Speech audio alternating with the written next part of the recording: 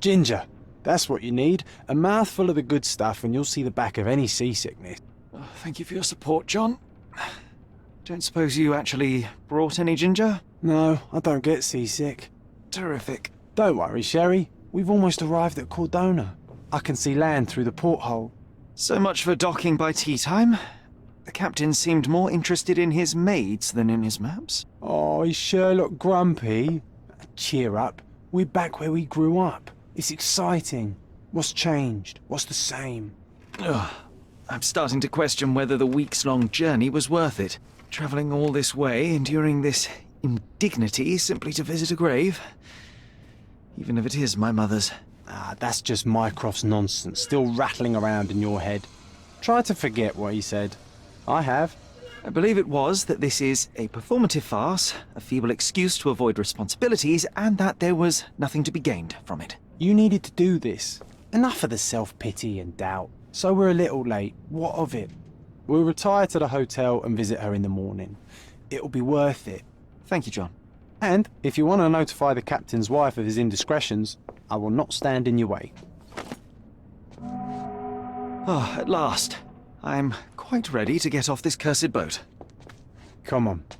We'll go together.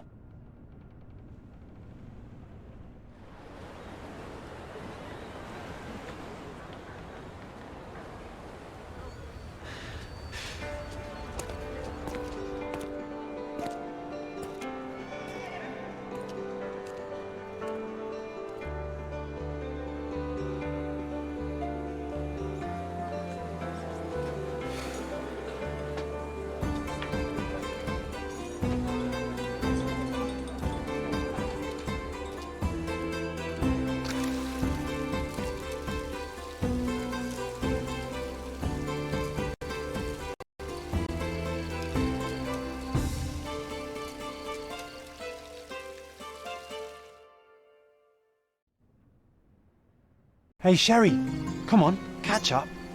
Yes, yes. Sherlock, don't get lost in this huge garden. Follow the sound of my voice. Welcome to Il Palazzo di Lusso, sir. We just need your signature.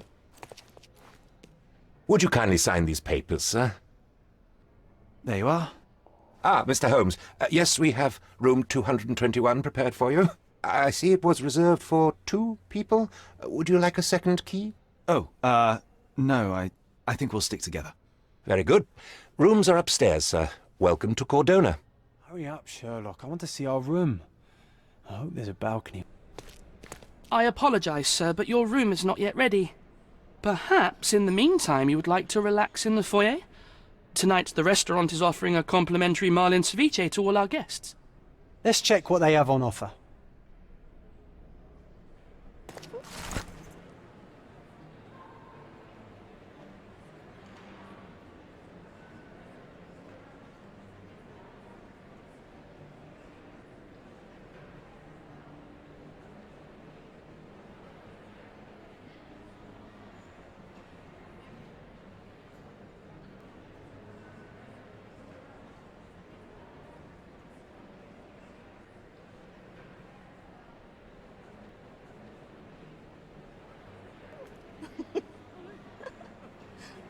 Hey, Sherry. Just our luck. A medium, John. Haven't we been through this already? Come on, it's not like we've got anything better to do.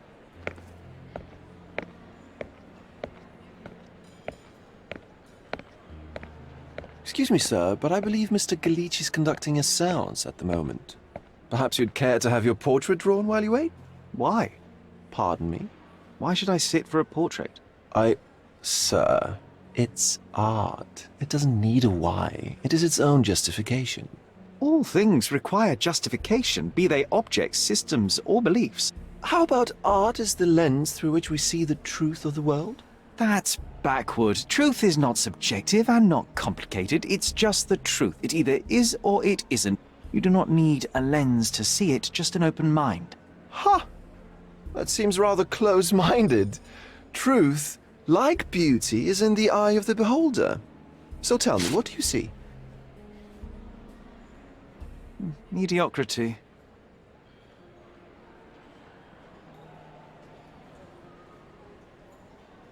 Come now, Sherry, what did he do to deserve that?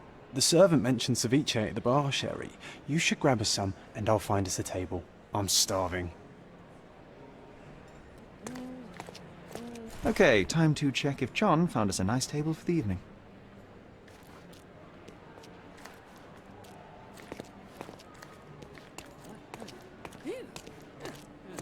Sherry, I'm over here with my new Ursine companion. Cordona's even quieter than I remembered. It's going to be a long evening. Ah, come now, Sherry. What say we amuse ourselves with a little game? What were you thinking? Oh, promise me it isn't nonsense. After being cooped up on that boat, I am itching for activity. No. As you can see, someone left a cane on our table. I simply thought you could identify its owner. Ah, so it is nonsense. It'll take me a minute, John, at most. Well then, you can deliver it to him as well. Deliver it to him? Then what are the staff here for? Aesthetics? Stubborn, Sherry, too stubborn. You wanted something to do. Slapping oneself in the face is also something to do. That doesn't make it worthwhile. But all right, let me take a look.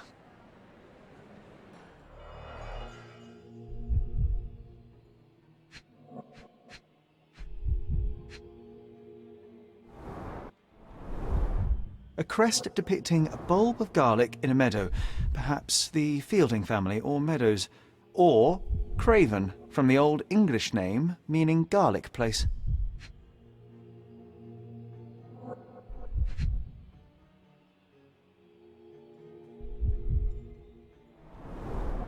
The hand grip is a head of a golden Javanese statue, probably stolen from a temple. The dents suggest it has been used as a bludgeon.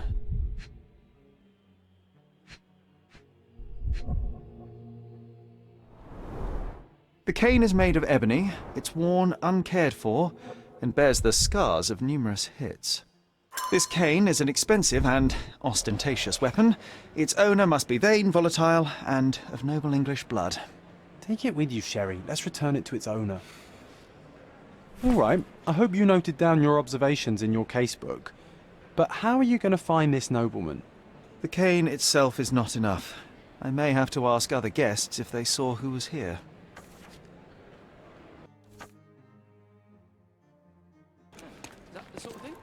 Are you able to help me? That's a question I can answer.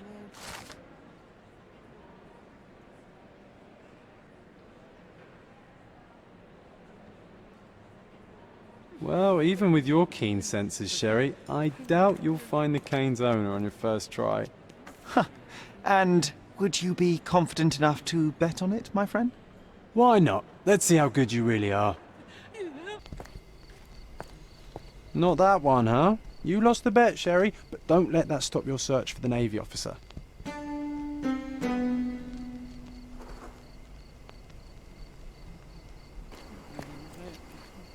Could you help me? My dear fellow, you're talking to the right man.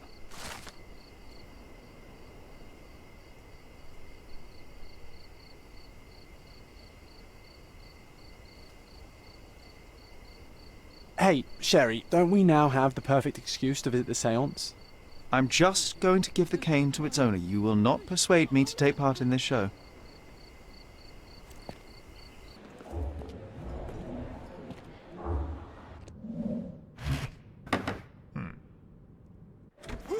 This hotel, this island, it's full of thieves.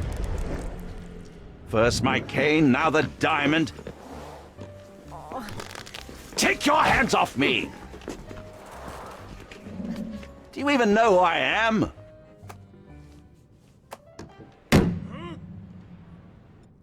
Hey, boy! That's my cane! I get that a lot. It's a very common design. What? No, that's a custom-made... A joke. A joke. It was left at my table in the restaurant. I thought it deserved to be returned. Well, I'll be... It is rare to encounter a straight-fingered true penny these days. What a gentleman. But I must ask, how did you know I was the rightful owner?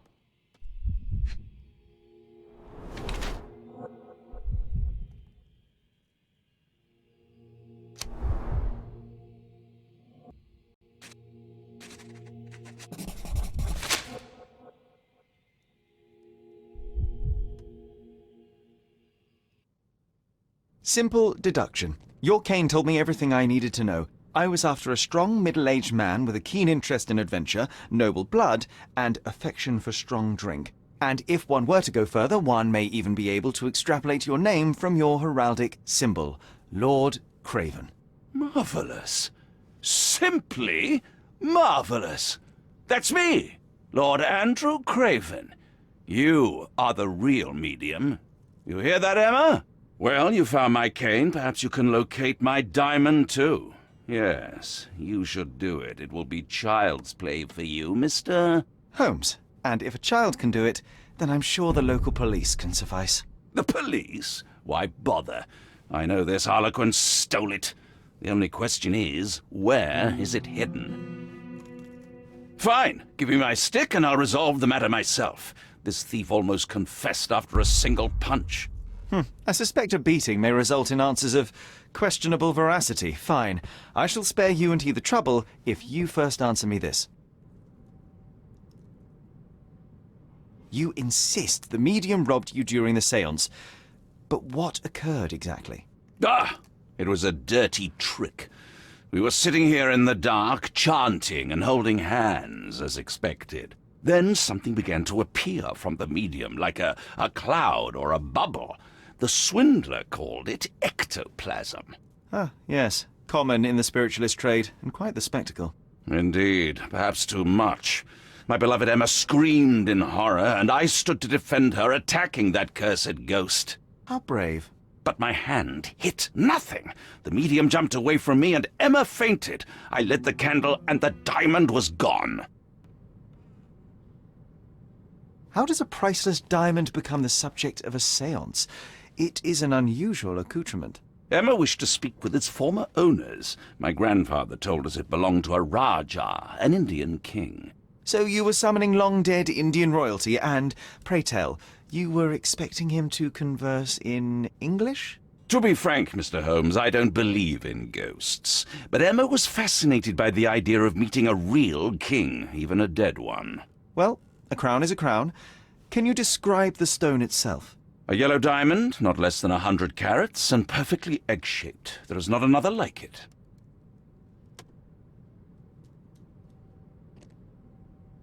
Stay here, and don't touch anything. I'm going to investigate further. Don't fret, I'll be keeping a close eye on this thief.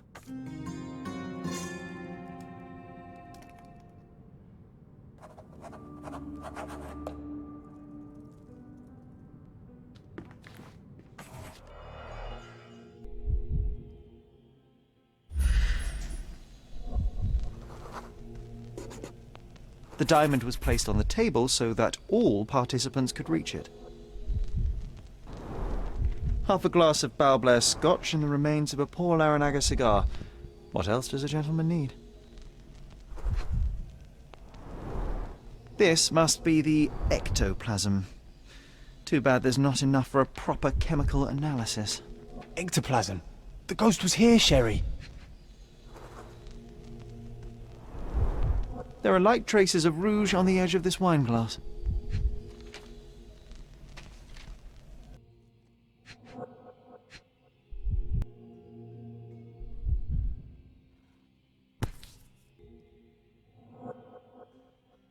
This brooch is old and cheap, but the moth design has its charms. Ah, seems like you're ready to delve into your mind palace, Sherry. I'm sure you'll make some good deductions.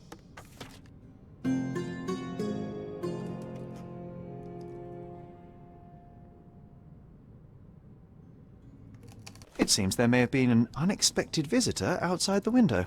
Ah, I hope it was the ghost of the Raja.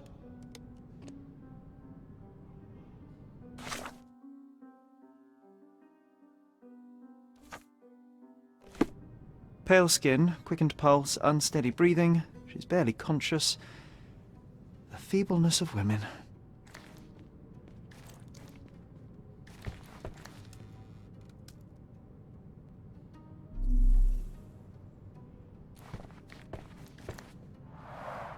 Quite a display for the tremulous visitor. How can you not love this stuff, Sherry? It adds so much atmosphere to the room.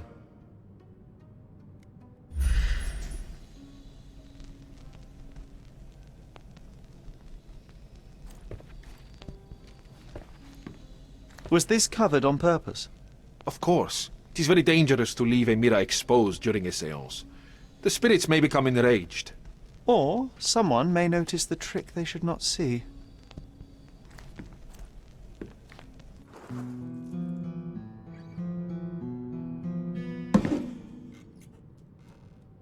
What happened here? I don't know. The ghost. I summoned it as usual, but then it all went wrong. The lady screamed and pointed at Lord Craven. And there was a shadow. Such a mystical force.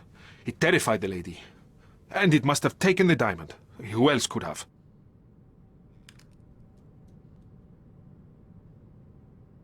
Do you feel the presence of any supernatural entities at the moment? Are you joking, sir? My nose is broken, this maniac wants to kill me, and you're asking about the spirits? I suppose this can wait. I will investigate, and the culprit will be identified. But the stubborn brute Lord Craven blames me right now. As if I could do something like that. Perhaps you can reason with him? Please?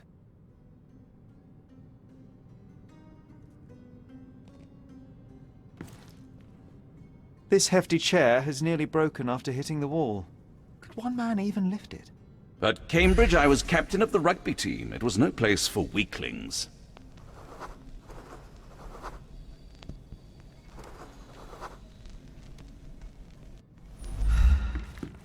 Thank you for helping us resolve the situation, sir.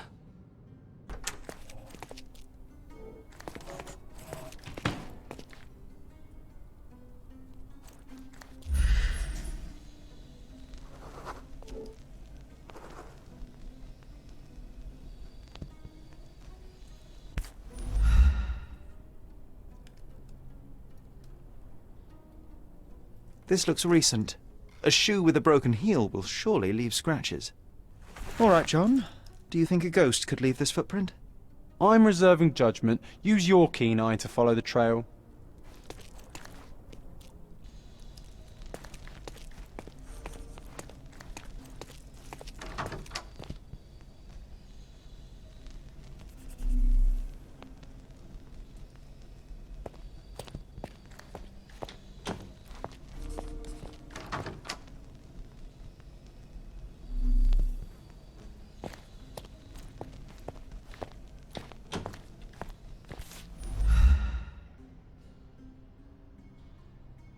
Size 4 with a broken heel.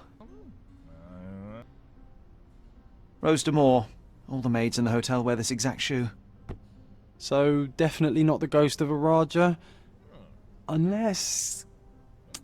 No, what a shame. Our witness was a nosy maid. Searching the entire hotel could be difficult. Perhaps the other maids can help us find her.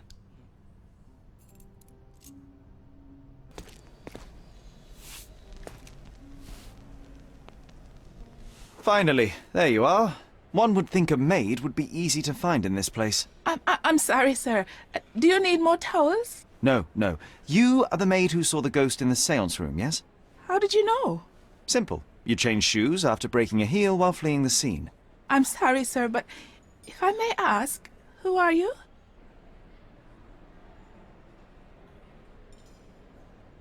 A precious diamond was stolen during the seance.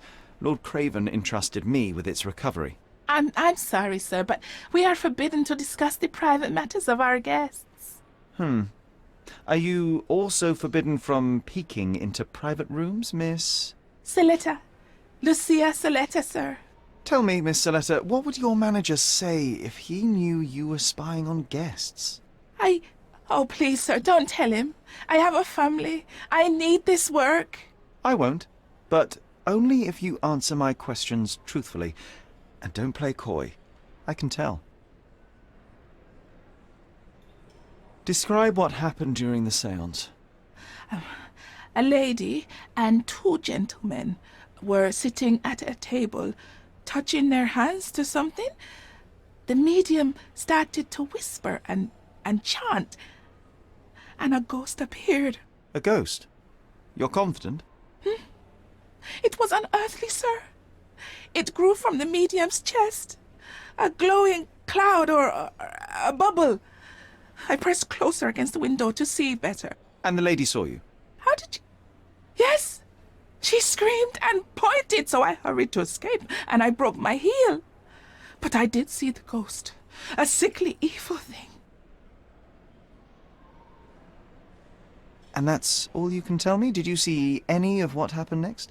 The medium, Mr. Galici, he was doing something with the ghost. He grabbed at it like he was trying to catch it. And then I ran. I suppose I should be grateful you endured these horrors for such a long time. All right, I have your account memorized. Good day. Oh, you scared the poor girl, Sherry. Did she really deserve that? We all got what we wanted. She talked. I stay silent. Oh, let's get back to the crime scene. I always love seeing you explain simple things to simpletons.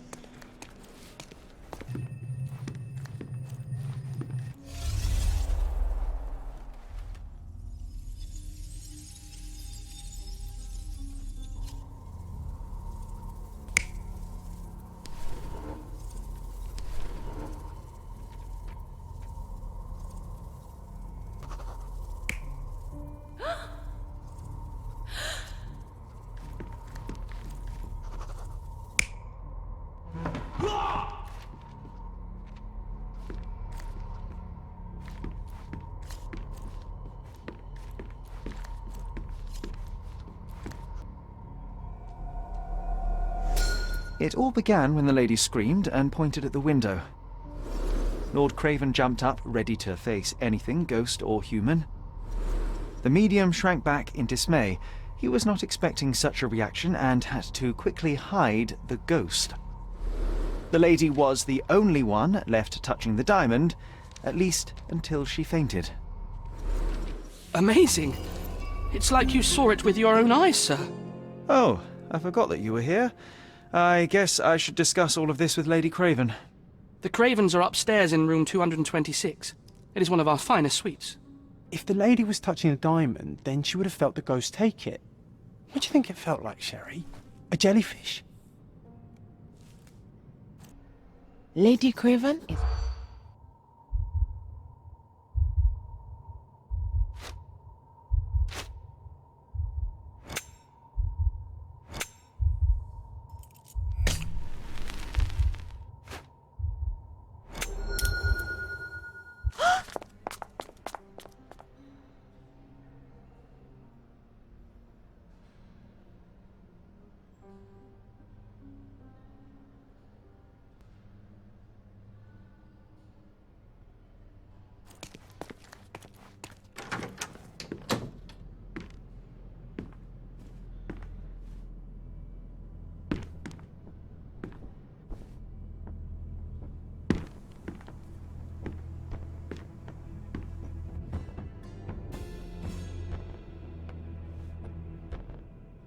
You're here, at last. I didn't do that. I swear. I found her this way. Well, I did have some questions for her, but it seems I've arrived too late. Now it's a matter for the police. Mr. Holmes, you said it yourself. They're children. They'll only make things worse. You promised me you would investigate. Investigate a theft, not a murder. Fear not. I will tell them all I've uncovered. Please, help me. The police will surely accuse me of Emma's death. You are the only one who can find the truth. fine, but only because it's slightly more interesting than the walls of my room. Tell me what happened. Look, after you left, I waited in the seance room until the servants locked up Mr. Galici the medium. And was your mistress there too? Oh, so you know? I suppose I shouldn't be surprised. Regardless, the staff took Emma to her room. She was still feeling dizzy. So you didn't follow her. Interesting. Is Mr. Galici still being held, and where did the servants secure him? He's in room 225, but that pigeon-livered man at the reception desk refused to give me the key. Well, I will have to visit reception myself then. Perhaps he will listen to reason. Where did you go instead? To the bar. It had been almost an hour. I see. And how long did you stay? I partook of a well-earned whiskey or two before retiring upstairs. Ask anyone there. Now we arrive at the tragedy at hand. So what transpired after your detour to the bar? I headed up to my room to find Emma on the bed. I didn't pay her much attention at first. I was still preoccupied with that damned medium. But when I realized she was silent, I drew closer and discovered she was dead. What's more, the diamond lay right there beside her. Oh, well, that is splendid news. Splendid? The return of the diamond will be cold comfort if I live out my days in a jail cell. You must help me. Let me see what I can find. Barely an hour has passed and you already have yourself a murder mystery, Sherlock. Why am I not surprised? Do something about it, Holmes. I did not do it. You know that.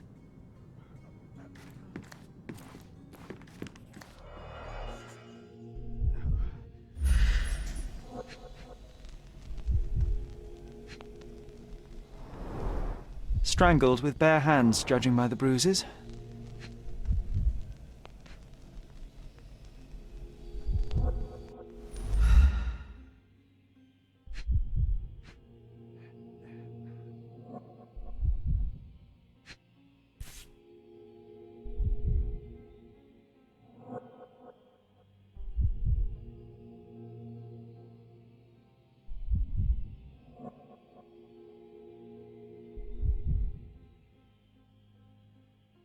This must be the missing diamond.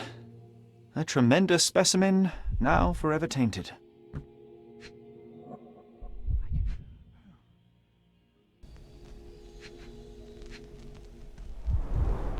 Everything was tipped out of the bed as if it was searched. Do you think she stole the stone? It's certainly possible, but we won't get her confession now. Well, there is a professional medium right next door.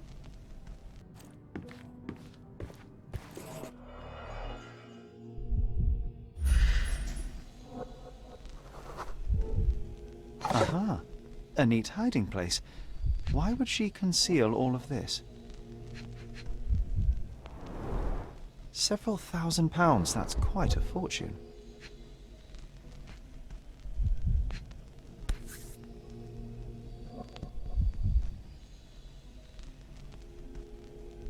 Virtus audacta sapit, courage tastes bold. A unique family motto.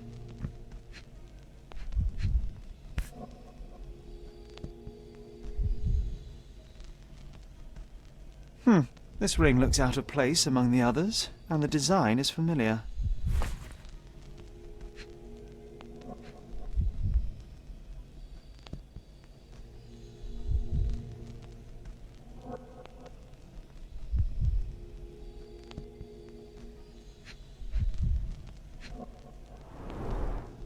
Fard Rouge Calomel Mascara, a real altar of beauty for the travelling temptress. The mystery deepens. A victim with a checkered past and poor taste.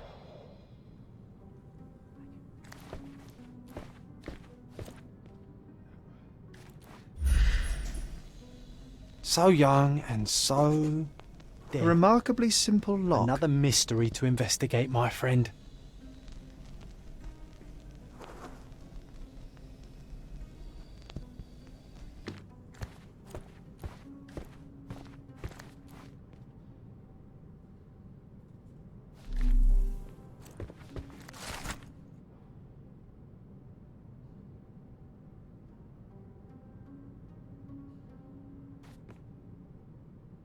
Someone was not happy with his post.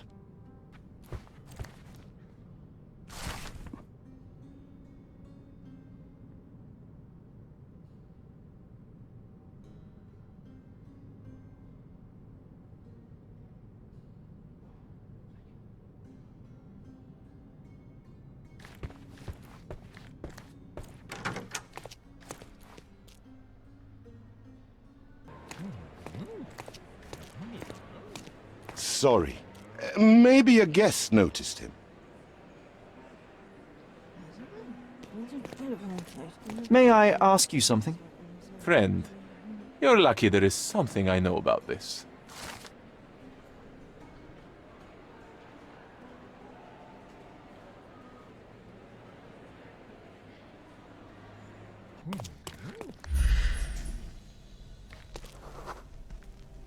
Give me the key to Luca Galici's room. I need to talk to him about the events of the séance. I suppose you are an impartial outsider. All right, but please do not give it to Lord Craven.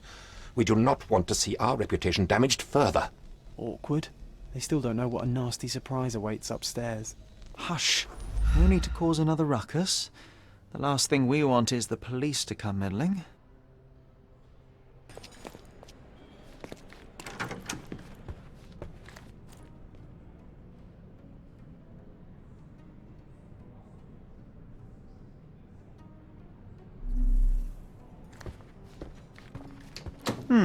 Someone is making the most of his stay.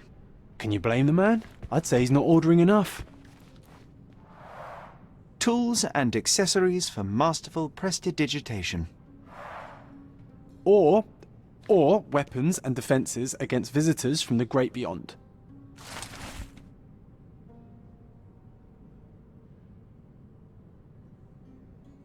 A familiar substance. It's the ectoplasm that stained the séance table, but this time there's enough for analysis.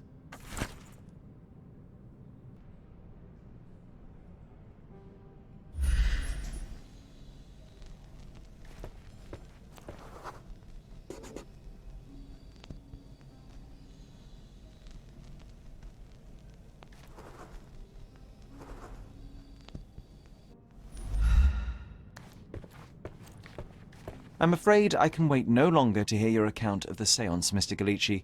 So please, tell me what you saw. Lady Craven wanted to meet the spirit of the Raja. My conjuration was successful. Perhaps even too successful. I am sure the spirit was the only one who could have taken the diamond. Lord Craven needs to leave me alone. Do you think the police will believe you? Of course. I didn't take anything. And spiritual phenomena are beyond their control. Or should I summon the ghost again so they may attempt to handcuff it? I think I would prefer to begin my investigation in the physical realm.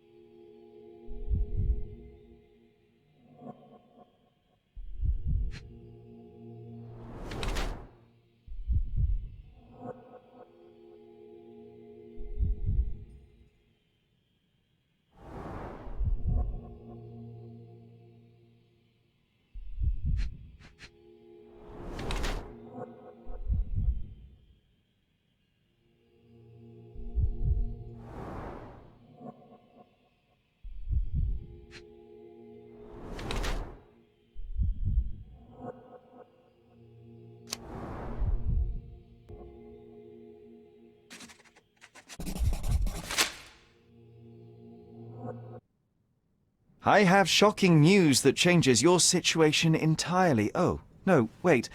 What am I thinking? The spirits will have told you this already. I'm not in the necessary state for summoning. The spirits preferred clarity of mind and soul. Please, tell me. Lady Craven died in the very next room while you were in here. Did you not hear anything? What? How? In fact, I did hear noises. That Craven is a very loud man, but I never thought he would do that to his wife. Well, you claim to be a medium. Perhaps you could ask her spirit why. What? No, it's too dangerous. Oh well, at least I can make the dead talk. Those scratches on your hands look rather painful. What happened to you? It was those savage servants. They were so rough bringing me here as if I was trying to escape. When I'm free, I'll demand compensation.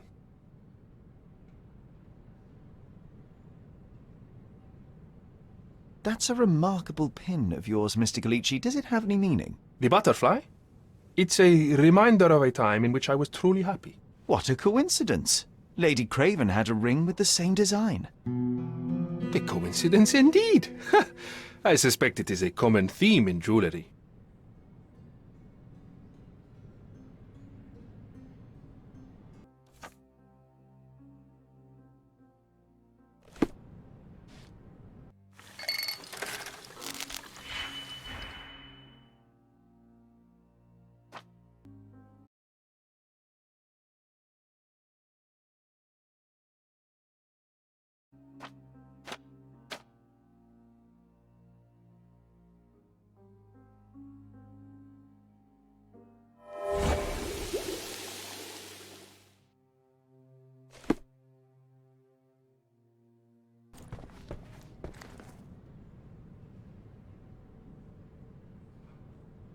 Do you realize just how dangerous it is to hold phosphorus in the mouth? I beg your pardon?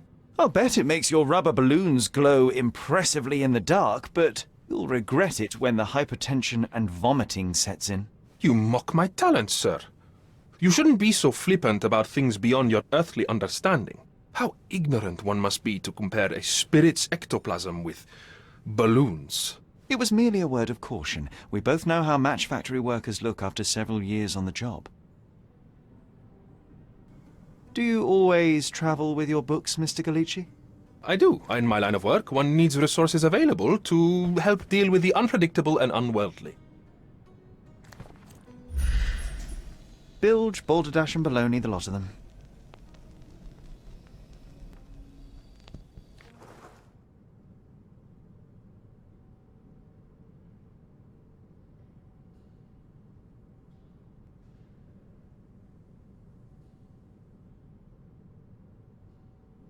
I found these jewels secreted away. Are you familiar with them? Ah, it cannot be so. That deceptive wagtail. How could she do this? That sounds like a yes. These items were supposedly stolen from us during our trip. I must have spent hours reporting it all to the police. And it turns out she had them all along. The trollop. I'd kill her myself were she not dead already. Do you recognize this ring? Should I? It's a third-rate piece if ever I've seen one. I'd never buy something like this. Did you ever see Miss Emma wearing it? No. And why should she? I gave her enough jewelry that she could wear a superior ring every day of the week.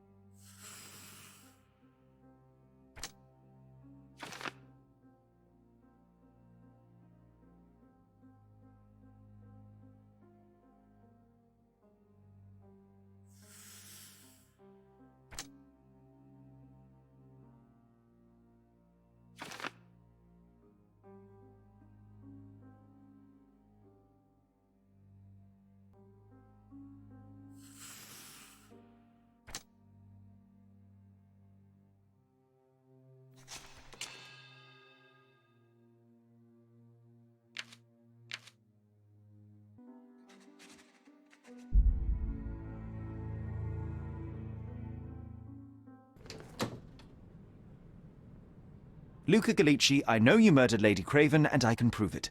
That would be a grand story for the newspapers. But where's your proof? I was locked in here and could not hurt a fly. Yes, the locked room. Good of you to mention it. I inspected the door between the rooms, and the lock on it is piteous. You could open it with a penknife. So I am now a burglar, as well as a thief and a murderer? As for the motive, it's obvious that you deduced that Lady Craven was the real thief. Of course, it helped that this was not your first encounter with Miss Emma. I am... I don't know what you're talking about. How on earth can you believe this? I think the police will easily find the proof when they browse their archives. Your wrists are bloodied, and there's no way a servant's manhandling could cause such an injury. It was Lady Craven as you strangled her. You are fantasizing, Mr. Holmes. It is done, Luca. You will be arrested. Your best strategy now is to confess and hope your reasons were justified. I don't know how you figured it out. But yes, I killed her. I had to. This woman could not get away with ruining my life twice. Twice? I knew Emma before she was a lady. I mean, she pretended to be noble back then too.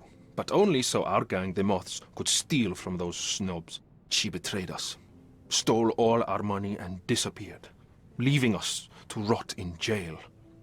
I was young. I spent 3 years in that hell. And tonight, she tried to set you up again. Did she recognize you? She didn't.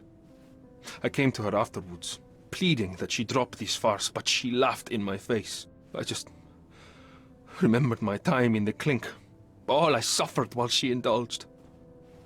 And I grabbed her throat. You already suffered at Miss Emma's hands once. I'm not convinced you deserve to suffer again. I can't help but notice the window latch seems faulty. Perhaps I should leave you here alone and fetch someone. I'm afraid it may take me some time. Oh, thank you. Thank you. The police won't notice your disappearance immediately. Run, leave Cordona, and try to lead a decent life. I won't forget your kindness. I owe you everything, Mr. Holmes. Stop wasting time. Run. Open the door, Mr. Galici. Don't make it worse. We know you're in there. Imbeciles, why are you dawdling? Step aside.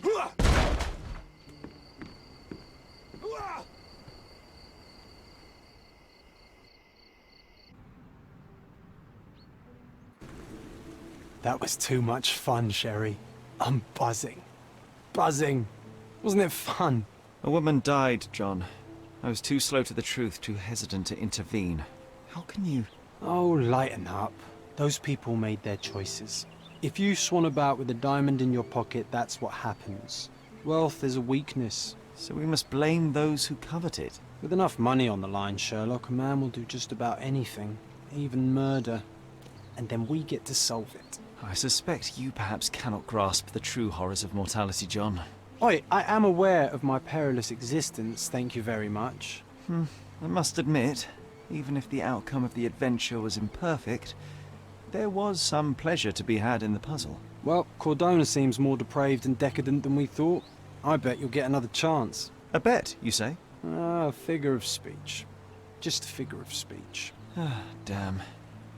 Well, take one last look at the view, then we must be off. It's time to do what we came here for.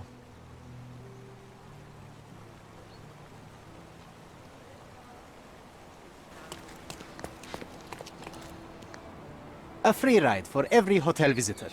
Just tell me where to go.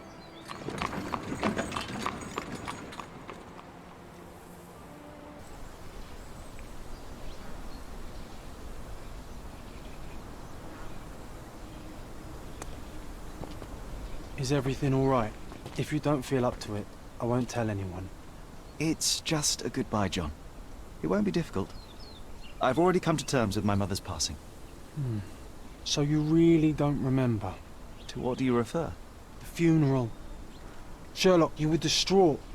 At first, I thought this visit would dredge up those feelings, but you've been remarkably level. John, I think I was too young to understand. I couldn't fathom why she would leave me. Perhaps that pain is best left forgotten. On the contrary, it's why I'm visiting her grave. To remember her.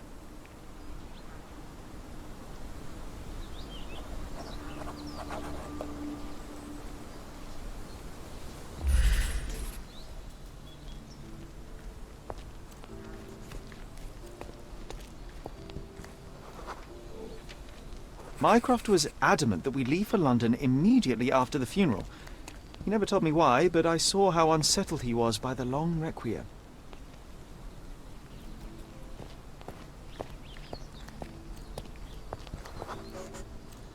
The service was sparsely attended. Though my parents were buried separately, the pastor said they're united in heaven.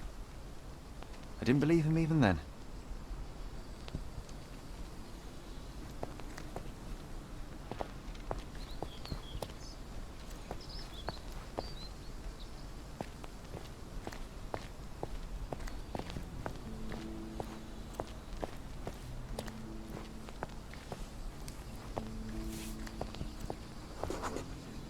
I wanted to see her one last time before the coffin was interred and say how I loved her. The chance never came.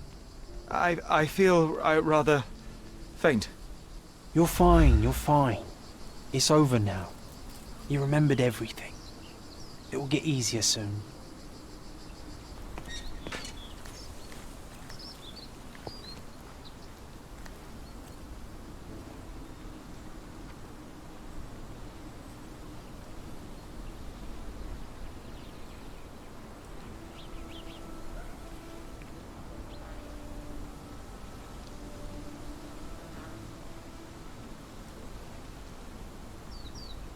A pocket watch? It seems familiar, John. Why is it here?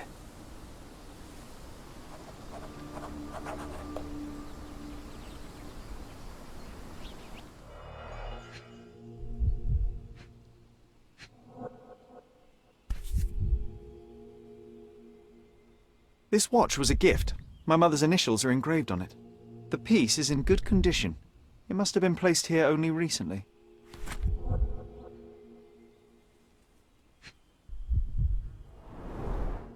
A candle in a small puddle of wax. It cannot have been lit for more than half an hour. Rest in peace, Violet Holmes. Goodbye, Mother. Is this really how you want to spend this time? This is my mother's pocket watch, John.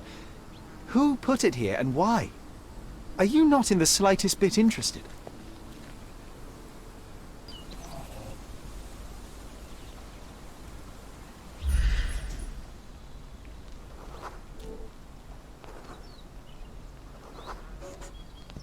A man in fashionable shoes stood near the tomb.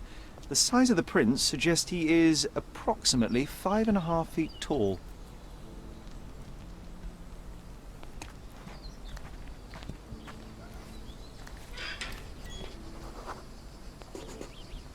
You were about to tell me the make and model of tyre, but let me assure you, I do not care. Well, it was going to be very impressive. Come on then, the trail continues ahead.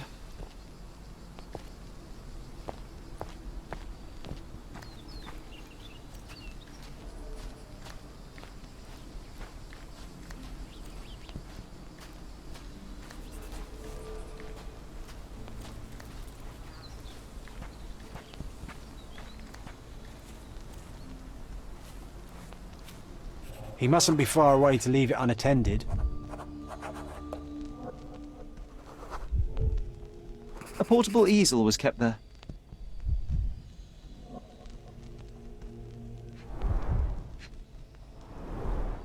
It's stained with oil paint.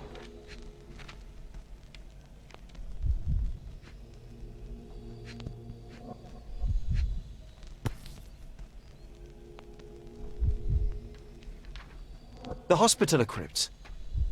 If memory serves, they're located at the far end of the cemetery around an old tree. I hope that inspiration strikes upon visiting these beautiful vaults. At the very least, you'll enjoy the view. Yours, Mercurio. An artist working in a cemetery? Do you think he'd paint my portrait?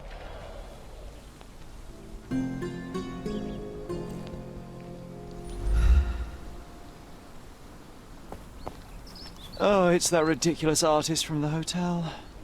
Be nice, Sherry. Make friends. Mr. Holmes, did Did you come for another portrait? No, I jest. You gave quite the performance last night. The hotel was abuzz with your name.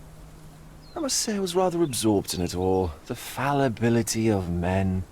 Such scandal. It was a welcome distraction. Oh, my manners. I am Werner Vogel, art enthusiast and gallery proprietor. Mr. Vogel, I was perhaps too curt when last we spoke. Speak no more of it. Travel takes it out of any man, never mind when this is your destination. Once I learned who you were, the pieces fell into place. Your mother was well liked on Codona in her time here. I was sorry to hear of her passing. How did you come to possess my mother's pocket watch? Oh my! It is quite something to witness those powers of deduction firsthand. Yes, I left you her timepiece. After her death, there was an estate sale. All of Cordona's elite picking of her remains. I couldn't let such a lovely thing go to those vultures. When I learned your name, I could no longer keep the watch in good conscience. It is yours by right, and I knew you'd find it here. Thank you. I'd forgotten all about it, but the moment I saw it, I knew it was hers. Amazing what the young mind forgets and the older can recall. Rather odd, loitering in a cemetery. I suspect you'll win, but I'm here for my art. There's beauty everywhere if you look, even in decay. A little darkness brings out the light. Now, a diligent observer might note that you too are loitering in a cemetery. What brings you here? Closure answers penance? Closure, I suppose. And what is closure? Mere proximity? Understanding. Acceptance. You didn't understand from afar. You had to come here to accept the truth of her death? Of course I understand. She died of consumption, drowning in her own blood. Your mother? Yes, my mother. I must have been misinformed. I'd heard otherwise. Otherwise than consumption? No, you'd know better than I. I'd heard talk of a police investigation, but Cordona is a notorious gossip. Now what does it matter? She's passed on either way. She has. Well, I shall intrude no longer. I'll leave you to your closure. Do stop by the gallery if your travels permit. Farewell.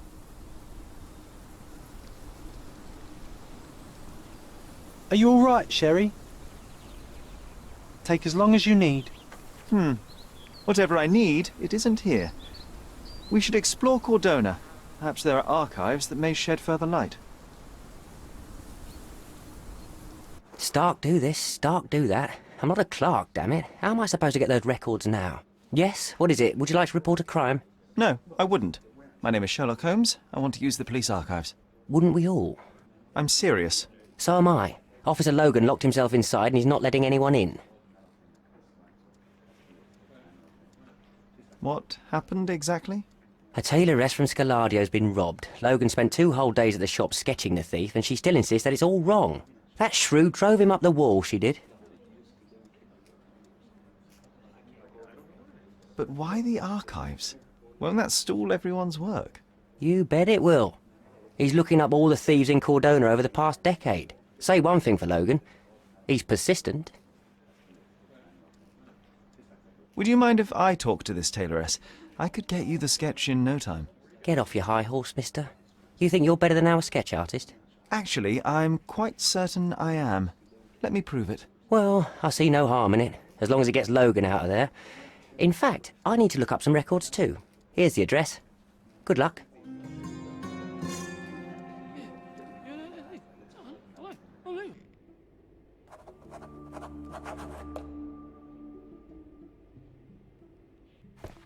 I'm pleased to meet you, ma'am. My name is Sherlock Holmes. I'm here to sketch the thief for the police investigation. Oh, another one. I hope you'll be more patient than the previous sketches, signore. Can you describe the thief for me? He was all ugly and beat-up looking. An utter rascal if ever I'd seen one. He gave me a nasty look from behind his glasses and then made himself scarce. And that's it? Could you be more specific? He was a total villain, I told you. How much more specific do you want me to be? All right, never mind. I suggest we do it differently. You have a great many clothes here, haven't you? Why, of course, but they're not for sale. I only do tailoring and mending. No matter. I'll attempt to disguise myself as the thief, and you'll tell me if I get it right. As you wish, Senor Holmes. Where can I find the clothes? They're in my workshop at the back. Be careful, won't you?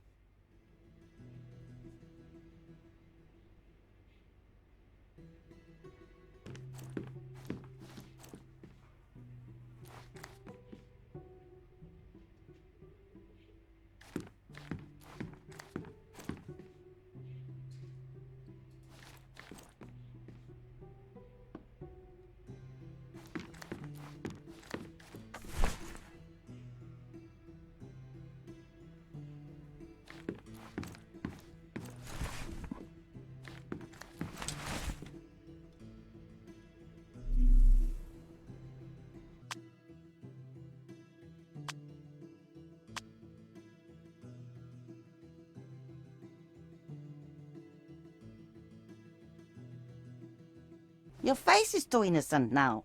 What do you mean, too innocent? There was something evil about his face.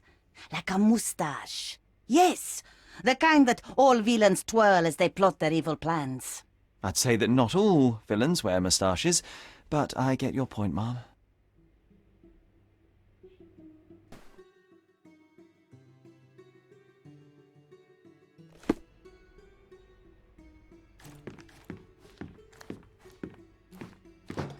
No, those clothes are wrong. He was dressed in a very fancy beige suit. Must have stolen it from someone. No doubt about it. All right, I've got it.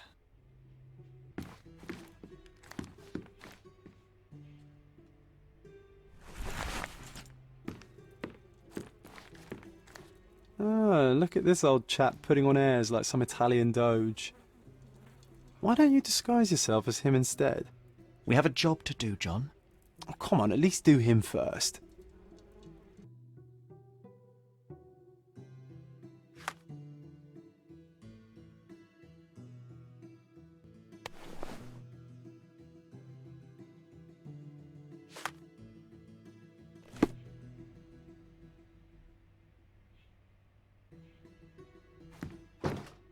Uncle Giovanni?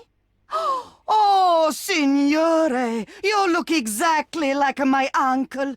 He's the grandson of the Doge of Venice, you know. I knew you reminded me of someone. You are as alike as two peas. Perhaps you have some royal blood in you, too. That is flattering, I suppose, but I sincerely doubt it, Mum. I told you, he's a doge. Now that's a deduction. He's not an actual doge. If you say so, my lord, the doge.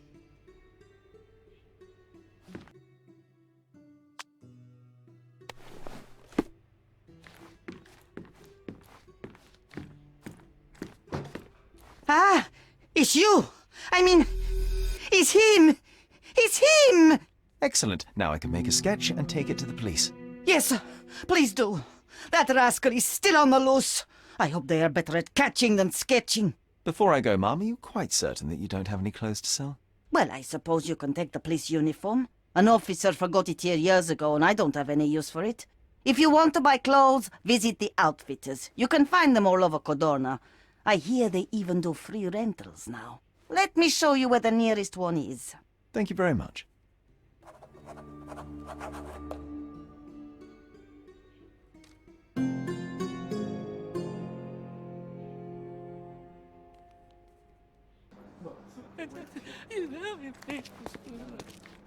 Hello again, officer. I've spoken to the tailoress and made a sketch of the thief. It was child's play. No, really? And she didn't give you any trouble? No, no trouble at all. She was quite tolerable. Huh. Who would have thought? Hey, Logan, we've got the sketch. Come on out. Can I use the archives now? Well, they're generally not accessible to the public. But you really helped us out, so I'll just turn a blind eye. I appreciate it, officer. What did you say your name was? Holmes? Come and see me after you're done. I may have a proposition for you, Mr. Holmes.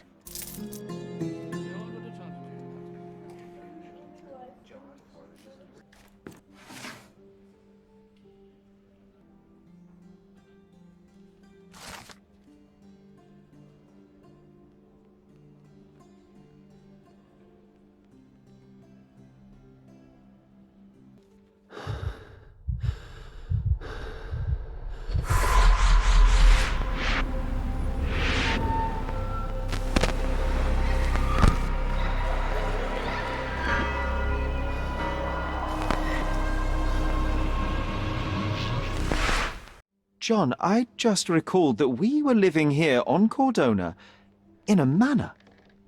And there was a policeman. Really? What else do you remember? What happened to our mother? The memory was vague, a mere flash. I have to find our house. Absolutely. Let's do it.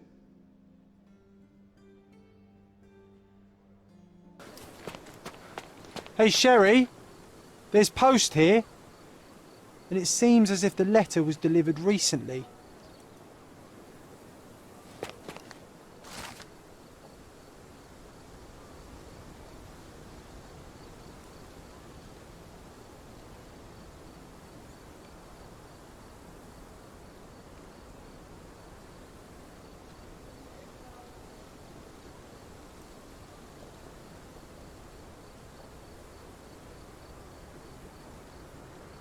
After reading that, I am even less eager to return home than before.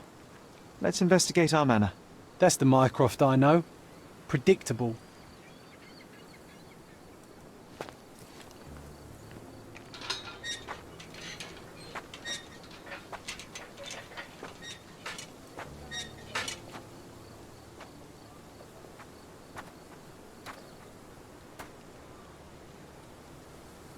There she is.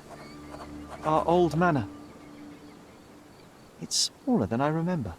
You were a couple of feet shorter back then, Sherry. Or maybe it's bigger on the inside. Look at the ash all over the door. I don't recall hearing of a fire. We don't have to stay here. You can afford another night or two at the hotel. It's stuck. Oh well, let's just head back. They probably haven't even stripped our room yet. Come on. Must be locked. Move aside. Let me have a go. Seems fine to me, Sherry. This barrier. Perhaps it's mental, not physical. Or perhaps the rest of us are simply constrained by reality, John. I wonder if there's a key secreted somewhere in the garden. Take a look around, Sherlock. I'm sure you'll discover something.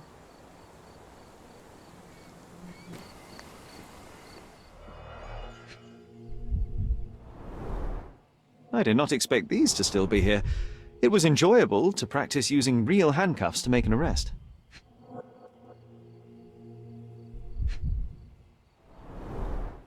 Hey, that's Wooden Joe. He was always the best at playing criminals.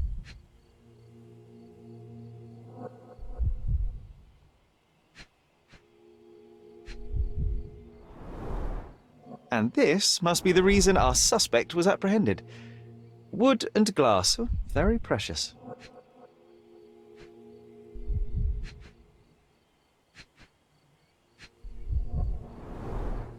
An irreplaceable tool for catching a thief. Funny, Wooden Joe reminds me of the trouble we once got in with the police. Do you remember, John? Somewhat. Maybe we can recall more details. Why does this barn give me such an unpleasant feeling? Oh, I know. It's because Mycroft used an axe to shoo you out of here. It scarred you for life, but I enjoyed it.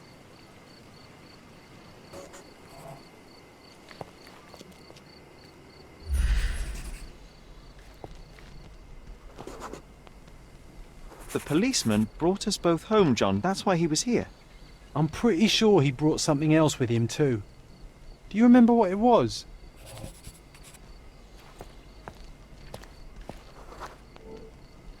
I bet it was our reward.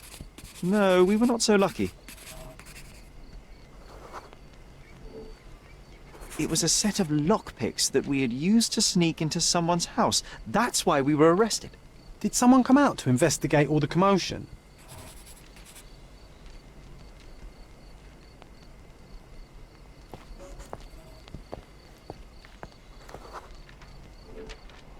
It was Mycroft. He smoothed things over and convinced the policeman not to press charges.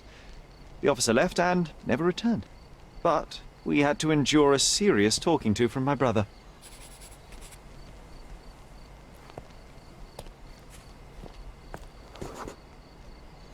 Mycroft wasn't happy about the fact that we were arrested.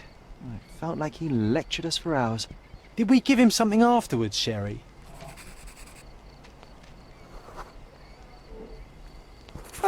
Yes. Yes, now I remember. It was a letter. That's why we snuck into the house. Mycroft asked us to. It wasn't angry we stole, but that we got caught. Ah, that's right. It must have been only a couple of months after we moved to Cordona. Ugh, the good old days. Whoa. How very odd. It appears that memory stood between me and the manor. It's as if my mind palace had seeped into the real world. This deserves further investigation. Perhaps there's more to discover inside. As long as there is a comfortable place to put my feet up, I'll be happy. Maybe a chaise longue. Aha! In we go.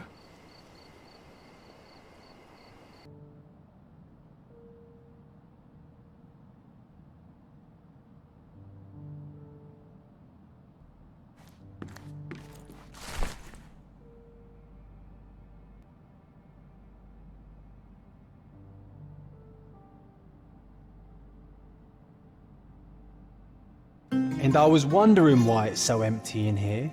There may be a small chance that some of our property could be found among local traders' wares. It is worth a look, wouldn't you say?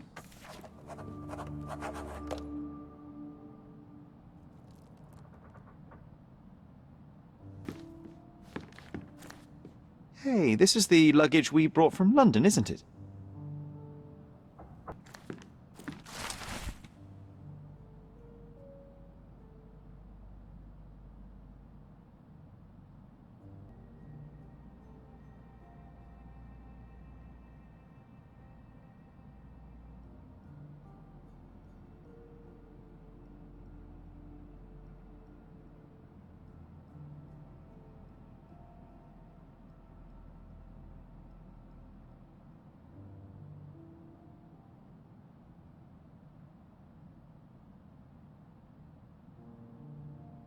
Something did happen that day, but no one can tell us the details. How can that be? Agreed. It's rather suspicious.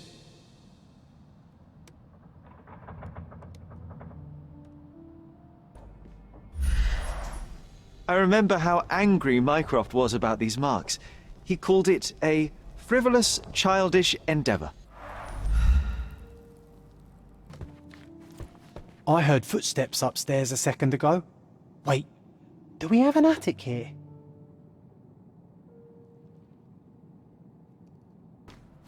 One of the first things I saw when entering this house as a child. It's like déjà vu.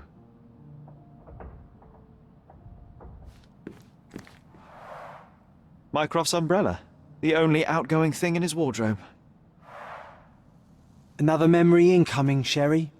Strange. I struggle to recall anything about the day we moved in. The only detail I'm sure of is that it was raining early that morning.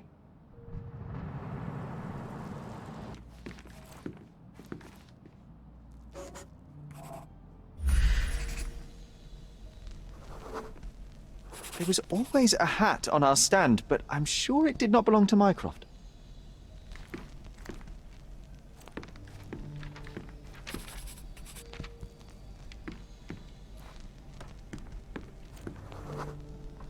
Our mother brought a slew of belongings with her. She refused to leave a single thing in London. Mycroft had to spend the whole day dealing with it.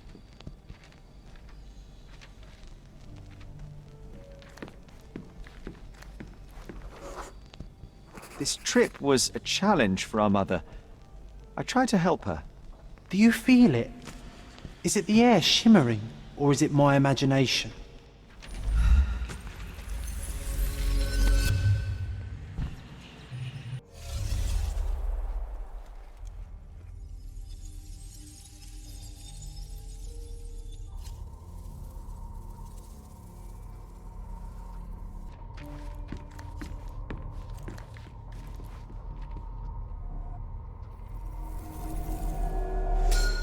Your neighbors will be told that Mrs. Holmes is suffering from tuberculosis. It is common to move closer to the sea in such cases. Thank you, Dr. Richter. No, Sherlock, step away from her. Upstairs, go to your room. Lean on me, Mother. Take your time. Actually, I never heard her coughing. I remember now.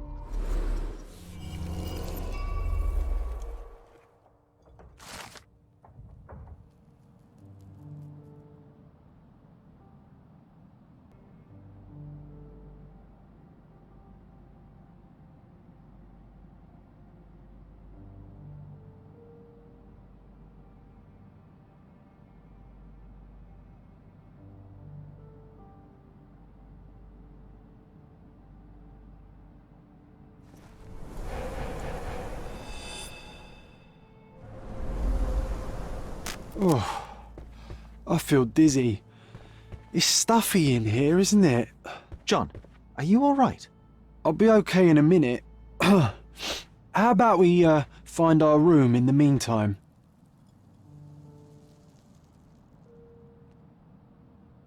Let's do it, Sherlock.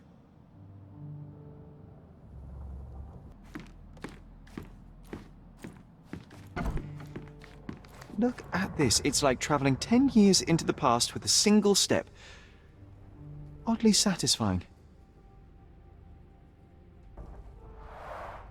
Coal dust from Miner's End, sandy dirt from the old city. We scoured the island top to bottom for these soil samples. The first chemical laboratory I ever made. I almost miss its elegant simplicity.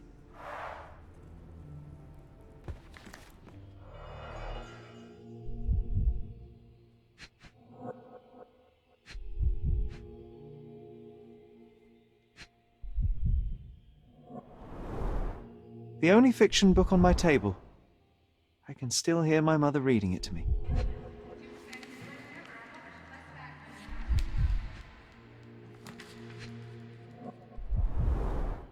So many pleasant evenings were spent here with the Encyclopedia Americana.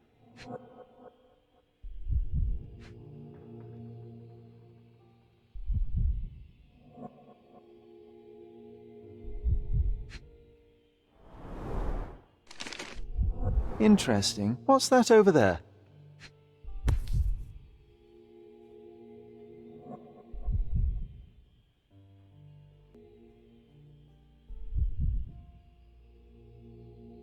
This doorknob has a cross-shaped end.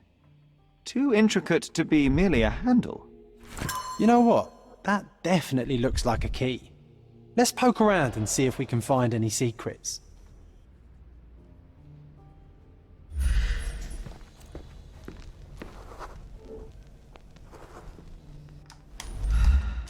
Perfect match.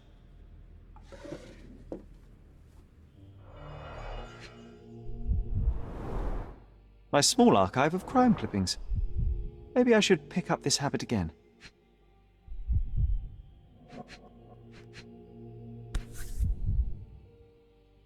Made of cherry wood, Father's favourite.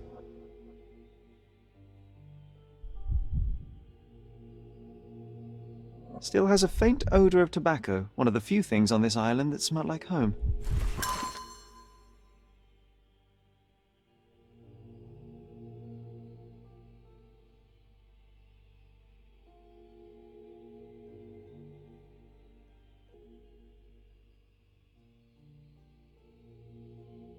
I knew you'd find it in no time.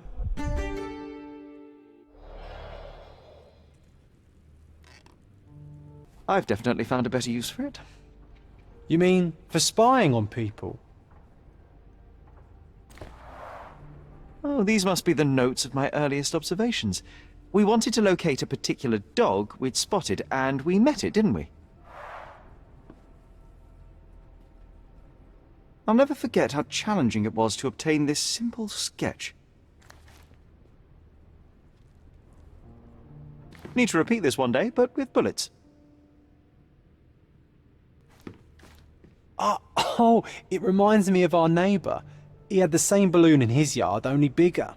Do you remember? Yes. We visited him several times while living here.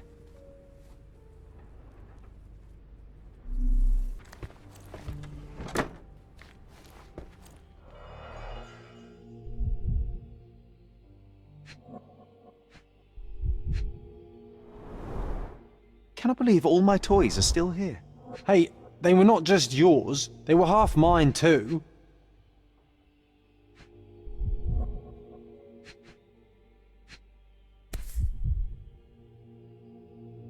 An artifact from Palau carved out of bone and claimed to be 300 years old.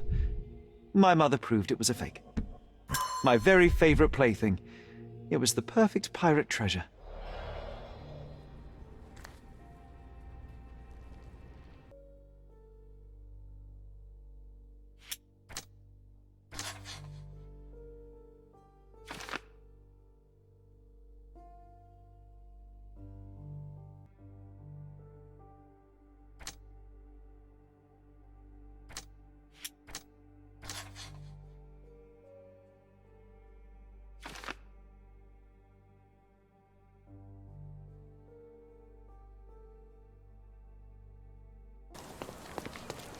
That wretch Goliath would murder us all. Mark my words. What's happened? Oh, who is it?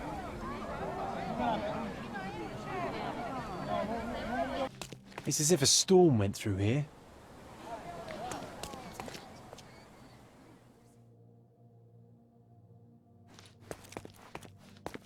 Destruction and trampled ground.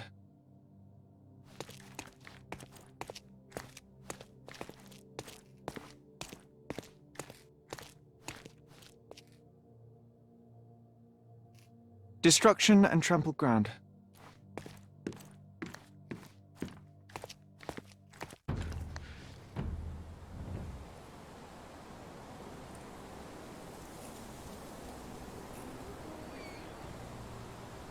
He was certainly under pressure.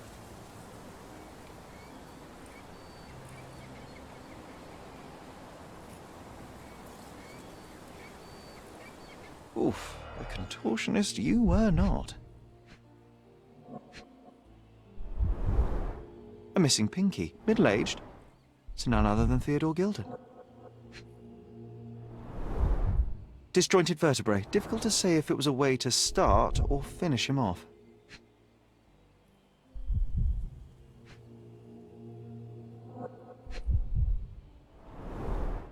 A belt from a dressing gown. Curious.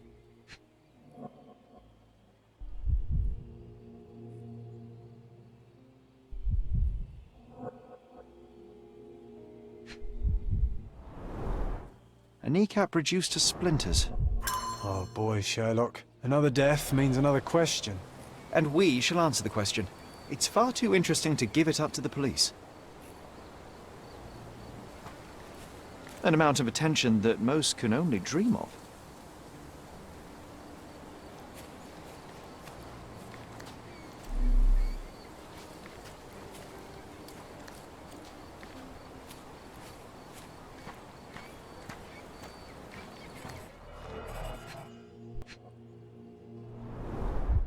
A pool of blood and saliva, possibly as a result of impact.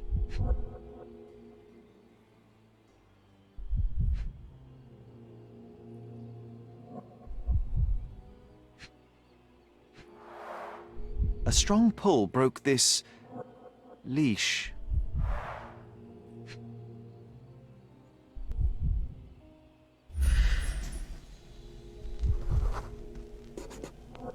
Poke the elephant with this? Really? People are hopeless. Sherlock, take a picture of the footprint. It's valuable evidence.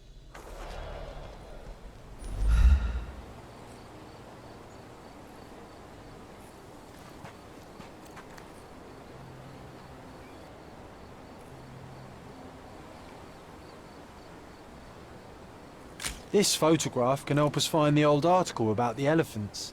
The front page was fascinating. It was hard to believe as a child. True. We may need it in our investigation. A royal suite for a favourite pet. Plenty of food to satisfy even the most fastidious.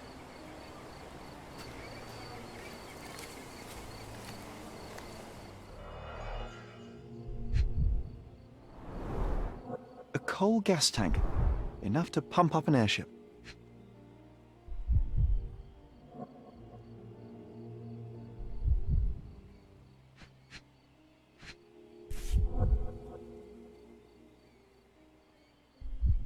It's seen a lot of use. The blade is worn from grinding. A sailor's knife, useful for cutting wet and thick ropes.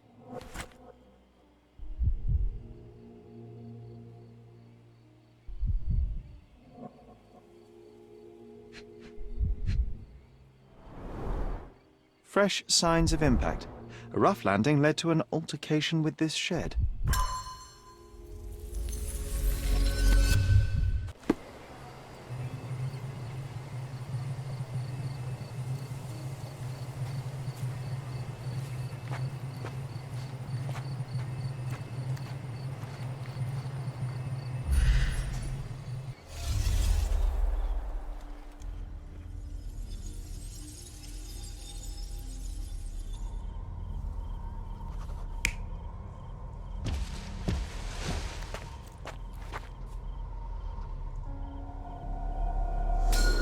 In a fit of rage, the elephant broke the chain and threw its victim on the ground with a fierce power.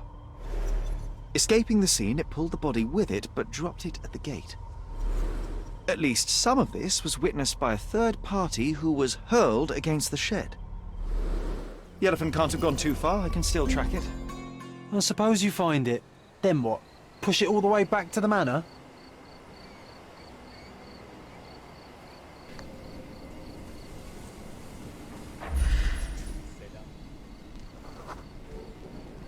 The elephant barged into this cart of olive oil. What if we're lucky and he slipped and fell somewhere along the way?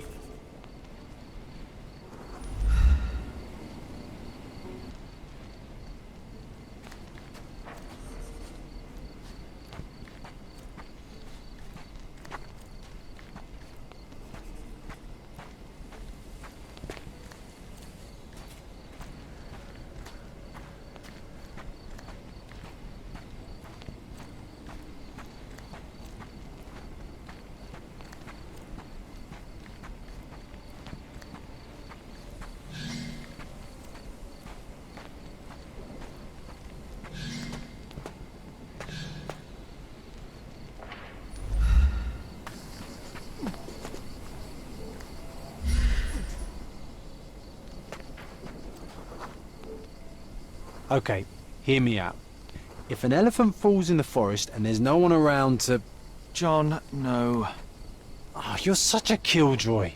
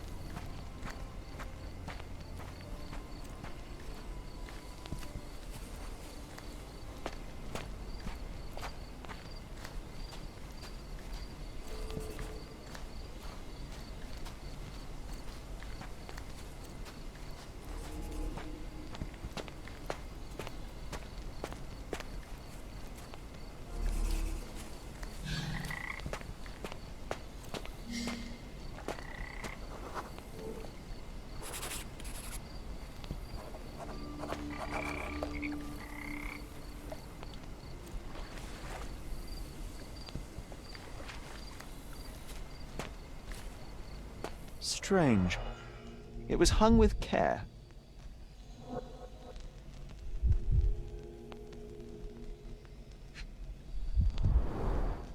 The game has escaped us, for now. We'll find a solution to the elephant problem later.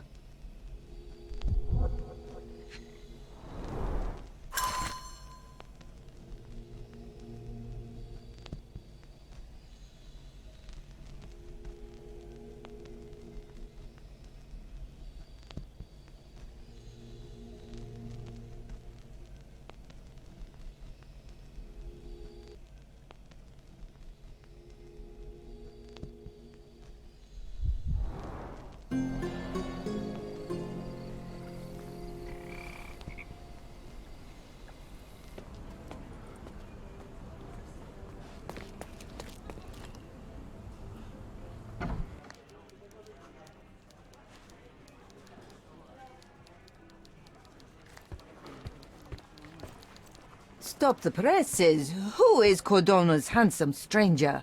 Or Nosebaggerspoon's local life? Wait, no. Foppish foreigner hides dark past. Oh, you've made quite the impression already, Mr. Holmes. You care to tell your side of the story? I'm quite certain I have no idea as to what you refer, and I am further certain I have no interest in indulging your gossip. Gossip? The truth will come out, but will only be heard if told well. Scandal, daring-do, romance. These are the tools of every good journalist. Nothing travels faster or lasts longer than a great story. Young man, your tale will be told with or without you. My readers demand it. You already knew my name and seem aware of my doings here in Cordona. I presume this newspaper is your little endeavour? Yasmin Sertel, Editor-in-Chief of the Codurna Chronicle, Advocate of the Free Press, Voice of the People, Scourge of the Silk Stocking. Charmed, I'm sure. As an advocate of the free press, I trust you'll permit me to consult your archives? There are gaps in my knowledge of Cordona. Oh, so my work does have merit. Well, I think we can strike a bargain. I shall provide you access, and you let me keep writing about your exploits. So be it. Brooding bachelor builds bridges. Now that's character development. I guess I owe you my gratitude. What can I say? I've always enjoyed working with the Holmes. They whisper such interesting things.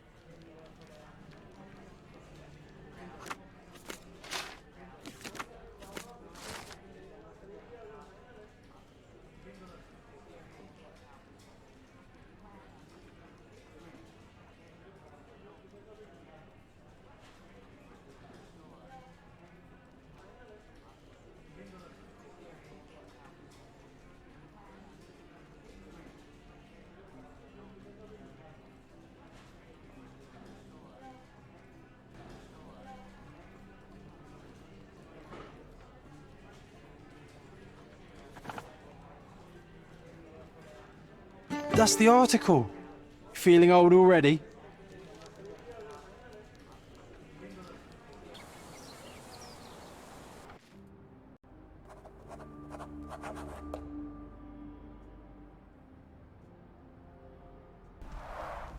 I can always recognize the spirit of a true artist.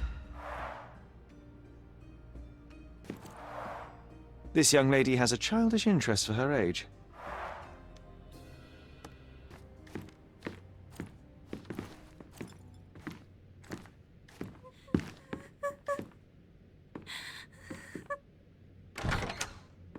You. Who are you? My name is Sherlock Holmes. Theodore Gilden was... Did you kill him? Did you kill the elephant? It's not in the yard anymore. It escaped into the forest. You can't let it go. What if it returns? I highly doubt that, Miss... Imogen Gilden. Please, I beg of you, find that dreadful beast that killed my father.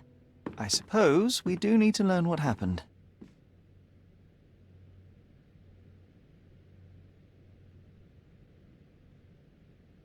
Can you tell me what happened? From the very start. I was here, so I didn't see how it began. My father visits the enclosure every morning to wake up Goliath. Today, I heard the elephant scream. I've never heard such a horrifying sound. My heart stopped. I knew something was wrong. I looked through my window and saw how it lifted my father up by his neck. I rushed downstairs. I saw it dragging my father as if he were a doll. I threw stones at it. It dropped my father's body and charged outside, screaming. Its roar was almost human. I was frightened, so I ran inside and hid here.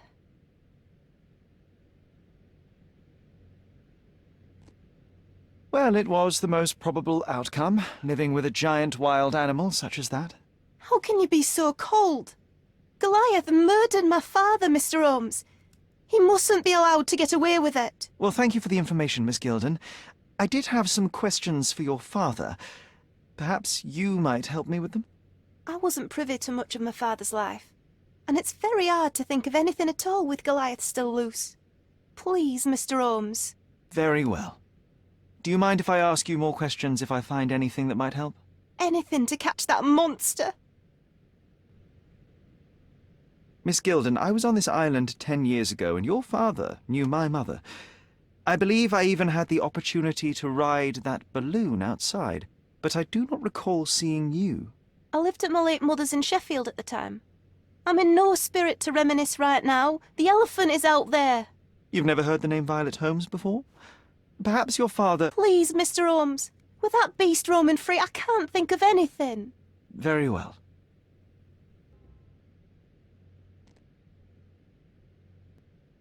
Had Goliath been aggressive before? It's dangerous, but it was never aggressive near my father. My father would do anything for Goliath. All the elephant had to do was clap its ears. You envied him, the elephant, I mean? Our house is called the House of Ivory. I've heard some people refer to me as the Ivory Girl, and my room stinks of the animal, as if it's me who lives in a pen and not Goliath. It's not envy, Mr. Holmes. It's just incredibly difficult to live like this.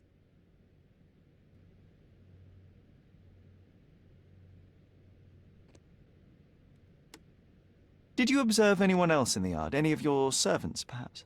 Servants? Do you imagine that we would have any with Goliath? No one wishes to work in this house, even for double pay. I didn't see anyone else. Only my father and that diabolical beast. I can't think of anything else right now.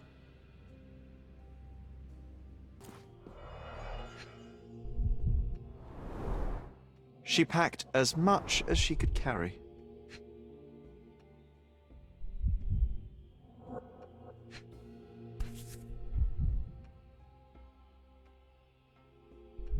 False idols? Oh, sounds utterly dreary.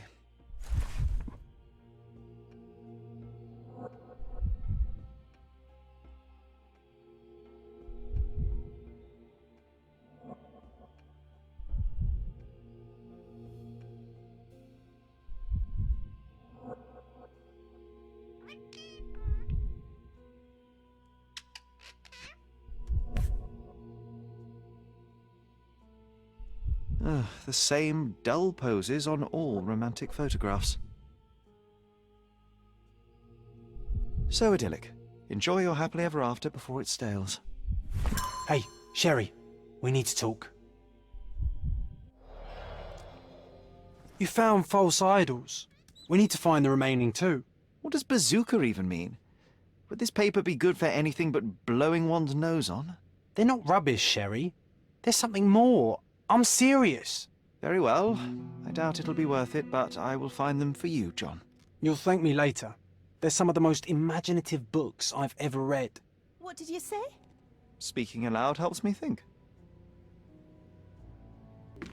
A commendable effort to barricade the windows.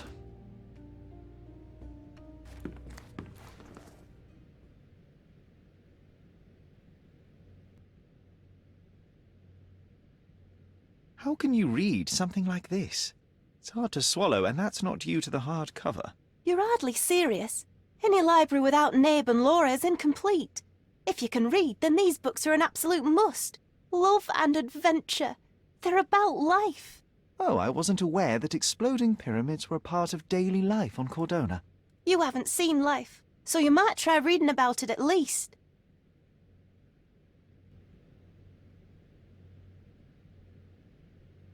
I found this. Who's this young lad next to you, your faithful knight? Paul. He's my pirate. He's not really a pirate. I just call him that. It probably sounds very silly. Your secret is safe in my hands. Does Paul work somewhere? What is his surname? His name is Paul Perks. He and his yacht Whirlpool are the champions of the Salacia Yacht Club. He sails there. I'll show you where it is on the map if you need to meet him. A yachting champion? Oh, well, that will be a first. I prefer dry land. And so does my suit.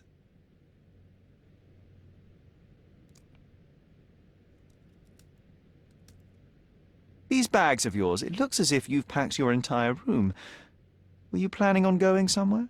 My partner and I, we wanted a change, a fresh start abroad. But now I have to stay here. Here, an orphan.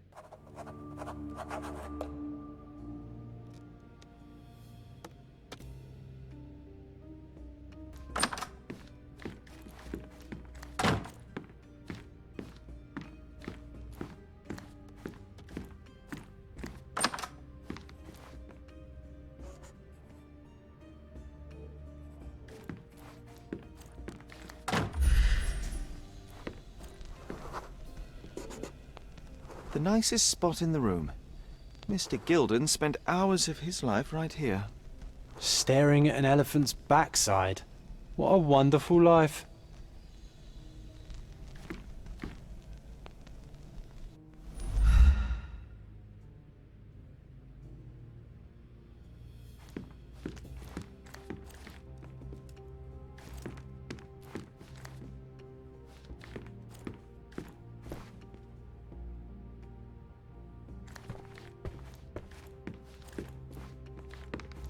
quite the spectrum.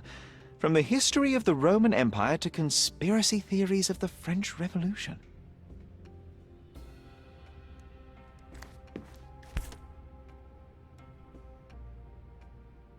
Mother. It's nice to see her young and smiling. From before Mycroft was born, our family loves to prod at the past. Holmes's desire to rake up the past is hereditary.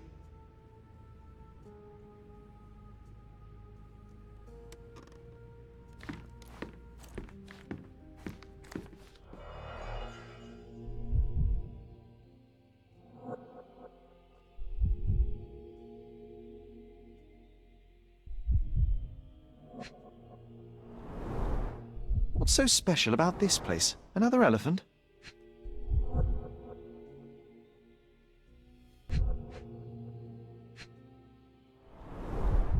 A catchy title.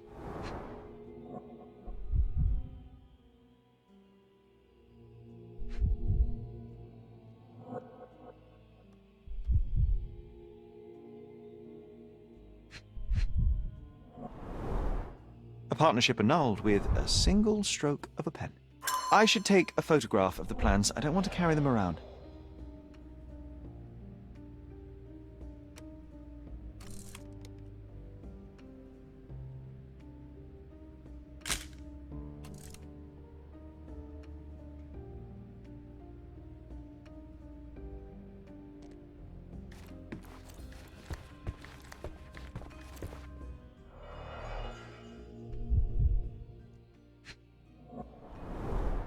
A relatively functional choice to replace the finger.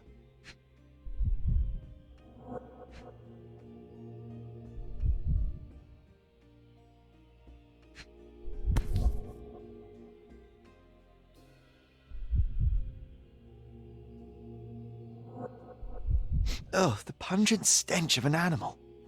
Did Theodore seek some pink elephants with this?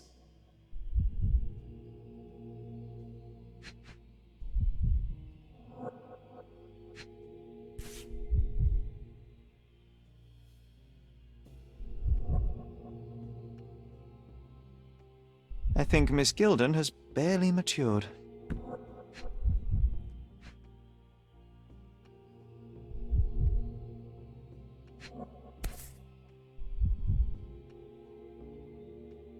I think they were closer than you and me, John. I'm hurt.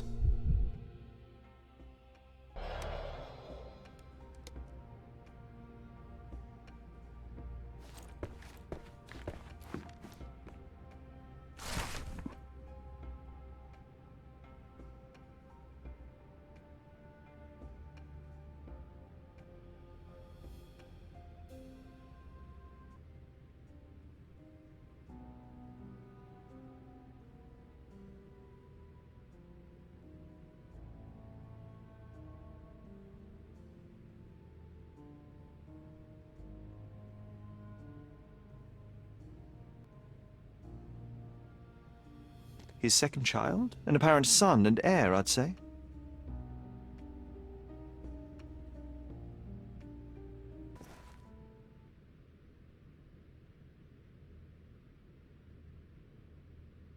And, which part of the elephant is in here? It's quite pungent. Oh, that. It's elephant sweat. Father believed that it might replace traditional ambergris. Well, that's true entrepreneur spirit. A. Swift, is this name familiar to you? Your father had it removed from this plan. Oh, that's Arthur Swift. I've seen him a couple of times here. He works with my father in the old city, digging up something ancient. He is an archaeologist? That's the word, yes.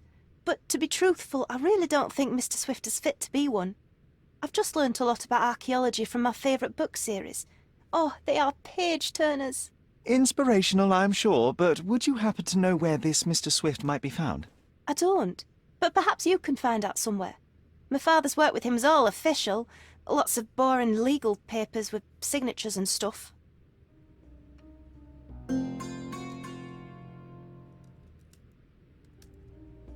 It's chilling to think the monster is free.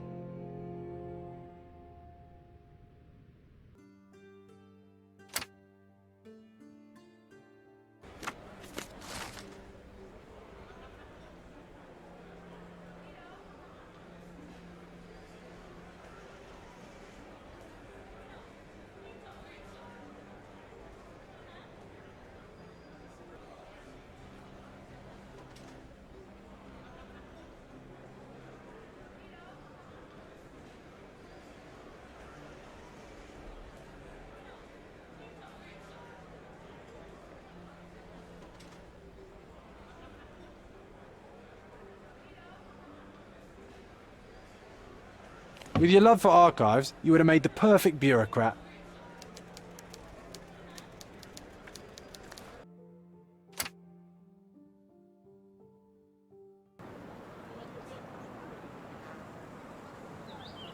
From day to night,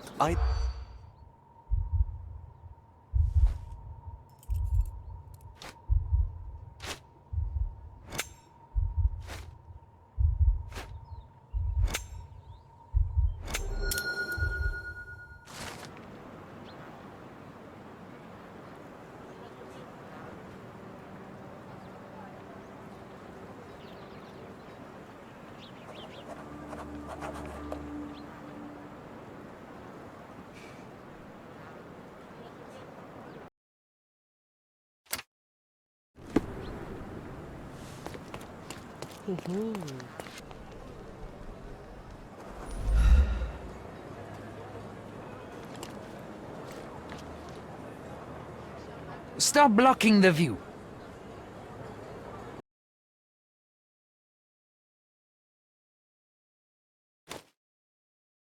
be careful with what you've taken.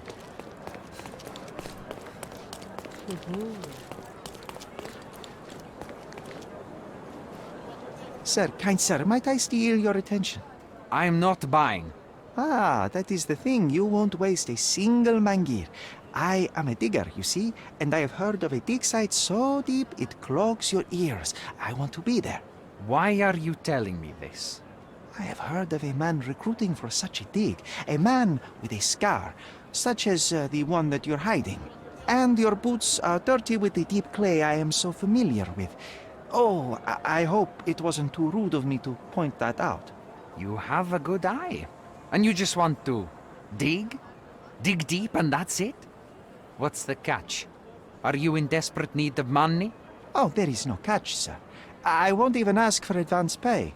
Just give me a shovel and I'll dig a hole like you've never seen. Huh. Is that so? Well, I have to ask you an important question first.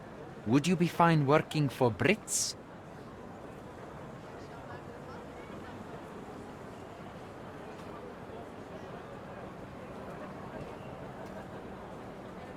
I am all for them.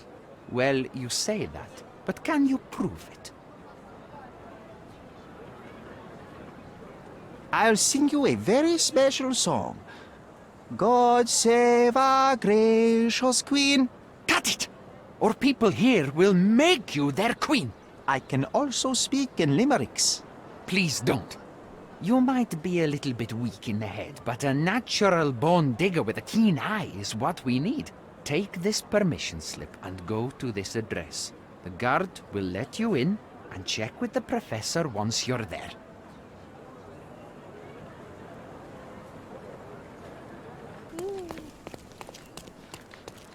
Stop loitering and get inside.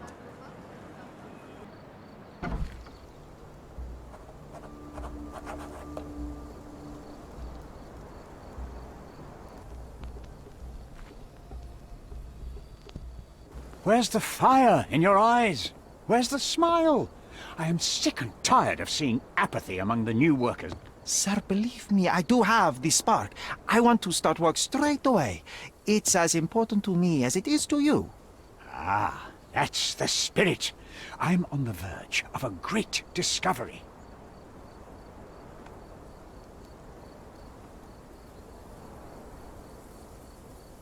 How did you meet me? Don't ask questions. You'll have to find the answers yourself. I'm not a nanny. I'm a busy man who is changing the course of history.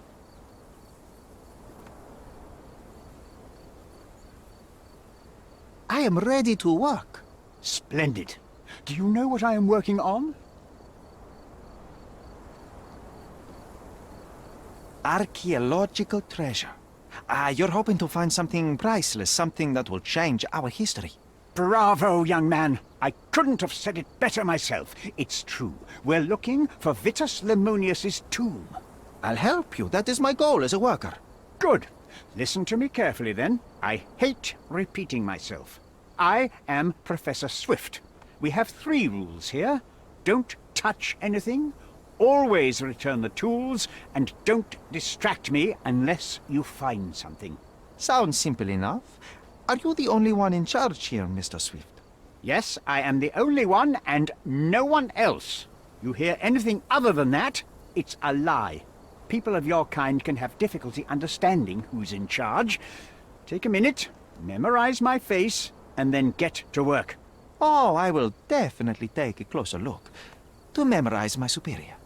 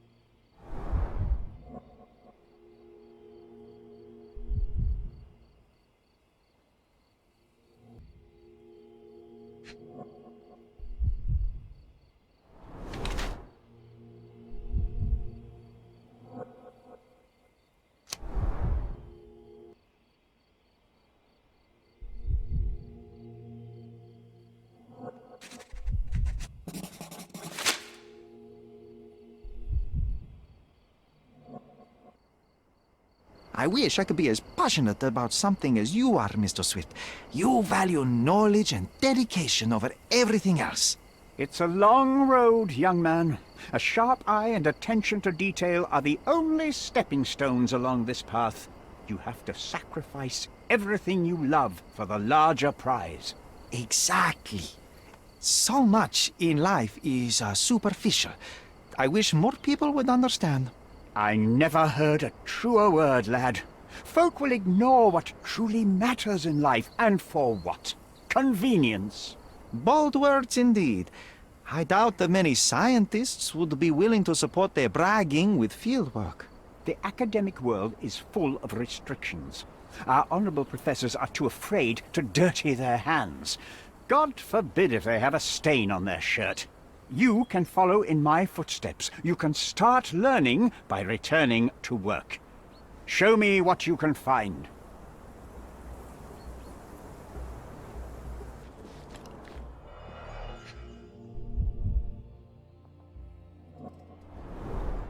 Straw dolls.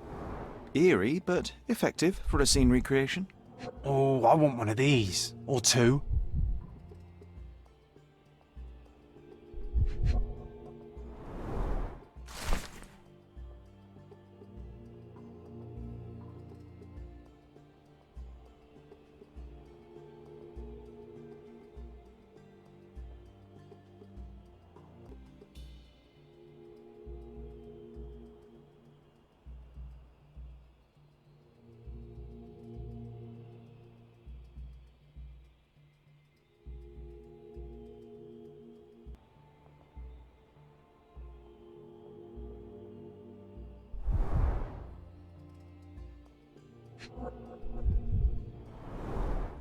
Oilcloth.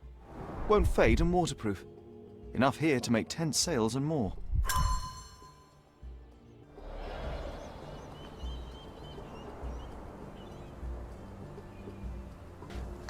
Don't touch anything here. Get back to work.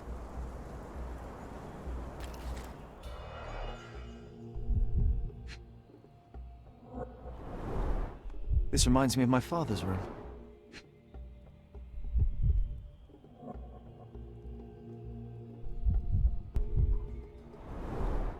A plan for this whole operation.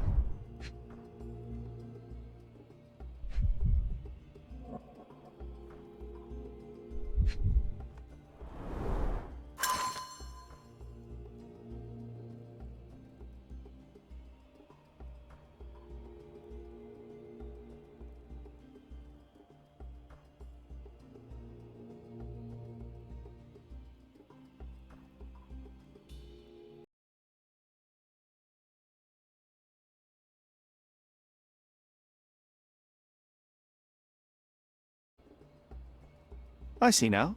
Mr. Swift didn't realize the significance of the statues.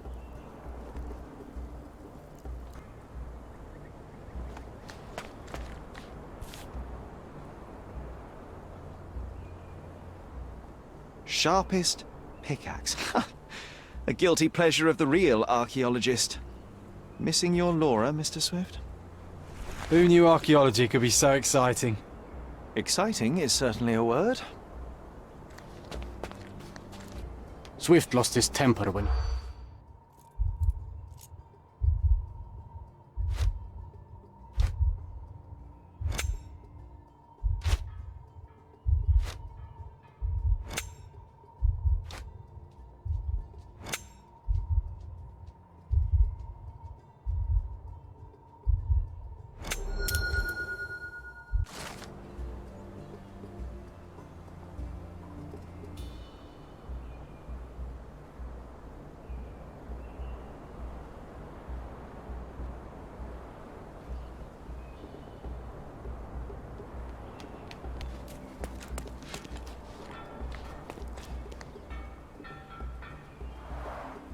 Somehow the text remains legible.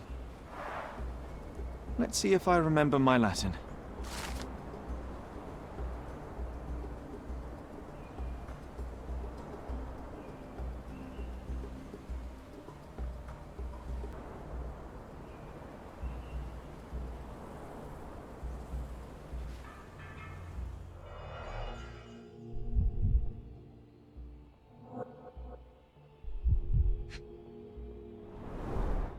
A sickle for harvesting.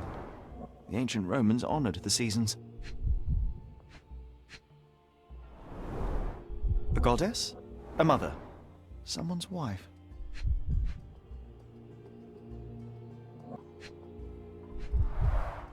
There were 4 statues here originally. I wonder what the 3 other statues look like.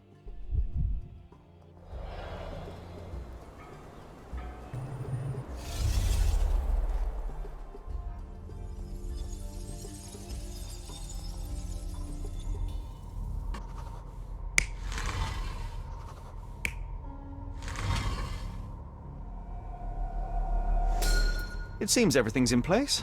Now, let's see what this has to tell us.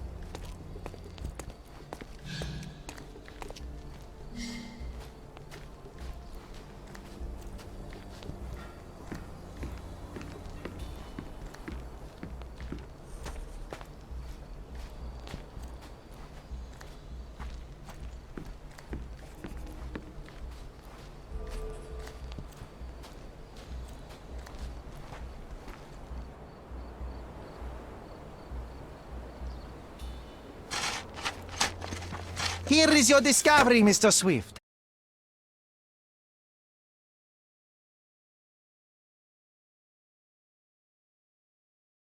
My friend!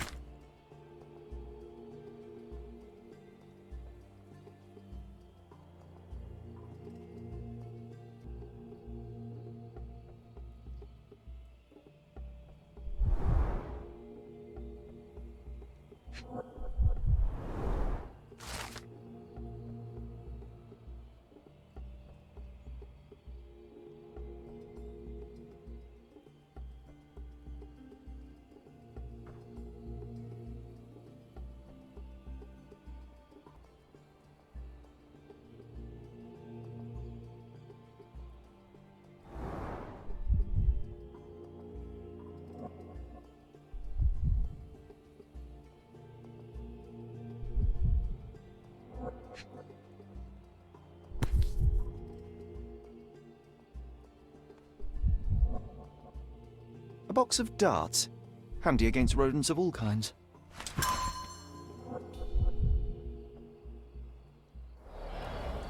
Trying to take over my research, are you? I come here to pick up my diary, and I find you snooping around. Explain yourself. Mr. Swift, if that were true, I would have been on my way to the newspaper. My name is Sherlock Holmes. I didn't have a chance to introduce myself properly. Outrageous!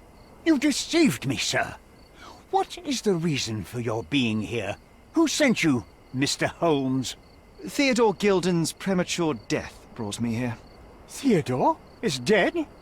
How can that be possible?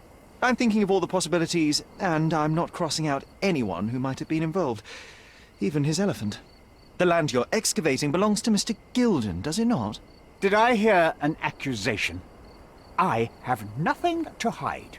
You can ask me whatever nonsense you've prepared as a token of my diminishing respect towards you. Very well, Mr. Swift. I appreciate your cooperation.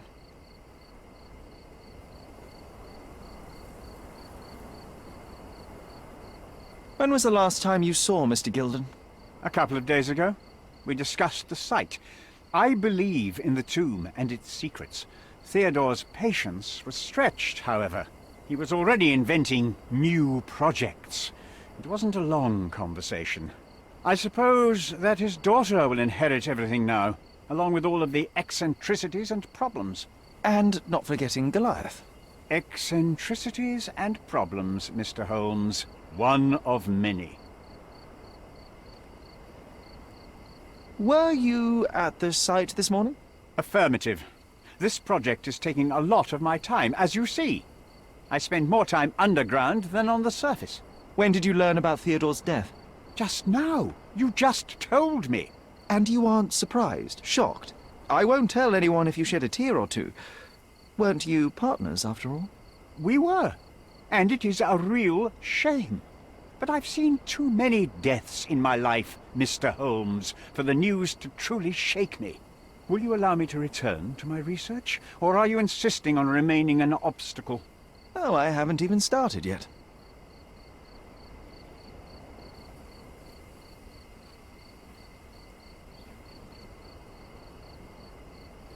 What's with this box of darts? Is it for a scientific argument? A little darker than that. Rather for killing the kind of rodents that might nibble a nose or a toe in your sleep. Let's just say I have to protect myself against a larger animal, such as an elephant. Might it be enough to stop it, make it faint?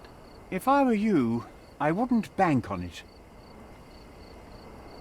You have a weakness for nostalgia? Or, rather, do you use it to record a list of enemies? Young man, you need to check your moral compass. Reading another person's diary is a sin in every culture that I can think of. But you aren't answering the question. You've already read it. Why bother? I simply record my life to keep my memory clean from misinterpretation. Letters and pages don't lie. But the writer of the text can. With this book, you attempted to plan an attack on the elephant? Your insinuations are out of place. Goliath is a frightening animal. All I wished to do was to understand the creature. As any scientist would do, I researched, analyzed, and drew conclusions. And what conclusion did you draw? That Theodore Gilden made the animal miserable. He couldn't provide the proper environment for the beast. My interest in the subject ended there. As far as I can tell, you're a man of the academic world, so this book about Nabe and Laura is just an empirical study? What? That nonsense? I'd prefer to lose my eyesight than read such trash. So, you know nothing about it? I know nothing. I wish I'd never heard of it in the first place, this caricature of science. Do I hear traces of envy? You're still relatively young that you might find your own Laura. Perhaps I envy Nabe, for I cannot simply blow people up for distracting me. That's all. You happy now? Wonderful. Moving on. Did this plan cause a rift in your business relationship with Theodore Gilden? Nothing like that. Admittedly, we didn't share a common vision of what is more important, the past or the future. In my opinion, we can't build a future without knowing the past. So you wanted to save the tomb of Vitus here, or perhaps your control over the research? Only the knowledge that rightly belongs to humankind, nothing less and nothing more.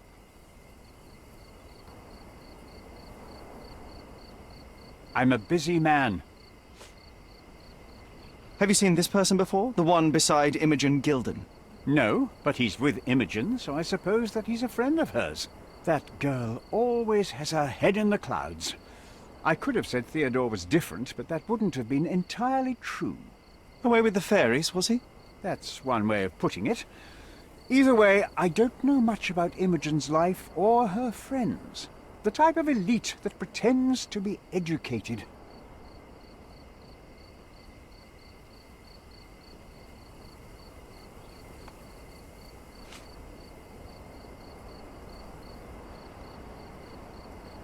Remember one of the rules? It seems that you didn't return a tool.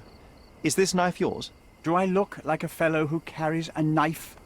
I don't need it. There are plenty of uses for it on the site, and outside of it. I have other people to cut ropes for me, Mr. Holmes.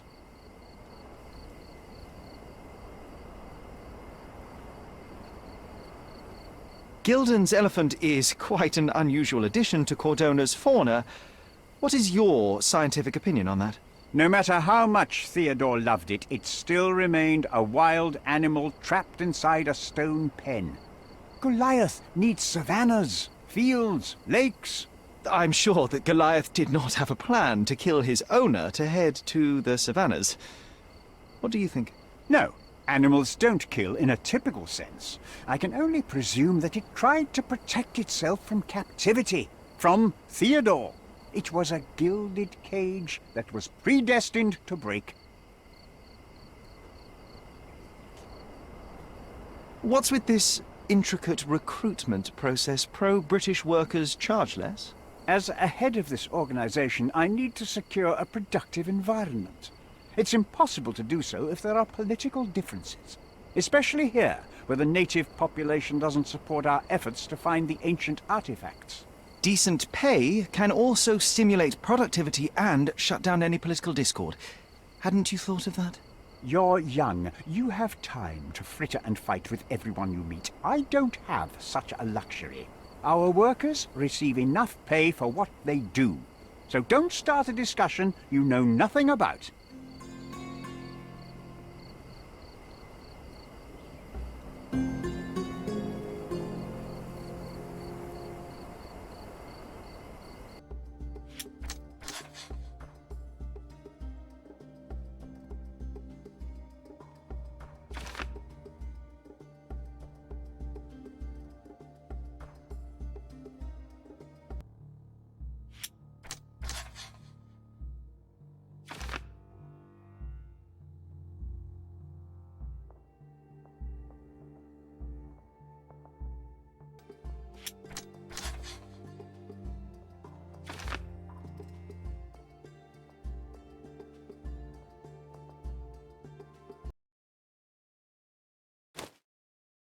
Please bring it back in time. Are you able to help me? That's a question I can answer.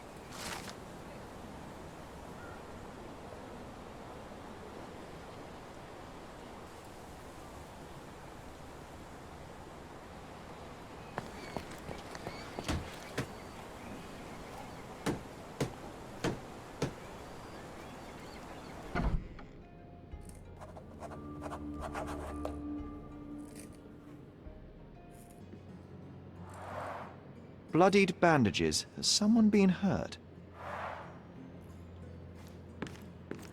Where would a champion hide a key?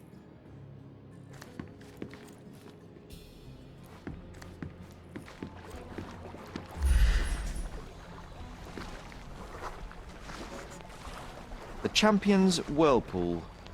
Pools bread and butter.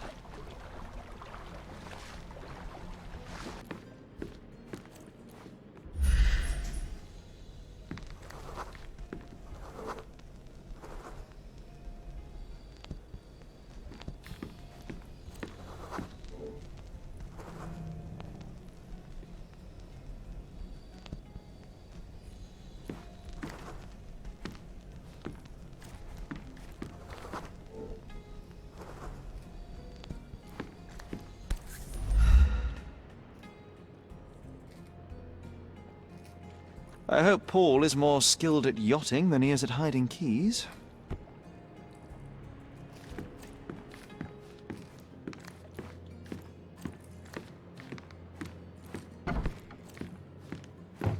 Bloodied bandages.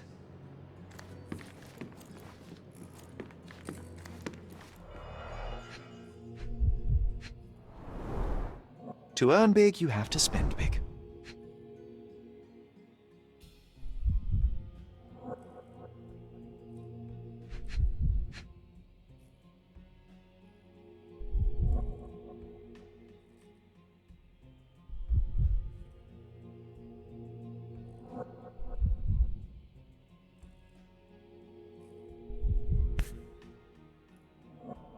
Additional earnings to sweeten the victory.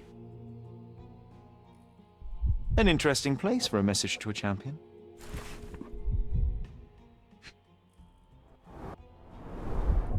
Old betting slips. Paul always bets on Whirlpool. One victory after another.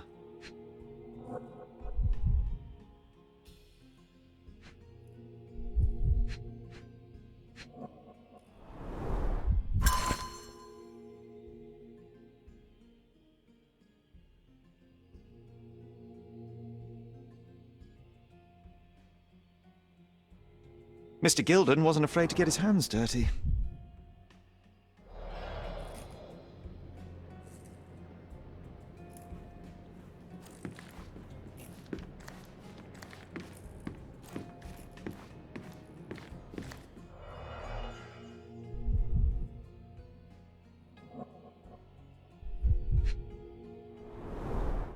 Shipbuilding, shipwright's tricks, sail weaving.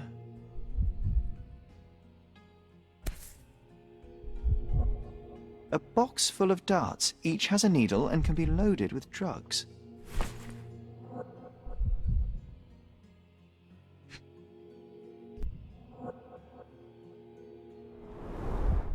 An expensive set of tools for woodwork. An amateur wouldn't know how to use these.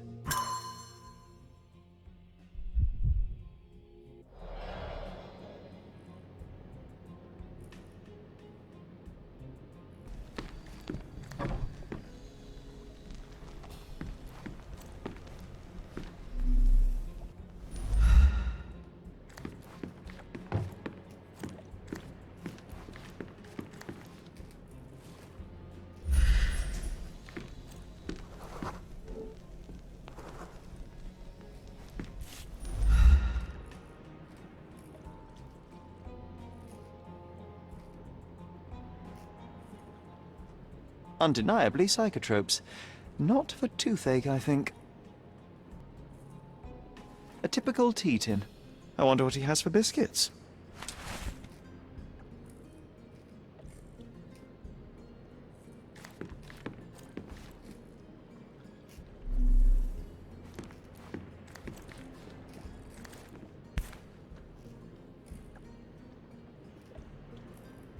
Sales of hatred. I suppose there is something for everyone, including champions. Hey, a word about the trilogy. Right then, you literary expert, you, what was so important about these books? Or did you simply need some kindling? It's inspirational. I have a plan. Are you listening? I wish I wasn't, but I am. So, we catch a monkey, a langur, for example, then we extract some blood from it. What? Why? It will make us forever young, Sherry. Page 127 of the second book. Oh, I am so done with this. No, wait. Then how about we make a wax statue? I've stopped listening, John.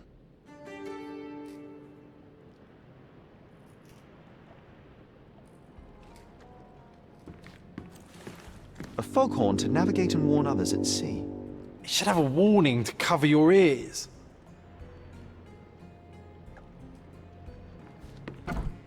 Oi! Hands off my possessions before you lose your fingers. Are you illiterate? The rules are written every... Ah, Mr. Perks, the cabin boy himself. Champion, you mean? I was right. You are illiterate. I think a couple of shiners might teach you. One last chance. Who are you? I'm Sherlock Holmes, a friend of our mutual acquaintance, Miss Imogen. Look, you artichoke. Imogen has no friends. Except for me. If you must try to insult people, it's better to know the meanings of the words that you're using. You fancy you could teach a sailor to swear? Go ahead. Show me how inventive you are. Stand still for a moment.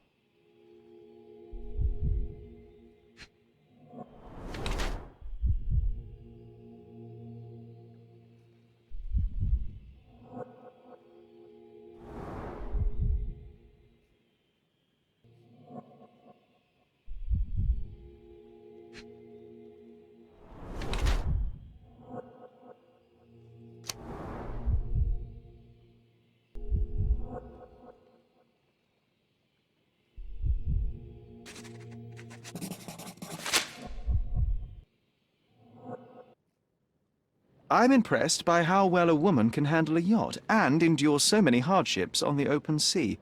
The revelation of your nature could well humiliate so many rich men here, not to mention how you have broken the rules. But I understand.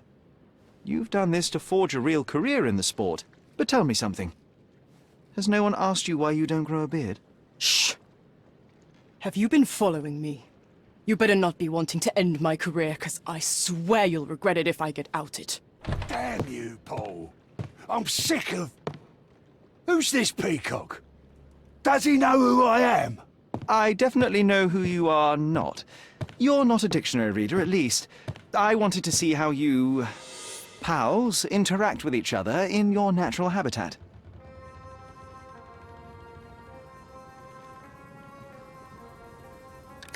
But I'm afraid I have to interfere.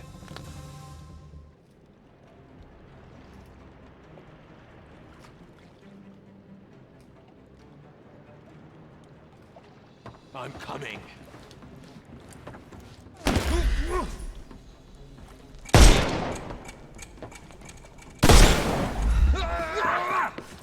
I couldn't miss the party.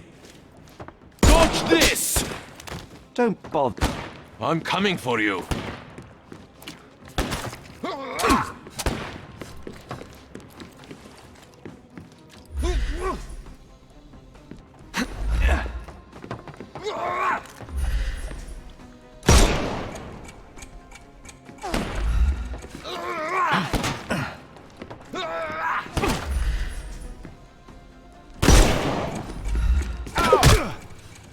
Just die!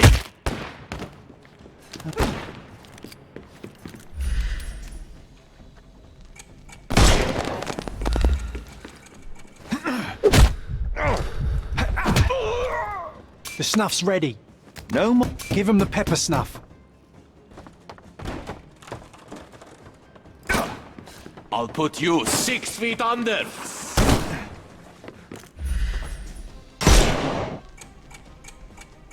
We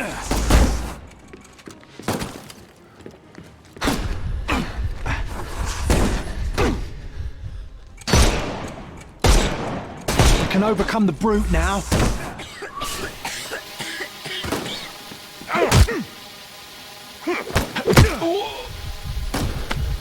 Take a rest, my friend.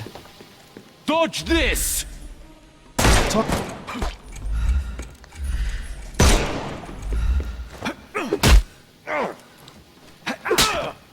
No more crime for you until next month.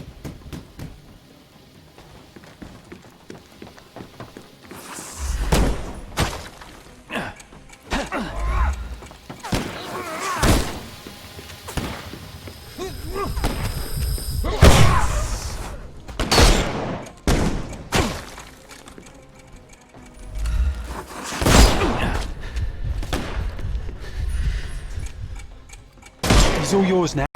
Go for it. I can miss the party. Dodge this!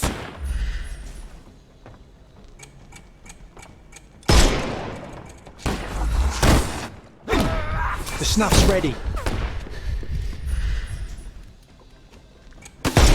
Hello there. I can miss the party. Oh! Take a rest. Give him the pepper snuff.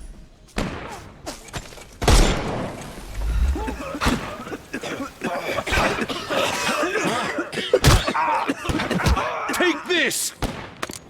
Don't bother moving. The snuff's ready. Take a rest, my friend. And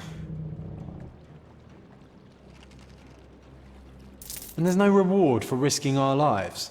Paul's explanation will suffice.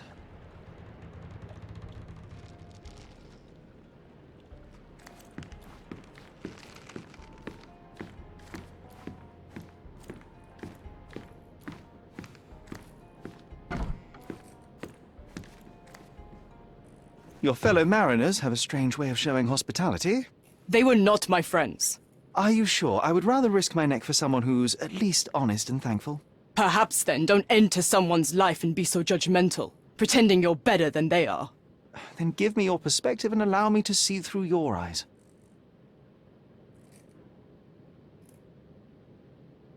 I tried to tell you before, but your partners interrupted. Have you heard the news? Theodore Gilden is dead. Do you have anything to say? Well, what a shock. To me, he was an angry old ogre. Good riddance. Was it Goliath that killed him? Did it crush him? Break his bones? Come on, tell me. I want all the details. You have an unusual way of showing grief. Imogen wouldn't appreciate that. But yes, the animal could have been involved. It's poetic in a way, isn't it? It takes a beast to kill a monster. I wish I could have been that elephant. What were you doing this morning, Miss Perks? Don't call me that. I'm a champion. I was sailing. The other club members told me that you missed the race this morning. Do champions not need to practice? Ugh, you've talked with them already. No, I wasn't racing. I visited the doctor after that attack on me. And then I had to honor the deal with the bandits you just took care of. You're asking for trouble with this smuggling business. You'd better leave it before they smuggle you out in a barrel. Don't patronize me. I've only ever had trouble with law-abiding citizens like Gilden and you, never bandits. So ask me anything you want, and then get out of my sight.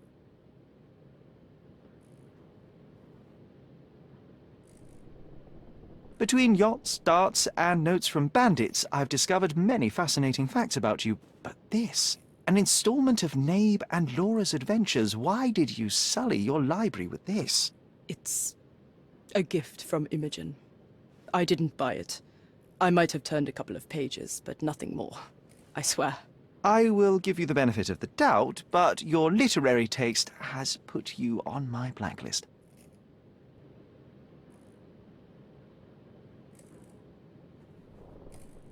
You smuggle illicit psychotropes on your yacht. Not a delivery for the hospital, I'm sure. Of course not. I've had to cut corners to earn some money.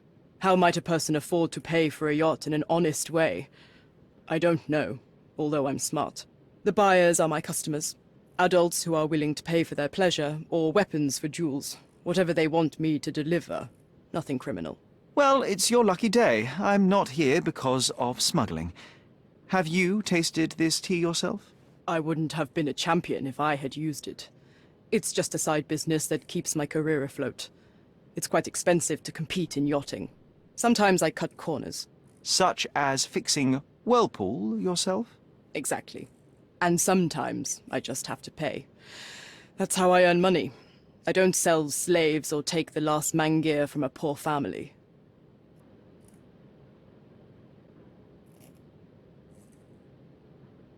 Look what I found. A box full of darts. Hey, that's mine. I confiscated it. These darts appear to be filled with something. Poison? How powerful is it? It's strychnine. Enough to instantly kill a small rodent. I haven't tried it on a human. Yet. I hope you know what you're doing. Could it immobilize a larger animal, say, an elephant? I've never tried, but I have wondered.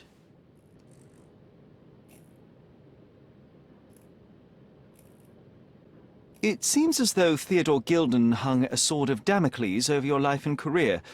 Were these only words, or something more serious? Check my forearm. Pulled muscles and bruises. Small cuts. Nothing that you could call serious. I doubt that a man in his late 50s could wrestle you. It wasn't him. He behaved like a rat and hired brutes. His boys tried to lock my hands behind my back, but I was faster and I escaped. Was he so protective of his daughter, or was it your feminine secret that provoked him? My guess is that he was protecting his property. As he saw it, he owned Imogen, and he treated her like a piece of furniture. He didn't want his daughter to be loved by anyone. What's more painful is that Theodore didn't allow me to love his daughter. Typical. I'm not sure that your relationship with Imogen could be described as typical. Are you afraid of a woman in trousers? Now that's typical of men.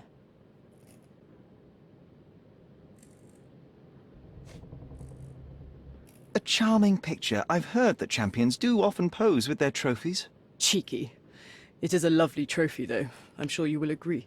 What is it that you like most about her? Her naivety? Her father's money? A somewhat difficult choice. Especially now that her father is out of the equation. What can you tell me about the elephant? He's smarter than some people here, including his owner.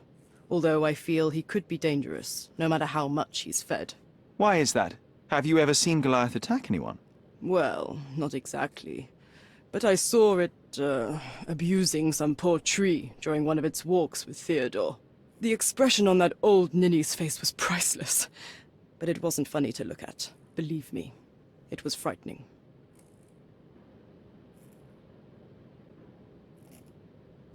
Does this knife seem familiar? I didn't find it in your competitor's back, to be clear. This knife is as blunt as your humor. It's a bosun's knife, but it's not mine. I wouldn't be so careless as to mislay my tools.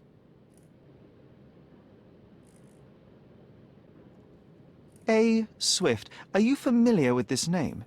The gentleman had business with Mr. Gilden. Likely just another strange and wrinkled fellow like old Gilden was. Perhaps this Swift person has a rhino, and they wanted to see which pet was stronger. In other words, I don't know who he is, but I bet he's crazy like Theodore. I doubt that court owner has ever boasted a battle arena for that size of mammal. You have an interesting imagination. Imogen doesn't strike me as an industrious young lady, so I find it strange that she was busy packing up all her belongings when Mr. Gilden died. That's some favorable wind in your sails, isn't it? Is it so suspicious that a couple might embark on a trip? I wanted to thank her, so we planned to go traveling. A Theodore-free place, without elephants. The timing of it is suspicious, however. Your lady friend becomes an orphan and heir, and there's a planned trip directly afterwards. An improvised romantic dinner will never please a spoilt girl. A planned voyage might. It's not spur of the moment.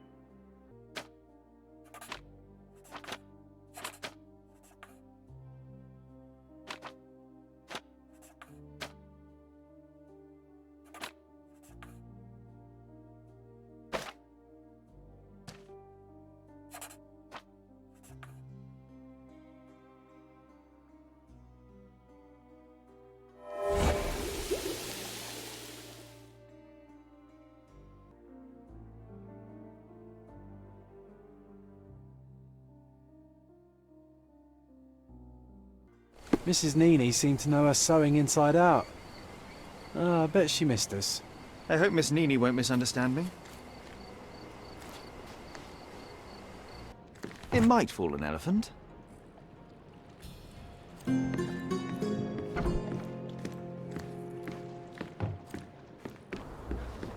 This fabric will work.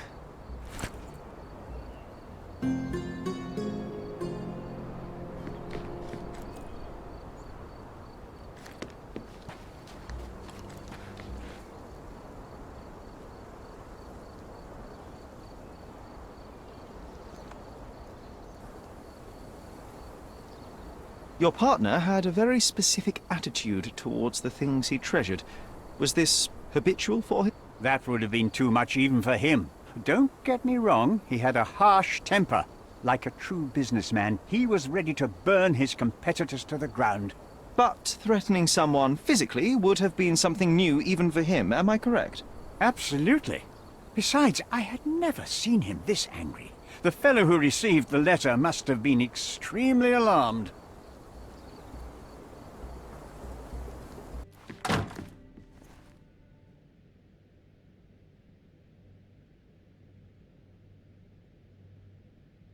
Have you seen what your father sent to Paul?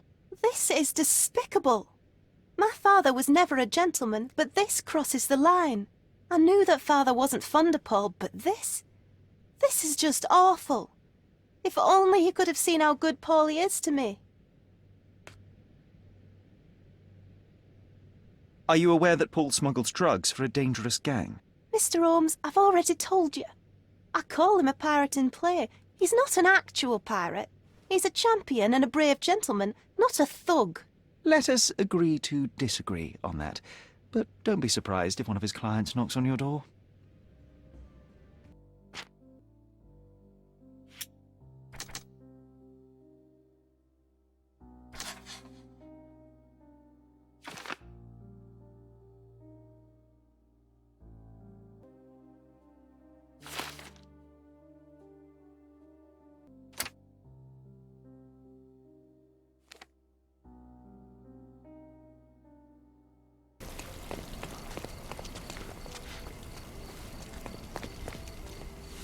Good day, madam. I've come to you with a special requirement. The tailors on the street can't help me, I'm afraid. Could you make a doll for me? Oh, Signor Holmes. You taught the police how to do their job, and they found the thief. Of course I will help you. But what sort of doll? A child's doll, such as my great niece might play with? A little larger than your typical doll. Signore, I don't understand. Boy, girl, animal, and what color? Animal, a passionate, perhaps amorous animal. Ah, Signore, you talk in riddles. I am an old lady who's seen it all. Tell me what you need. I need a life-size elephant. I think Mrs. Nini outdid herself with this one. Is that a tail? That's a trunk, John, but I must agree with you that it's her masterpiece. Well, let's not waste any time.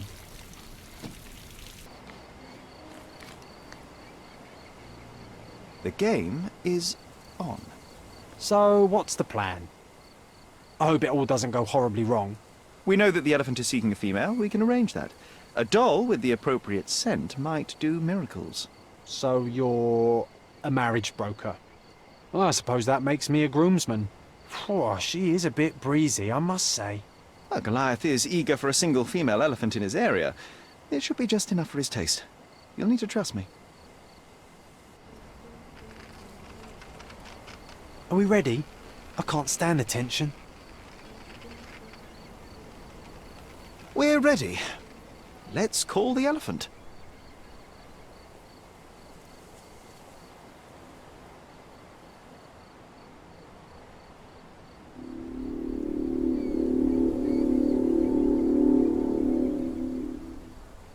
How could anyone resist?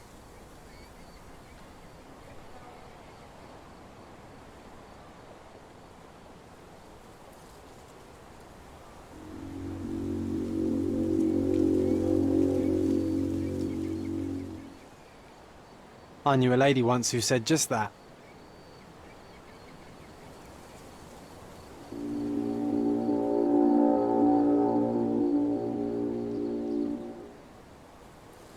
Too bad I'm not an elephant.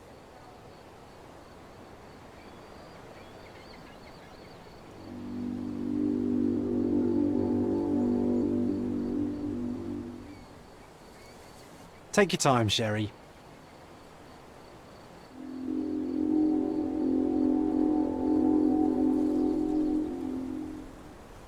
That deserves a slap. And then a kiss. And here's our lovesick friend.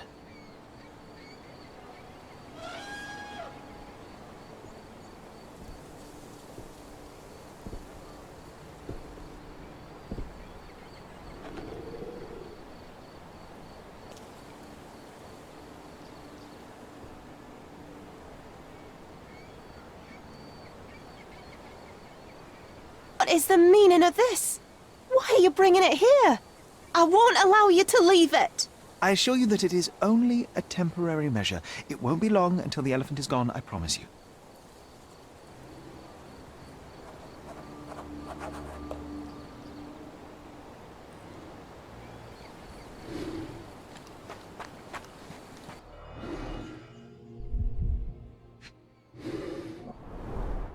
It injured itself while running through the forest.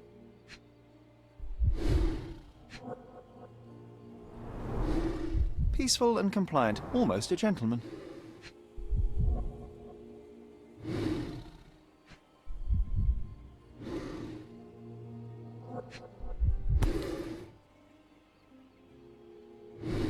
There's something in the needle. There's something in the needle. A feathered fletching. This might be promising.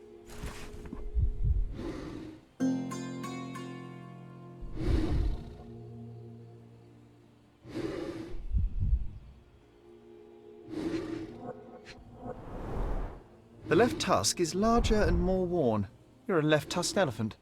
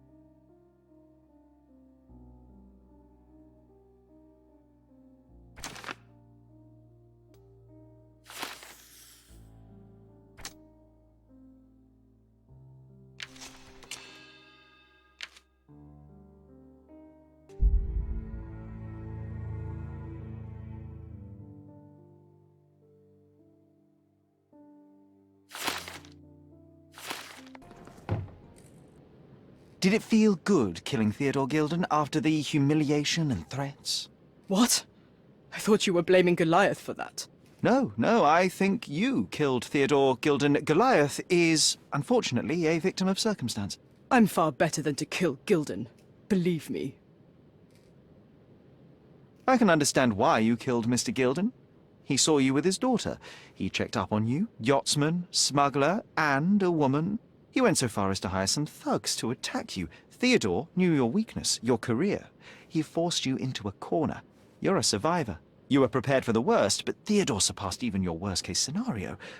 So you responded accordingly. I've earned everything myself. Every victory, every trophy, every mangir. I achieved all of it without murder. I don't need to kill in order to win.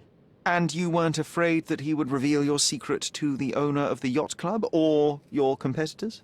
I can control my fear. Trust me, I wouldn't have become a professional athlete otherwise. You were at the crime scene at the precise moment when Gildan died. I was not. I was visiting the doctor after the attack on me. Ah, of course, where no one saw you. That's an inconvenience. But in any case, the person who was there met the rage of the elephant. One was struck by the gate with such impact that they were thrown into the shed. The knife fell out. The bruises on your elbow match the contour of the hole in the shed. But I told you where my bruises came from. And I heard you, but you didn't catch my words. A bosun's knife was found there, a very specific tool commonly used in your field. That's only your assumption. I was never there. I mean, I was, but not when this happened. You see, I managed to capture the elephant. Goliath had a dart stuck in his hide, similar to the ones that you used to kill rodents. My guess is that you used Goliath. A dart can kill a mouse or human, but for an elephant it's not enough. Strychnine is a powerful stimulant and convulsant. Once the drug was in the bloodstream, Goliath became extremely agitated and so blinded by the flow of energy that he killed his owner. And my dart is responsible for that. I'd rather use my hands. Yes, there would have been fewer variables, but after the attack on you, your condition didn't allow for a direct confrontation. So, you used what you had. That's not what happened. Anyone might have the same set of darts as I do. They're not expensive. But not everyone knew Theodore and had access to his property.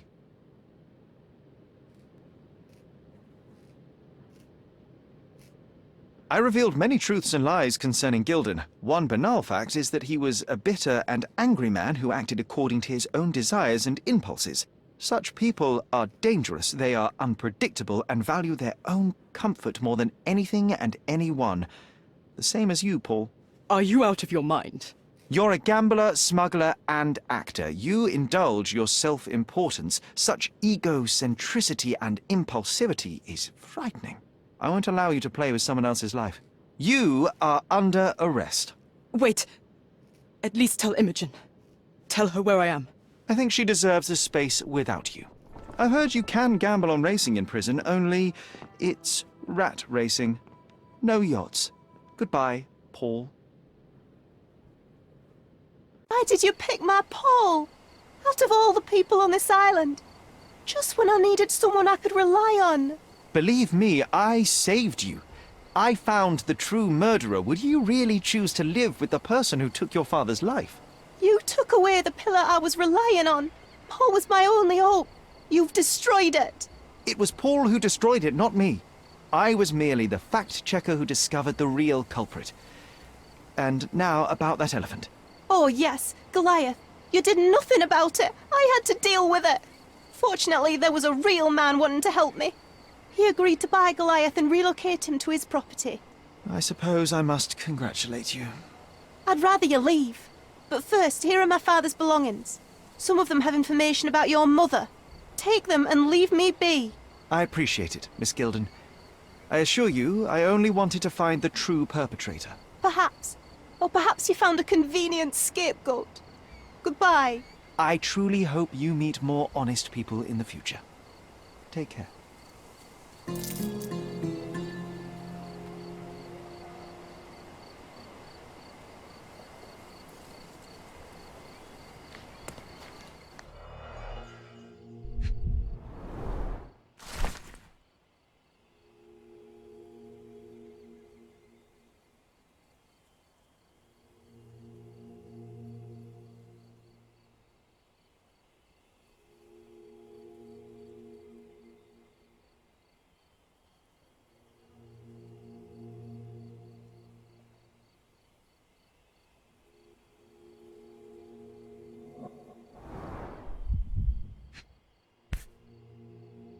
My mother always wore this around her neck until one day it disappeared. I was wondering where it went. She said it was a birthday present from a good friend.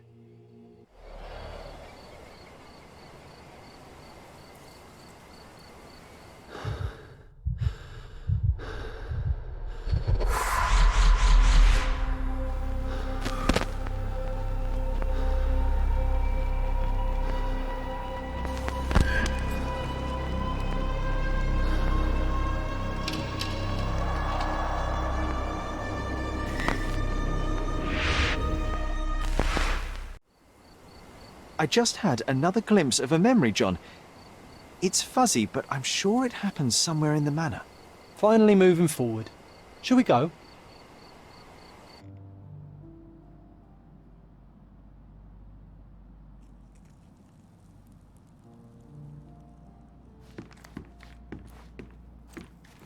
You know, I envy you, Sherry. You can talk to other people and they won't ignore you. And I envy you. You can ignore any person you're bored with. You don't miss out on much. Most men are dull, unlike yourself. Well, I'm flattered.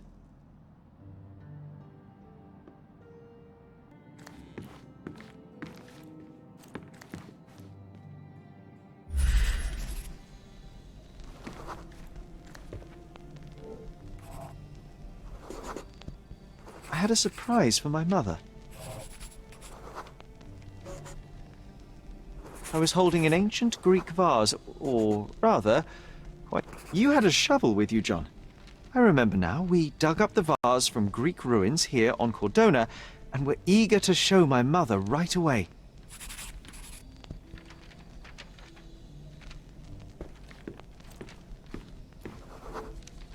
For some reason, the door was closed. We knocked. But nobody answered. We thought that she was busy. So we left the vase and ran downstairs.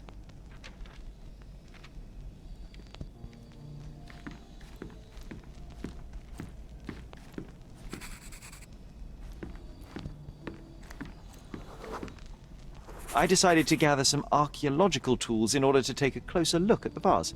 But then we heard something, didn't we? Yes. It came from upstairs.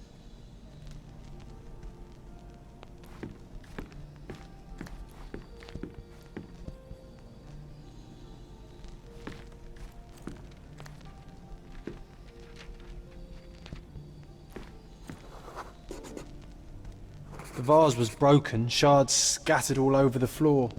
And your mother was standing at the door. Indeed, John. I doubt it was her. Let me concentrate. Otto Richter was standing there, furious at us. Dr. Richter told us never to disturb my mother when the door is closed. He said she had broken the vase. But we didn't believe him. I bet he smashed it.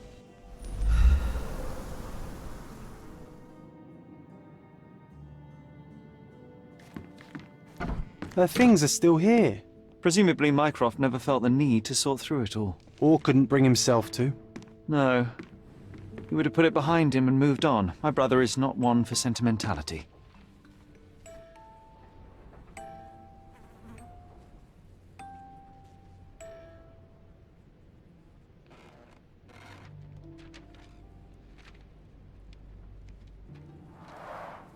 Looks like it was damaged by a blunt object.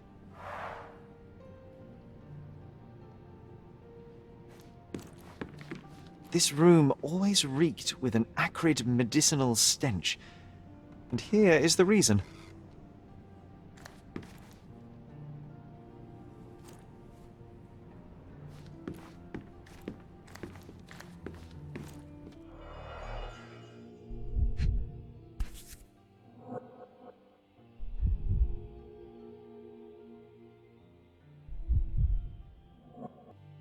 This picture was drawn by my mother. I recognize her hand. There's a date on it, 8th of December, 1868.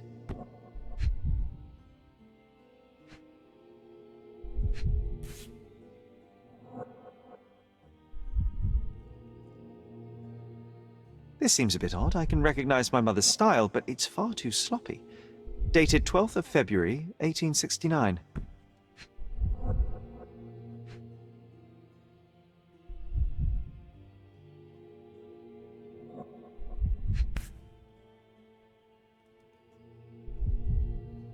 It's difficult to tell what this is meant to represent.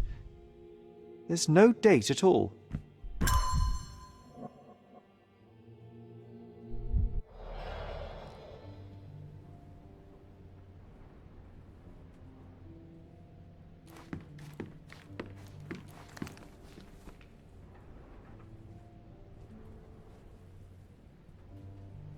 Straps on the bed. It just doesn't look right.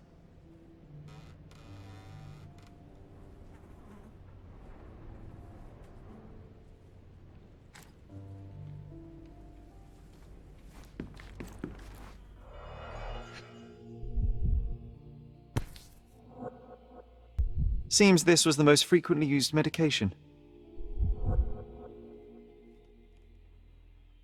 1 dram dissolved in a glass of water, administered daily. Not to exceed 1 dose in 24 hours, not to be given to children.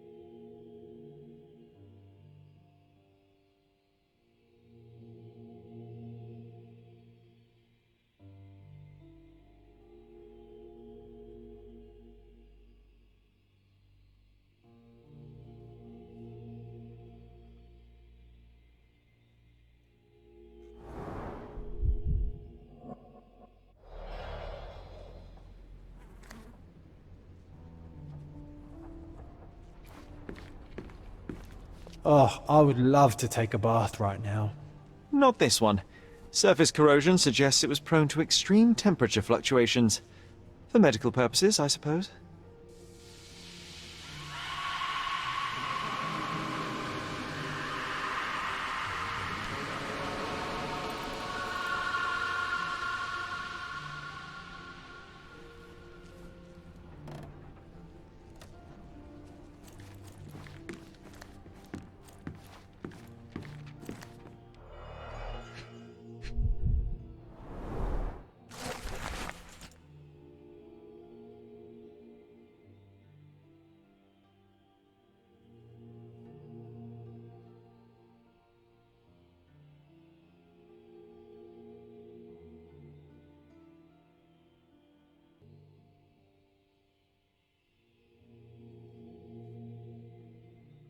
It's a strange feeling to read about my father's death in the newspaper.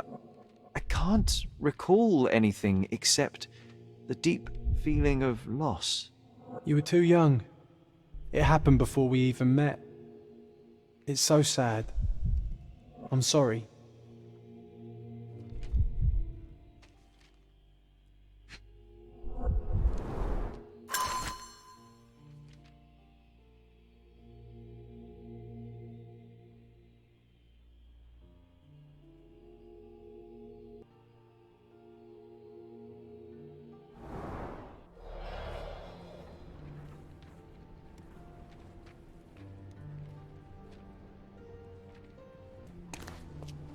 Bars covering the windows from the inside.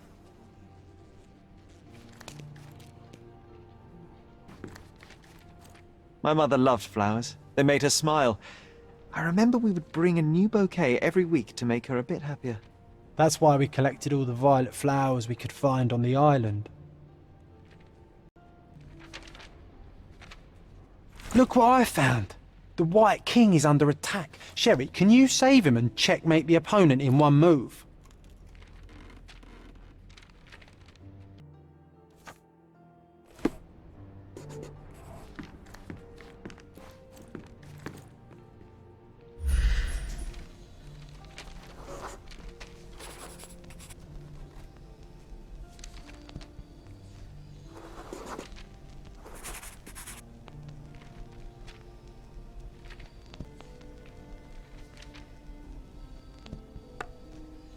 Oh, nice move. You saved the king and checkmated the black king with the rook.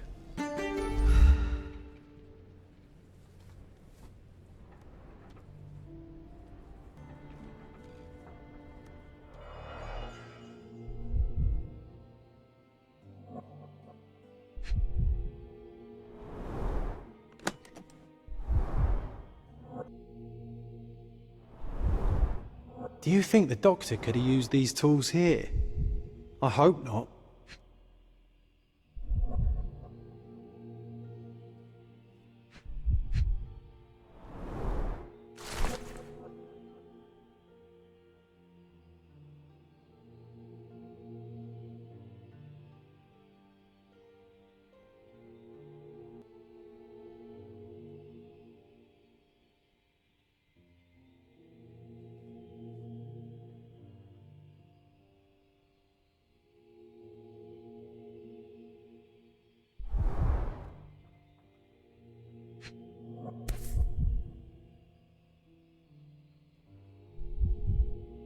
There appear to be residues of the bottle's contents at the bottom.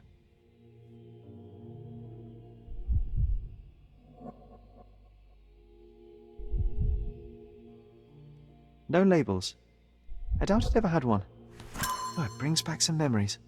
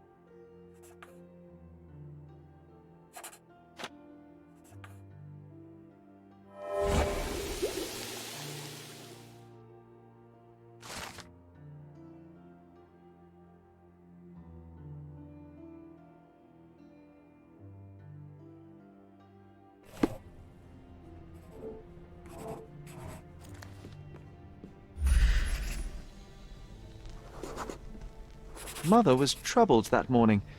Something we did upset her. Dr. Richter tried to calm her down.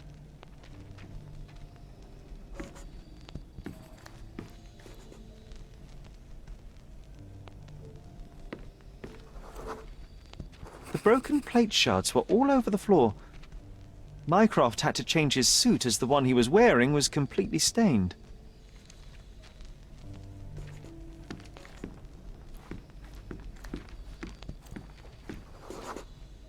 We had to put the tray with Mother's morning tea down, but why?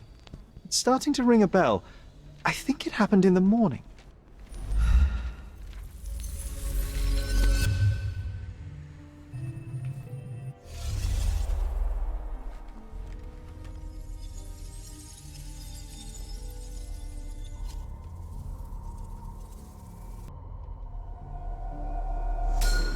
I don't believe you! Liars! Get away from me! It's not true! It's not real! What? Oh. Everything will be okay, Sherry. I promise.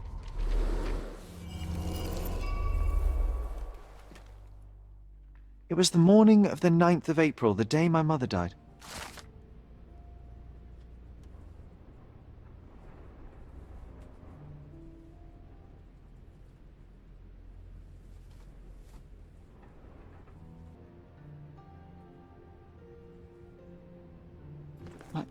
My mother, she was not just ill, but mad.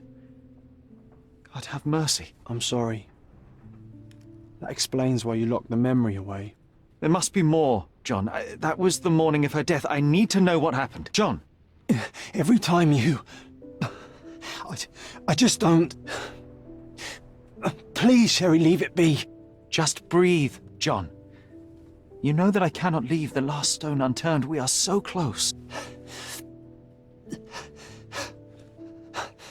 I know. But can we at least leave it for another day?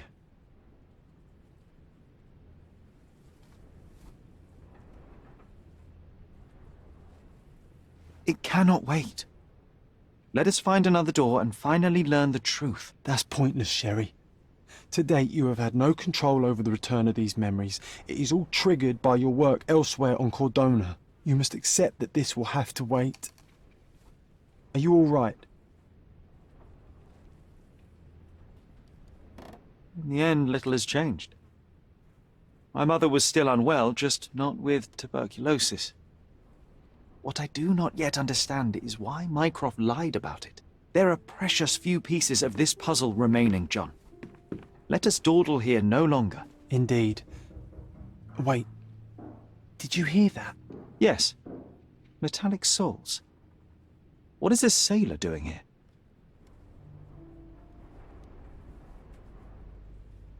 You're not obliged to be here, Sherry.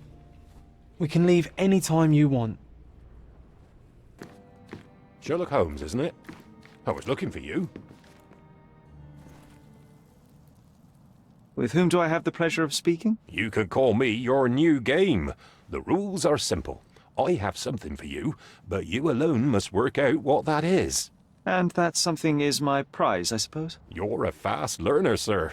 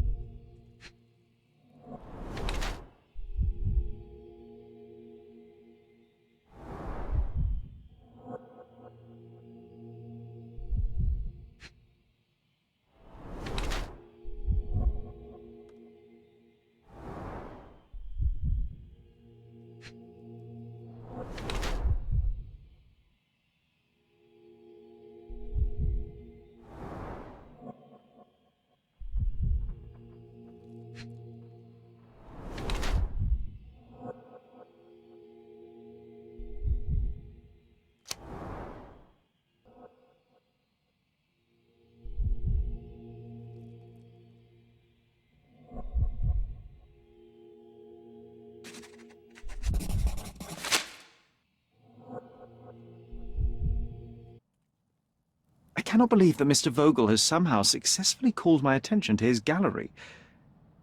You're here with an invitation to visit it, obviously. My word, you are fast, Mr. Holmes. Could you explain how you came to that conclusion? Of course. Explanations are my favourite part of any conversation. Hands without any sign of regular physical activity, in contradiction to one who would most usually wear such a uniform. The paint in your hair is pink. I don't know of any military service that paints their ships pink, unless they have launched a new fashionable fleet. A sailor with the soul of an artist? I would suggest rather a gallery employee disguised as a sailor to mislead me. How many artists on the island know where I live and of my passion for deduction? Werner Vogel is clearly at the top of the list. And you've been attempting to conceal something square-shaped within your pocket. An invitation, I suppose. An invitation to Mr. Vogel's gallery. That was remarkable, Mr. Holmes. Mr. Vogel was right about your genius. I think he may have even underestimated you.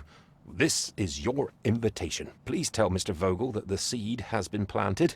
He asked me to tell you to do so, if you win this little game. Farewell.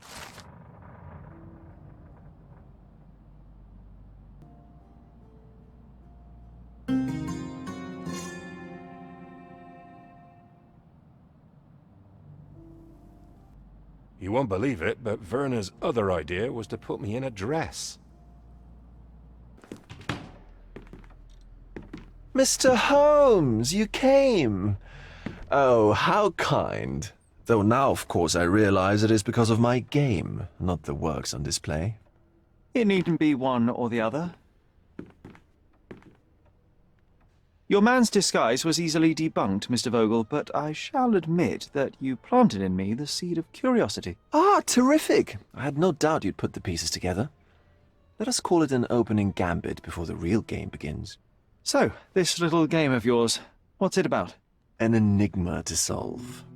A locked area in the basement with no windows found brutally vandalized.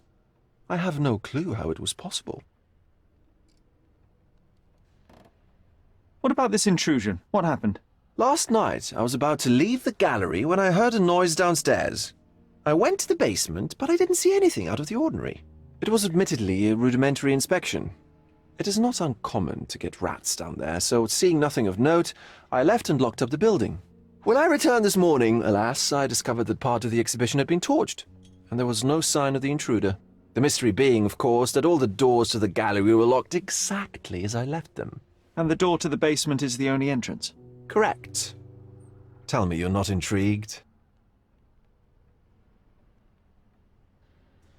And this locked area downstairs, what exactly was it? The under gallery. It's always shut, and I'm the only one with the key. Ah, so this is your private collection, not part of the gallery. Oh, no. It's an exclusive exhibition of eccentric pieces. Only a select cadre of artists, investors, and collectors are admitted. Not everyone deserves to have their eyes opened. Well, this matter is certainly within my wheelhouse. This intrusion troubles me. Please take a look around if you're willing. The under gallery is through the door at the end. I will see what I see.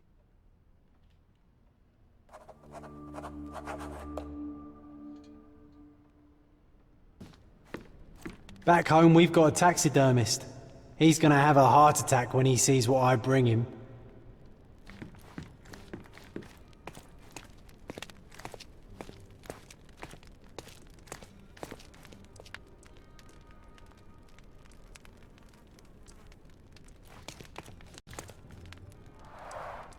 A simplistic attempt at provocation. Closed with a metal bolt.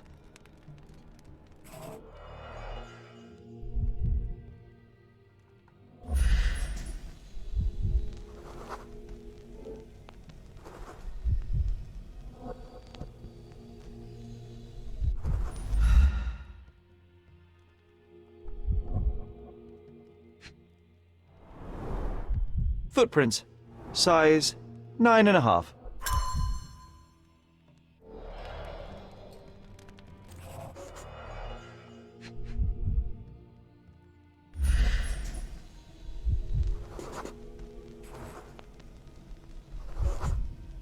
The left step's length is shorter than the right. It indicates that the walker was lame.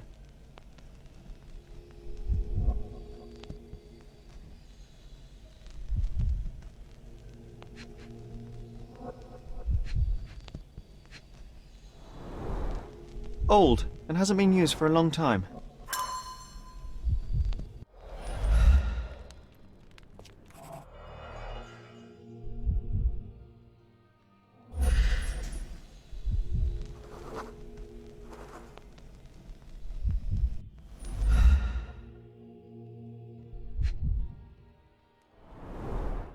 Sherry, how about some company in that dreary chamber of yours? Leave my loneliness unbroken, John.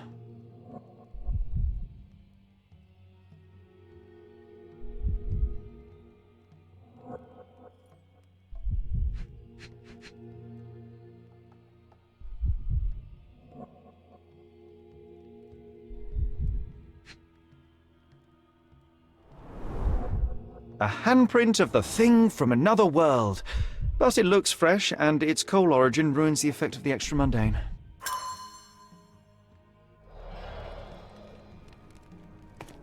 Sodden and mould-ridden. One presumes deliberately.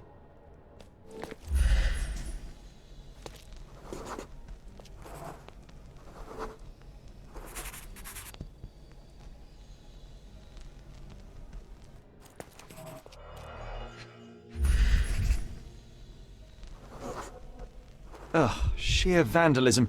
Only an ignorant person could do such a thing.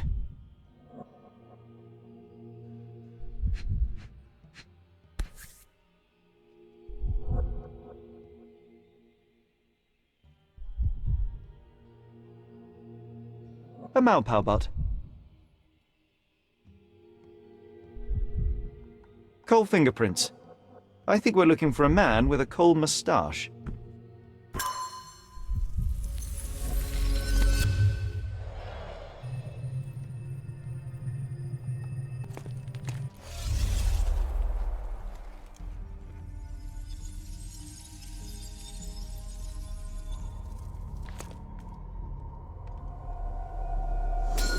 The intruder entered the basement through the coal chute. He used a magnet to open the hatch bolt. He accidentally pushed a shovel to the floor. Vogel heard the noise. At the sound of his approaching footsteps, The intruder hid inside the coffin. When Vogel entered the basement, he failed to notice anything strange and left without properly checking. The intruder waited until Vogel had left the caravanserai before burning the paintings in Wilde's room, but the vandalism was a cover for the theft. The pieces are not what I expected. What do you think my collection is about? It's a reflection on mortality. Nothing lasts forever, no beauty sustains itself, and everything succumbs to darkness. Am I right? I don't know. Well, that's absurd. Of course you know. It's your gallery. There is no one answer, no singular truth, but many, filtered through the subjective mind. That forgetting, embellishing, lying machine. Besides, what's wrong with a lie if it makes life more interesting? What's wrong with a lie? It corrupts the ability of others to behave freely and rationally. Men never act freely and rationally anyway. It matters not what is or isn't in the end. The only important thing is how you feel. And I simply want to feel and consume as much as I can. Don't you? Feelings are simply one's animal ancestry trying to wrest back control of the brain. I try to avoid the distraction. You try not to feel, even in a place like this? None of it moves you? To be frank, I struggle to maintain even a whit of interest in art. But Mr. Holmes, it is joy incarnate, mankind's greatest achievement. Mankind's highest achievement above all others is objective and rational thought. I see then why you dislike art, for it means whatever you want it to. Or perhaps, Mr. Vogel, I was lying. Aha.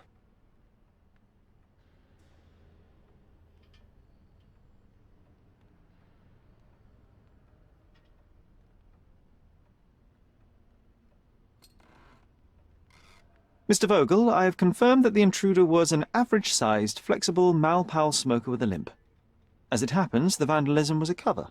The true intent was to steal a painting without your knowledge. The fact is, one of the pieces from the Wild Room is not in the wreckage. What? That is extraordinary.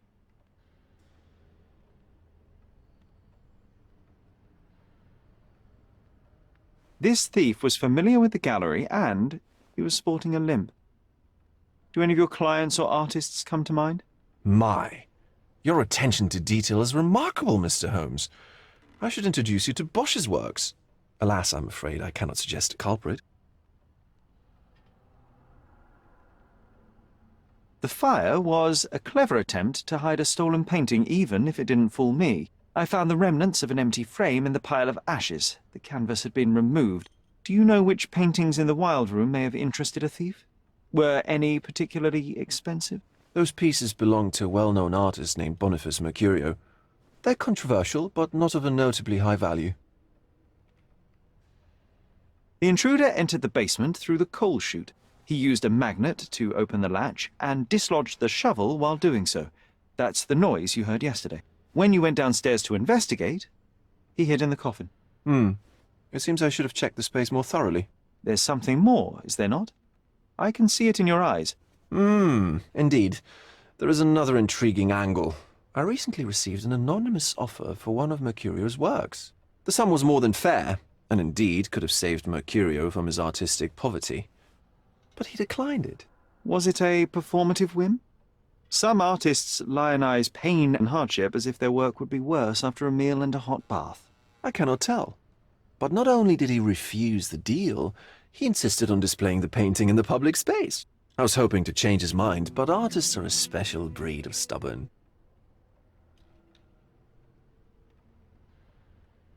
What was depicted in the piece? A bound woman, wrapped in robes, being penetrated by a red devil that stared at us, the viewer. The beast had numerous tails growing from his back, and a large crowd gathered around the pair, silently watching the orgiastic scene.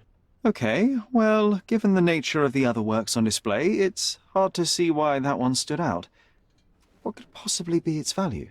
The evaluation of art is very subjective, Mr. Holmes. After all, art is everything. A poem, a bruise, the beads of sweat on your beloved skin. Even a masterfully solved crime. I'm not sure I see the connection. Regardless, the painting was one of a series called The Sabbath Night in Cordona. The works depict sex, violence, and other controversial acts that life, for better or worse, contains. Ah, I see. I'm not sure that you do, but that can wait for another time. So where can I find Boniface Mercurio? I know he lives somewhere in Old City, but couldn't be more specific. He's a prominent figure, so finding him shouldn't be a problem. Well, I believe I have enough to begin. Thank you, Mr. Vogel. Your gallery certainly has unexpected depths. I'm delighted to have been able to please a friend. In return, I expect you to come back with good news. Or at least with a good story.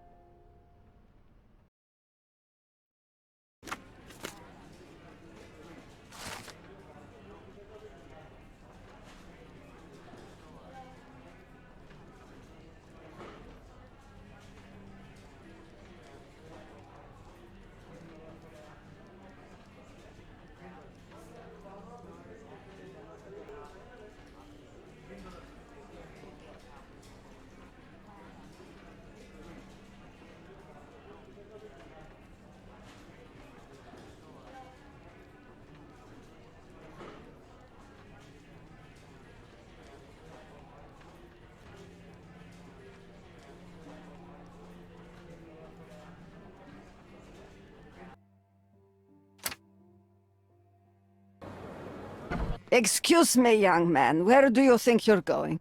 Greetings, ma'am. I'm looking for the... I don't care who you're looking for. You shall not pass. No visitors allowed. I wish to buy a painting from Mr. Boniface Mercurio. Is he at home? Dearie, tell me, because old age has made me blind. Did someone write Information Bureau on my forehead? Because I'm not here to answer your questions. Entry is for residents only. If you aren't a resident, please leave, or I shall report you to the police.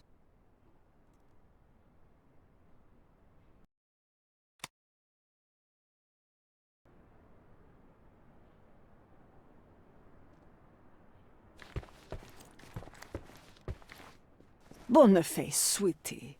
Is that you? Ah, old age does terrible things to one's sight. I didn't recognize you at first.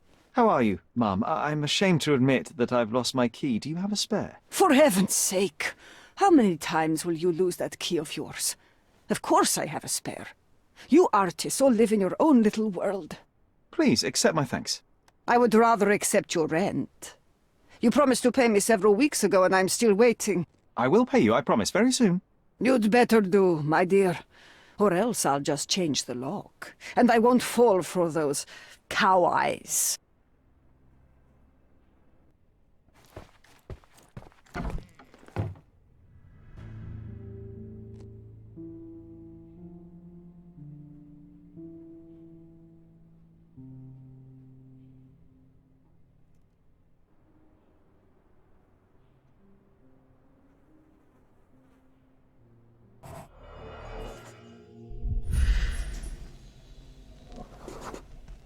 Judging by post-mortem rigidity, the body lay here for 1 or 2 days.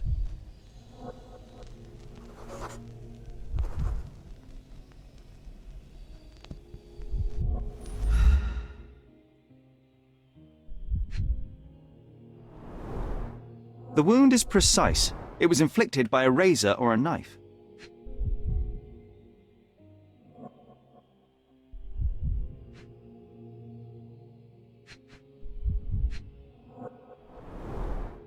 Soaked in blood. It seems as if the puddle of blood was here before the rags.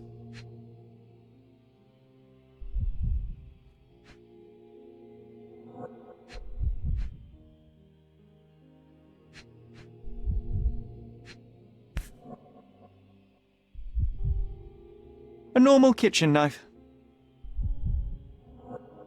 Could be the murder weapon.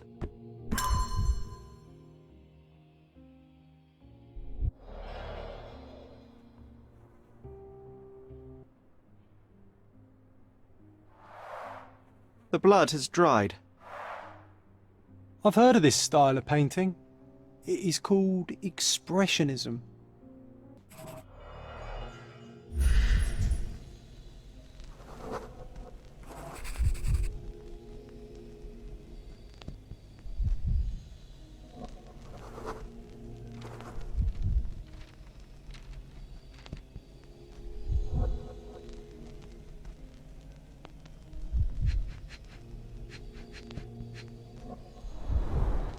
It appears the wine was truly awful.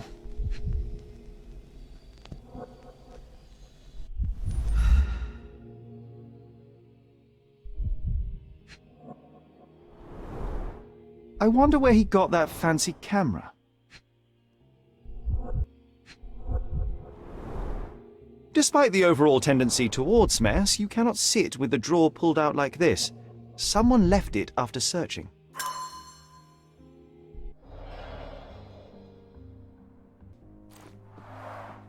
Aunt May whiskey, brandy bucks.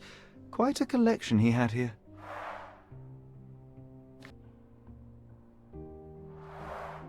The chest has been searched. Red skin, tails on the back, reminds me of Werder's description of the stolen painting. The photograph was not pulled out in time. Such a waste of material.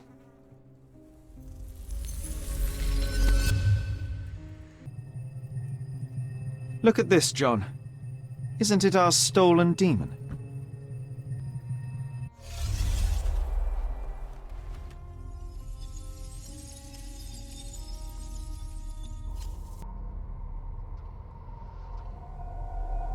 Mercurio was developing photographs when the intruder snuck in. Mercurio heard him coming. While the thief was searching the chest, the painter ran towards him with a bottle in his hand. He smashed it across the thief's head. The intruder had no choice but to defend himself, and the weapon of opportunity happened to be a kitchen knife. Mercurio stepped aside to grab the painting, but the wine-blinded thief attacked Mercurio's throat. When the thief came to his senses, he saw Mercurio bleeding on the floor. He grabbed the rags and tried to bandage him, but it was too late. Why did Mercurio attempt to snatch the painting in the middle of a fight? To strike the intruder? Not with his painting, it was too important to him.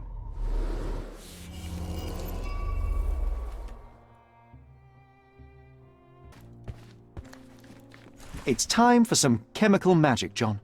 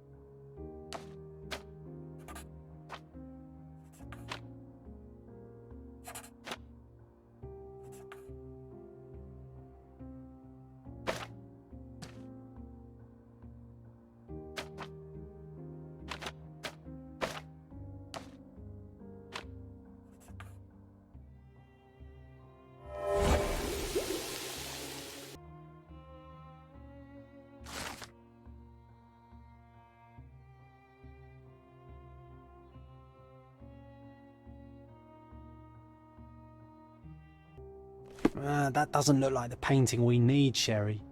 As expected, but that doesn't mean it won't tell us anything. Let's put it on the easel where it belongs.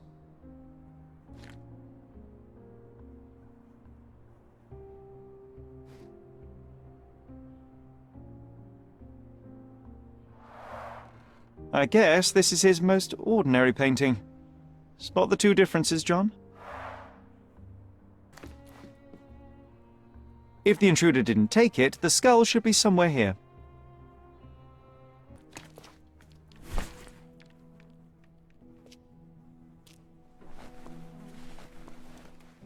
The monster was actually a man. Poor girl. John, you ought to be thrilled. We are now hunting the devil himself. What were you saying, Sherry? I was too busy sketching the scene, you know, crimes and such like, daily routine. Did you find something? A photograph. It depicts a man in a red suit with tails sprouting from his back and multiple people in masks watching the scene. It all adds up. But the act of love, it wasn't given willingly, John. It was a violation. And the girl, she was with child. Give that to me now. Did you recognize someone? No. Although the victim is not from Cordona, she is African. Look at the ritual scars on her face. Get that image out of your brain. You have to continue the investigation. I must speak to the landlady. Perhaps she saw or heard something. Sherry, you cannot tell her the truth about Mercurio. It will hurt her. John, that's illogical. Sooner or later, she will come here and discover a corpse, and I still need to talk to her. Just avoid mentioning corpse, all right? Stick to the character, tell her to call the police. I'll take that into account. And wait here. I've redrawn the people in the photograph. Now you can proceed with your investigation without those horrific details.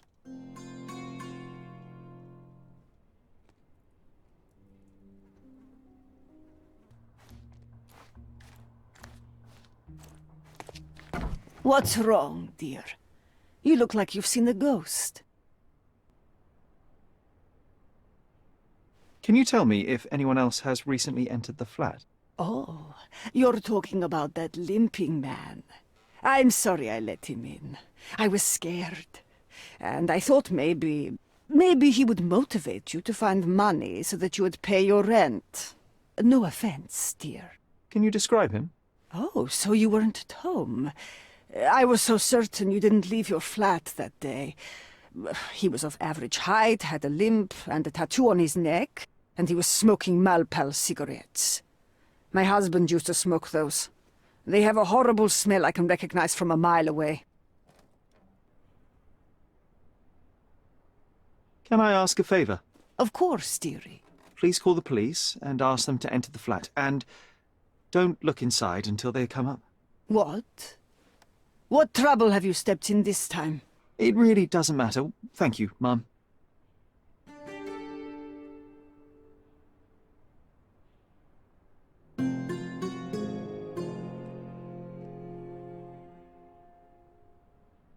Phew, Sherry, that was close. But you did everything correctly. Now, take off your outfit. I can't let you walk around in a dead man's clothes.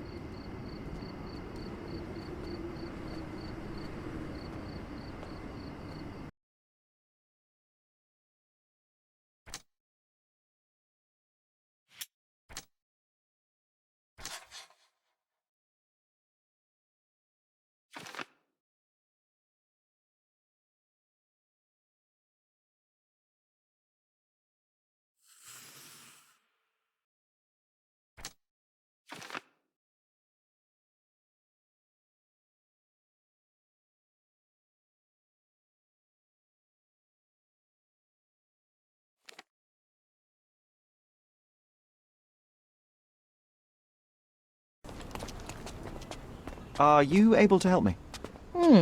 You look like an honorable man. I have some information for you.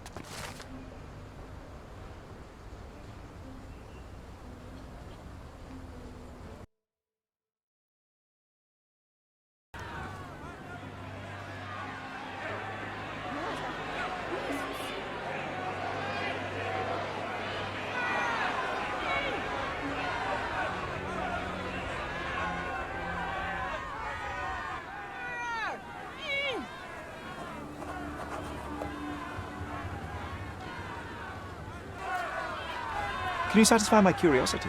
Nothing I can tell you, sir, but others might know more. Murder! Beasts! Sir, this place is off limits to the public. Please state your business or leave, or I shall request that the police escort you out.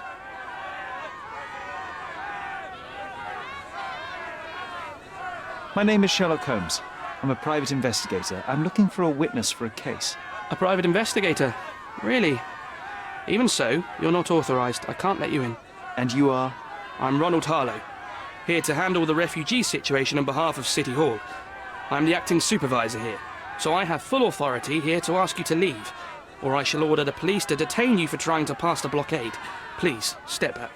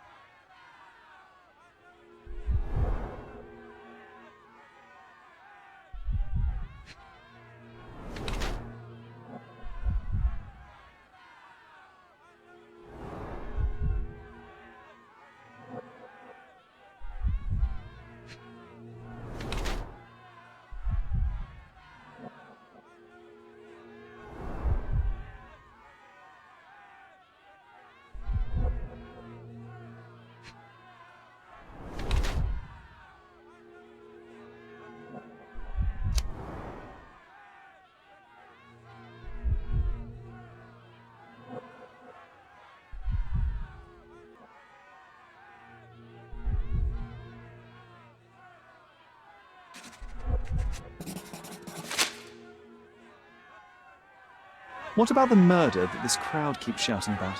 It's mere assumption. I assure you that the situation is under the police's control. I know you want to deal with this in the right way. You are obviously a professional and a responsible person, but you clearly have never handled a situation like this before. I am handling it, Mr. Holmes. Don't question my capability here. And tell me how you do it. You can't even calm this gathered crowd, and as for the police, they're not quite managing it either, are they? You consider yourself a problem solver, but until today, you've been solving problems sitting at your desk in a dark corner of a city hall room. Here, you need a more practical approach. What are you driving at, Mr. Holmes? I can help you to handle the situation if you're truly interested in solving things quickly and quietly. And how exactly would you manage that? Simply tell the police that I'm with City Hall and I'm permitted to investigate the scene. I'll work out the rest, but in return I need your help finding my witness. She's a young refugee. She's with child or was with child recently. Look, there is indeed a dead body inside the camp. So even if the girl you are looking for is there, all the refugees are now being detained and interrogated by the police. They won't allow you to speak with her, and I can't do anything about that until the situation settles down. So it's in our mutual interest to settle it. Oh. I suppose that things are bad enough that I ought not shy away from help. All right, Mr. Holmes. I'll tell the police to allow you to come inside. Just tell me when you're ready.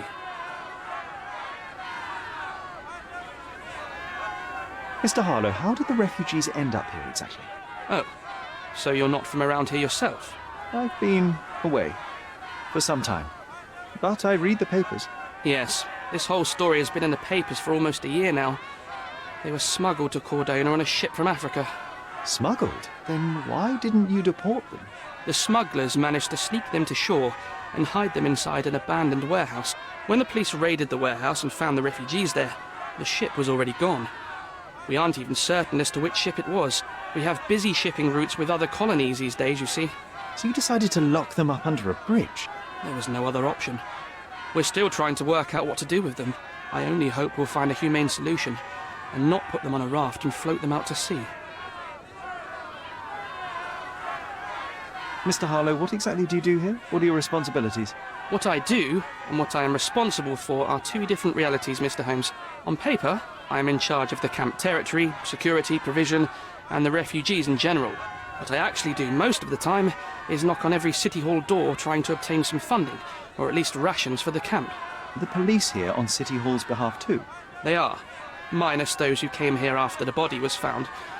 The governor won't let the refugees disperse into the island, so there's a significant police presence guarding the camp.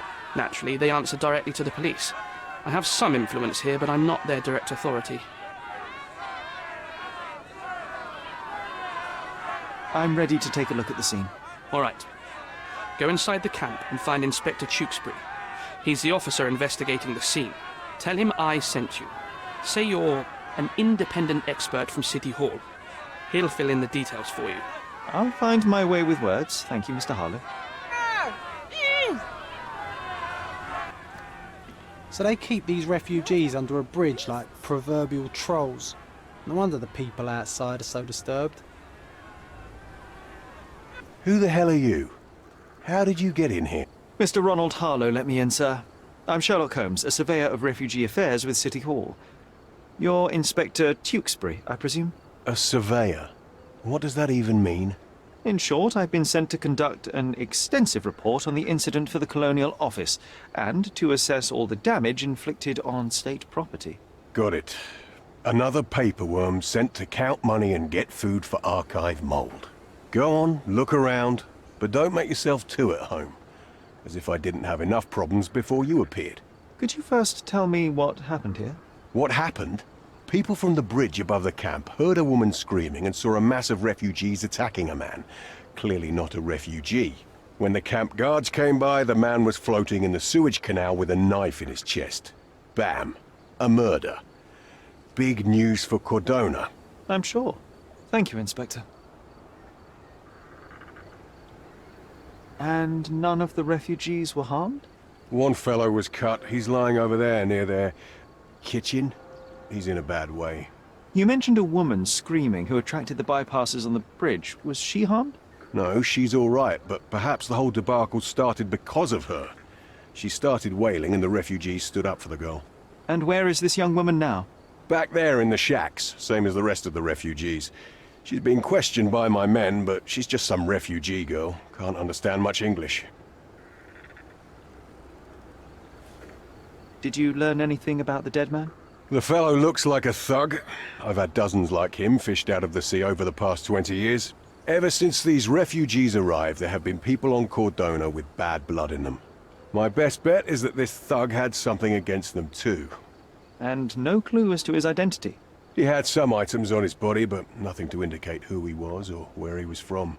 I think I should catalogue his possessions in my records. Go on. They're on the table near the body. Do you have any suspects yet? You're joking, right? I've got a whole camp full of suspects. And if you ask me, this bloke had it coming. Better bury him and forget about the whole thing. And now there's a crowd gathered at the camp, and my superiors say we must thoroughly interrogate the refugees. At least those who can understand any English. Do you believe that your superiors wish to get rid of the refugees? I think that both our superiors would rather keep the story quiet. Since that's an unaffordable luxury now, they're looking how to protect their public image.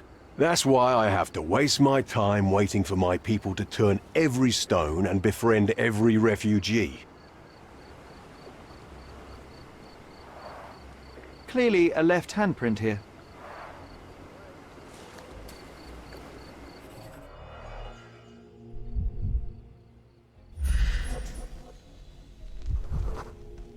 A furrow in the ground.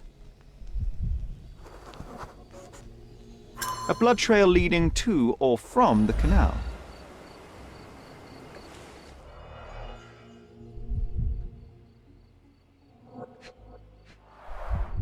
A fresh crack, as if the crate was hit recently.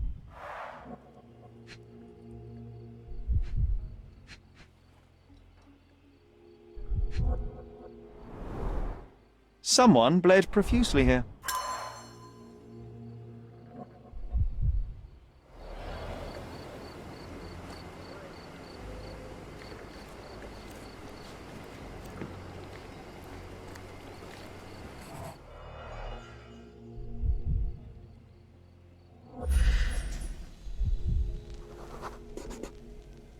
Police boots. Always happy to trample evidence.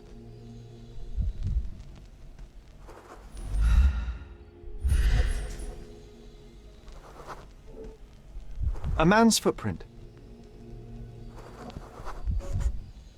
A heavy boot with a worn-out sole.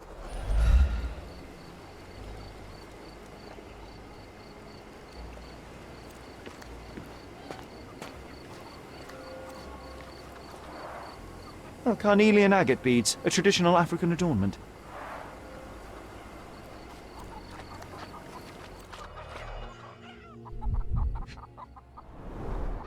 The blood sprayed off the blade after the strike.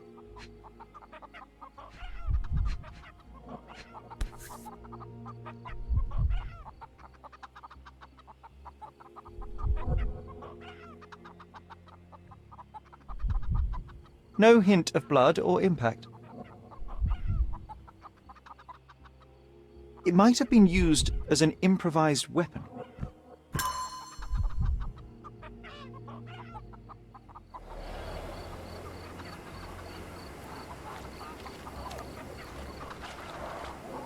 Someone was dragged against their will.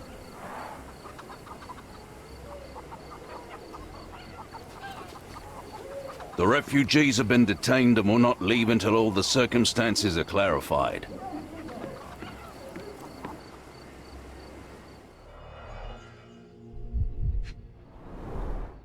£1,000. A fair sum, especially considering British currency isn't very common in Cordona. Malpal, soaked with salt water.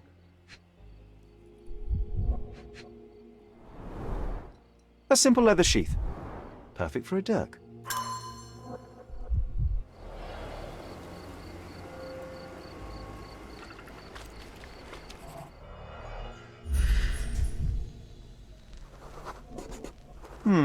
Coal dust under the nails. I don't see much coal around here.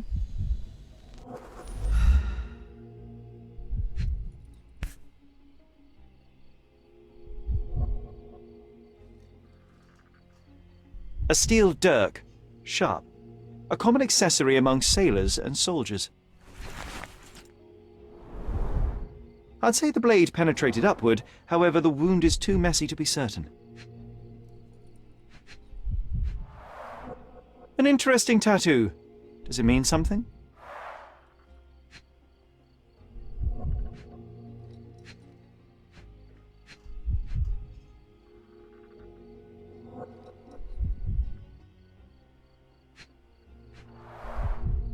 Heavy boots, with one sole far more worn than the other. This man was limping, John. A violent death. But this man, limping. Coal dust. I think we're onto something here, John.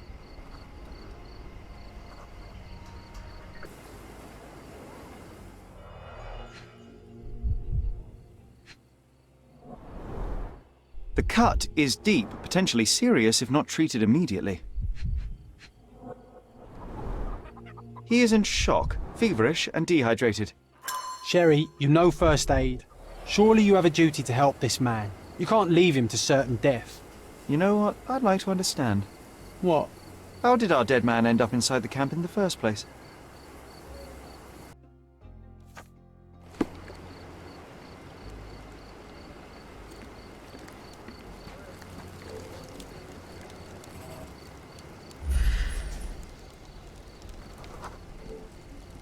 I'll use it to create a solution.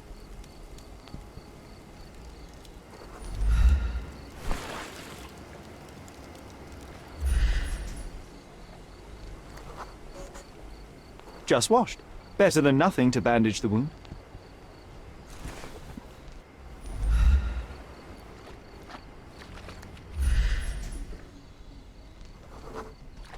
I can use this to stop the infection from spreading. I've collated all the ingredients, now to prepare the first aid solution.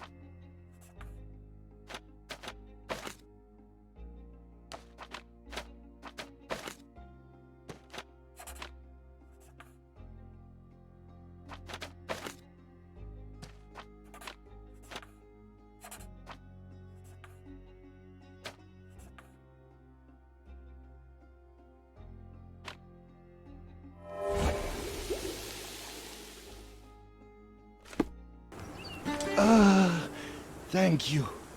This should make you feel better, my friend. Now remain lying down and drink as much water as you can. Well done, Sherry. At least he won't die from the infection.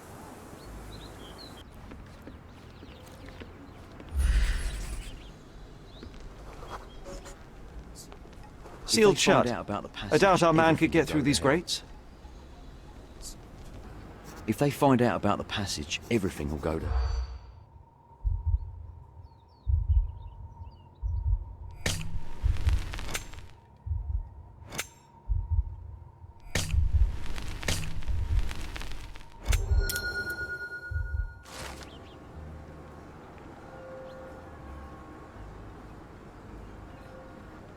Nobody will know anything if you keep your bloody mouth shut.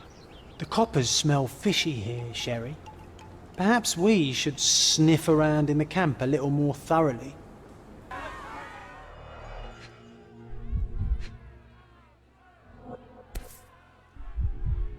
A single Malpal butt.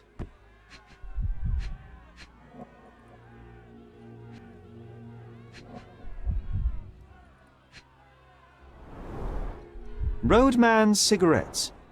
A brand highly regarded by law enforcement officers. So there wasn't any sophisticated infiltration plan. The good old police just let the man into the camp. Now we have everything we need to get the full picture of what happened at the camp. Murder! Beasts!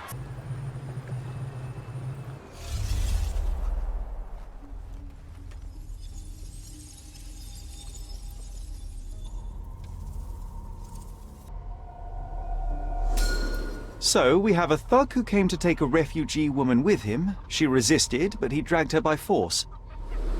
One of the refugees stood in his way, armed with a stick, yet he could do nothing against a cutthroat with a blade. The man didn't anticipate that the other refugees would intervene and stand against him. In the confusion, the woman managed to break free. The thug took fright and fled. He was stopped by the falling crates. He stumbled and fell, piercing his chest with his own blade. However, the wound didn't cause instant death. He managed to stand, but still bleeding, he lost his balance on the bridge and fell.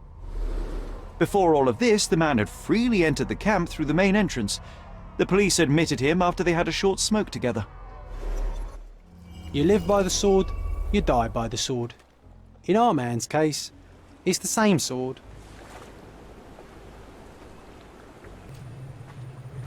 You still here?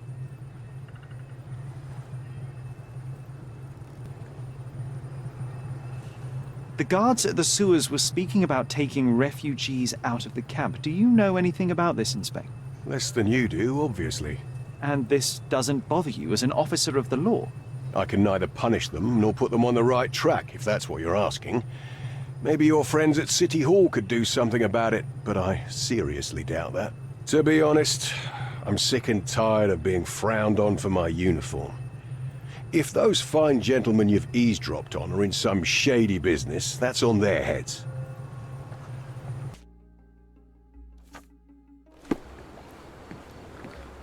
You still here?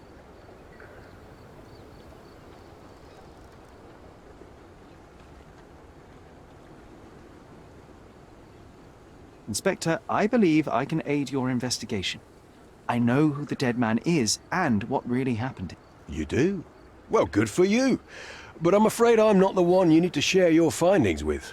Speak to Mr. Harlow here. He's the one responsible for settling things in the camp. You don't even care to listen? Oh, I do care. And maybe even more than I need to. But I'm only here today to lock the place up, question witnesses, and file the facts.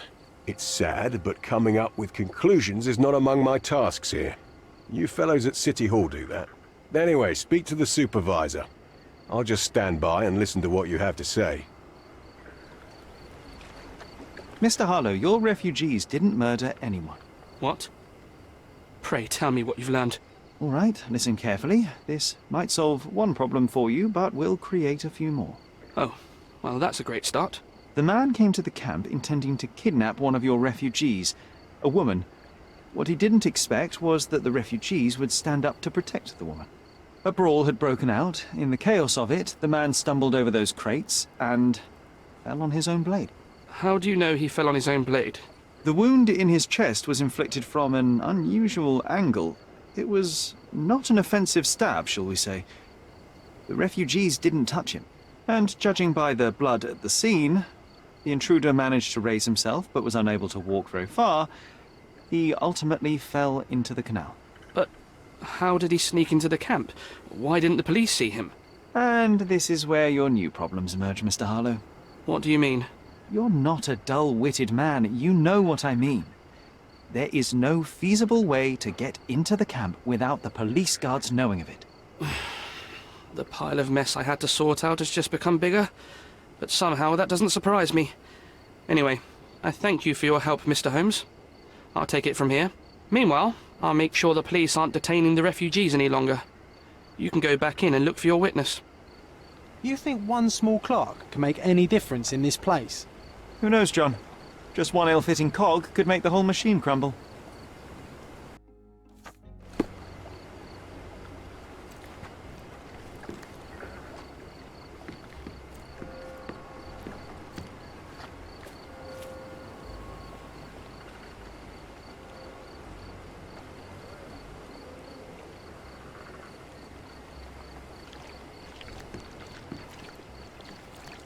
Help me, please. They often take us from the camps to work. Most don't mind, though. It's the only way we get a glimpse of freedom.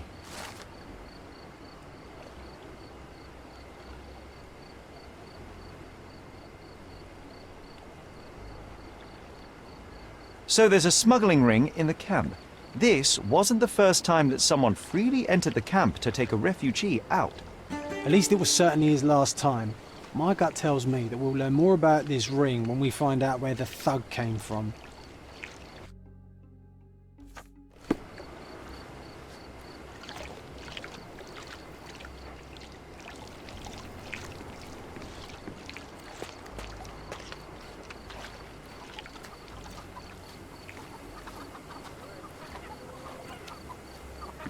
You're the one who tended to our man's wounds. I thank you greatly. The police didn't allow us to help him. The police will leave you alone now. I've proven to them that the man who came into the camp died due to his own foolishness. Thank you for standing up for us. But nobody would help us without a reason. You're here because you want something. Yes, I do. I need to speak with the girl drawn here.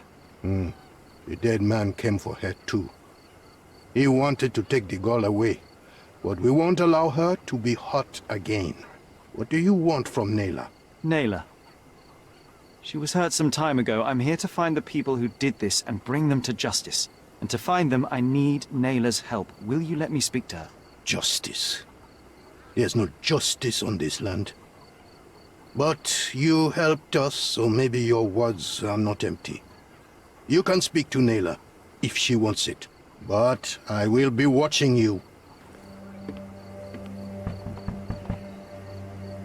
Hello, Nayla?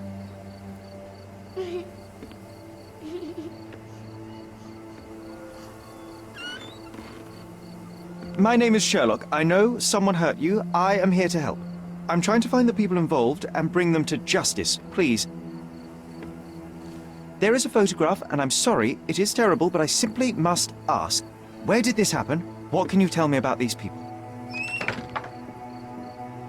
Christ, Sherlock. Nayla, I'm sorry. I'm not very good at this. You come here for me, but you are rude and cruel and condescending. A cross. The man had this cross. Now go away. Leave us be. I do not need another white man's help.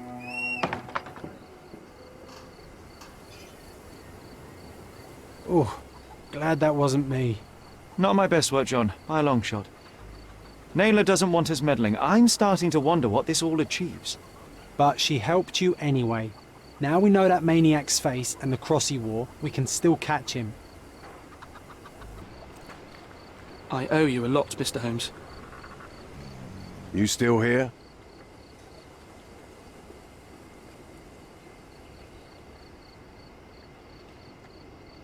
The intruder has a most peculiar tattoo on his neck, 2 lines and a point.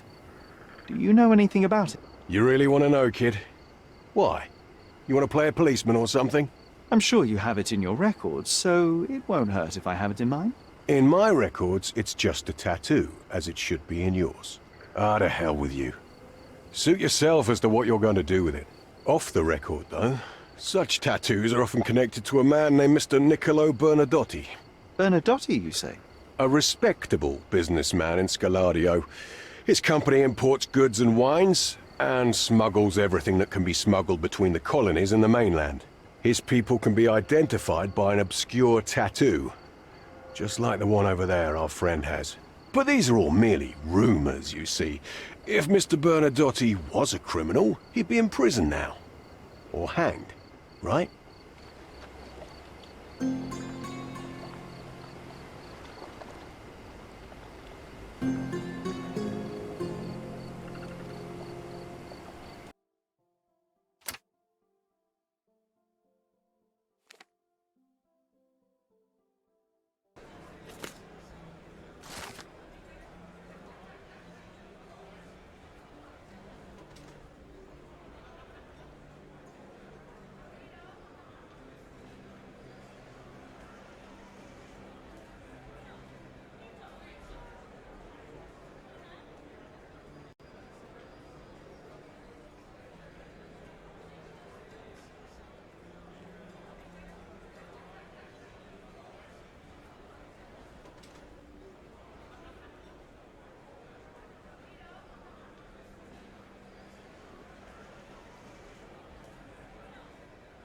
What a lovely man this Bernadotti is, eh, Sherry?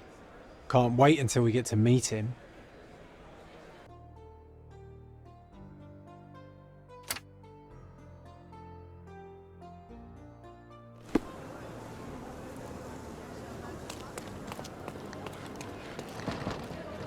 It seems they're not expecting guests. I won't wait for an invitation, John.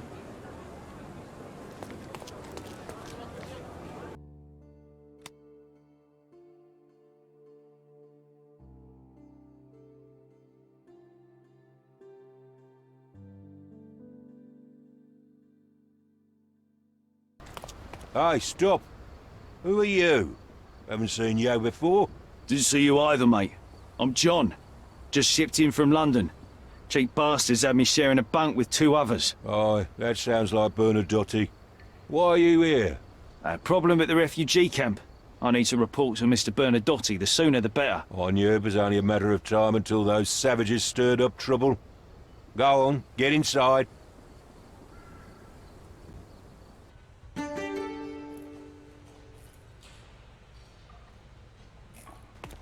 Sherry, look! This seems familiar.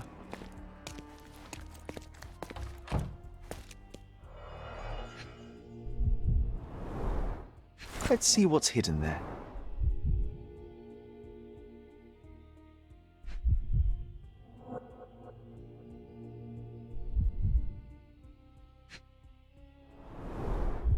Vogel's stolen painting.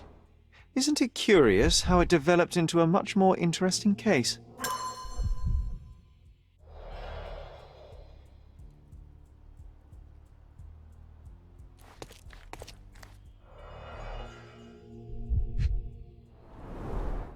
Masks, traditional for the Chokwe people of Central Africa.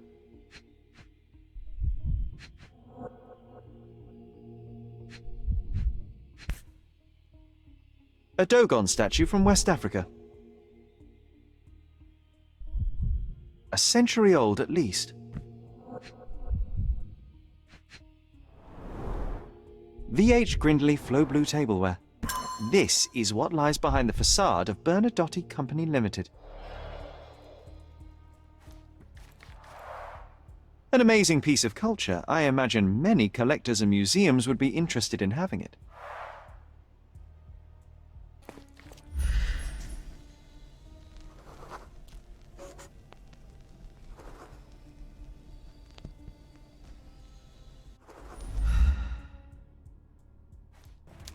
Excuse me, Mr. Bernadotti is busy right now.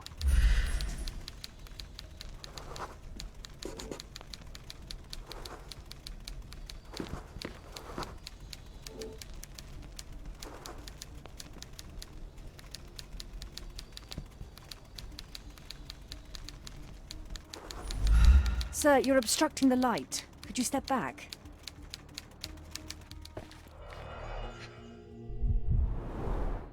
I suppose it's Mr. Bernadotte with our fine governor.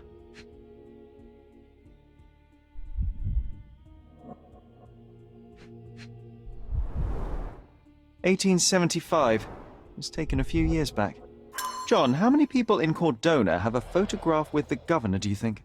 You definitely don't have one. I don't know who you are, but someone will be punished for letting you in. But first, let's talk.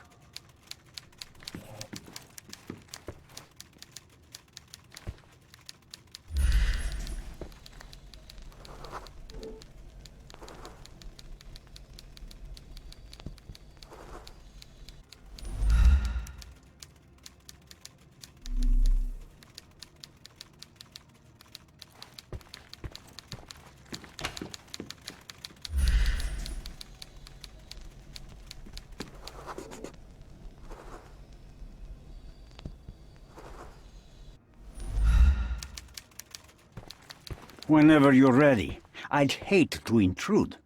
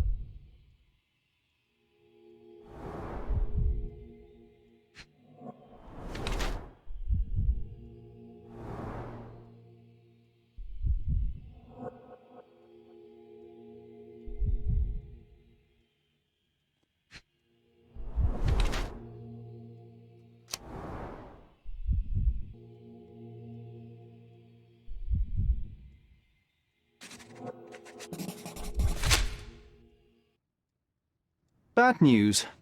The thug you sent to the refugee camp only succeeded in stabbing himself. His next and final journey will be to the morgue. Hold your horses. Who the hell are you? Sherlock Holmes.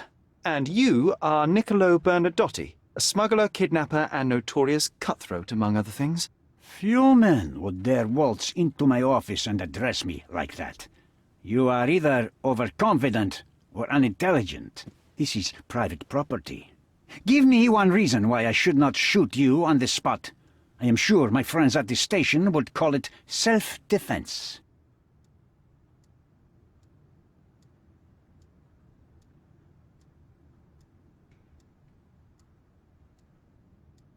Mr. Bernadotte, do you know the name Boniface Mercurio? I do not. Mercurio was a local artist. Recently, a man broke into his apartment, ransacked the place, and killed him.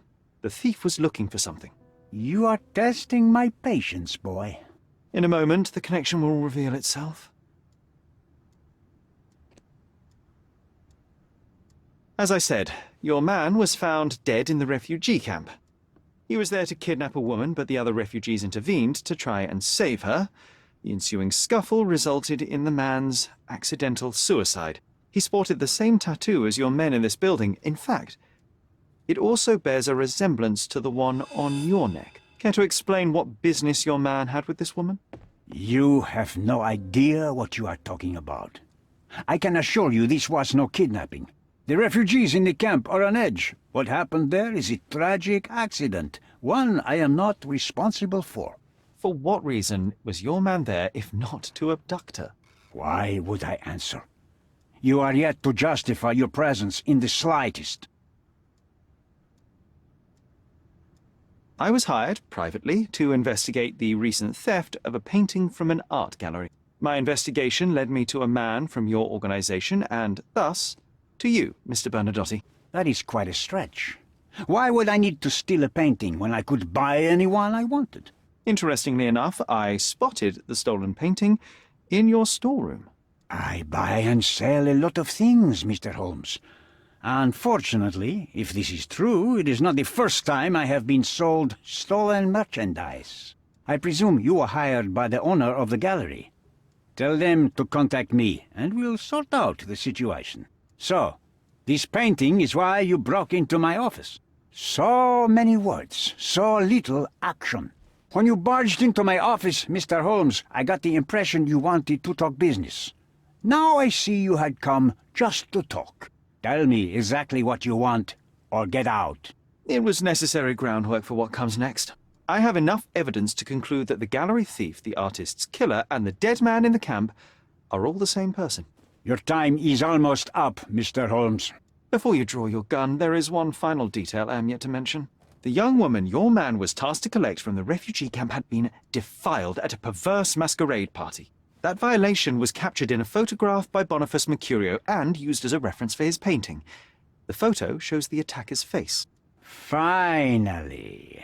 That's why you're here, Mr. Holmes. You have the photograph. It is what your man was after when he broke into Mercurio's apartment, and it is what you're after too, isn't it, Mr. Bernadotte? You have the photograph with you? How much do you want for it?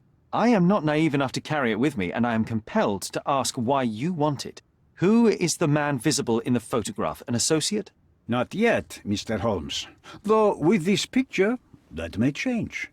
The man in the photo is a British envoy on Cordona. What exactly do you want from him? My business dealings are often arduous in their bureaucracy. A man in his position, willing to look the other way, could ease my work significantly. In return, I will make sure no one looks his way either. A favor for a favor. Also known as blackmail, the modus operandi of any true professional. It was not originally my idea. Mercurio set things in motion, extorting the envoy for the most trivial of ends. Money. In response, the envoy hired my man to retrieve the painting and the photograph, eliminating Mercurio's leverage. I only learned the whole story after the artist was killed in his home. And rather than extricate yourself, instead you took over Mercurio's venture. It fell into my lap. As a businessman, I simply seized the opportunity. Now, how much do you want for the image?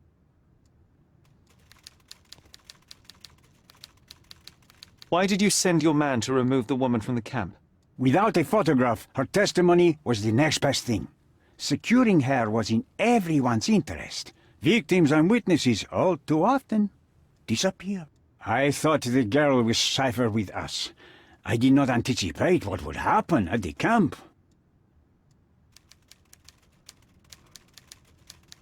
I could not help but appreciate the collection of smuggled artifacts in your storeroom. You have rather diversified your business. Oh, high and mighty of you, Mr. Holmes. Not all smuggling is immoral. I pay generous rates to developing cultures and spread their culture to eager buyers.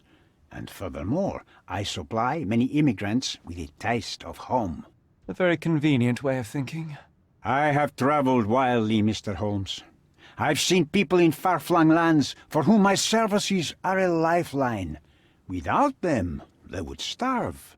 The tax on cargo is often so absurd that it would be more profitable to simply sink your ship than dock it in the harbor. And trust me, I am speaking from experience. I saw refugees from the camp at your warehouse. They work for you.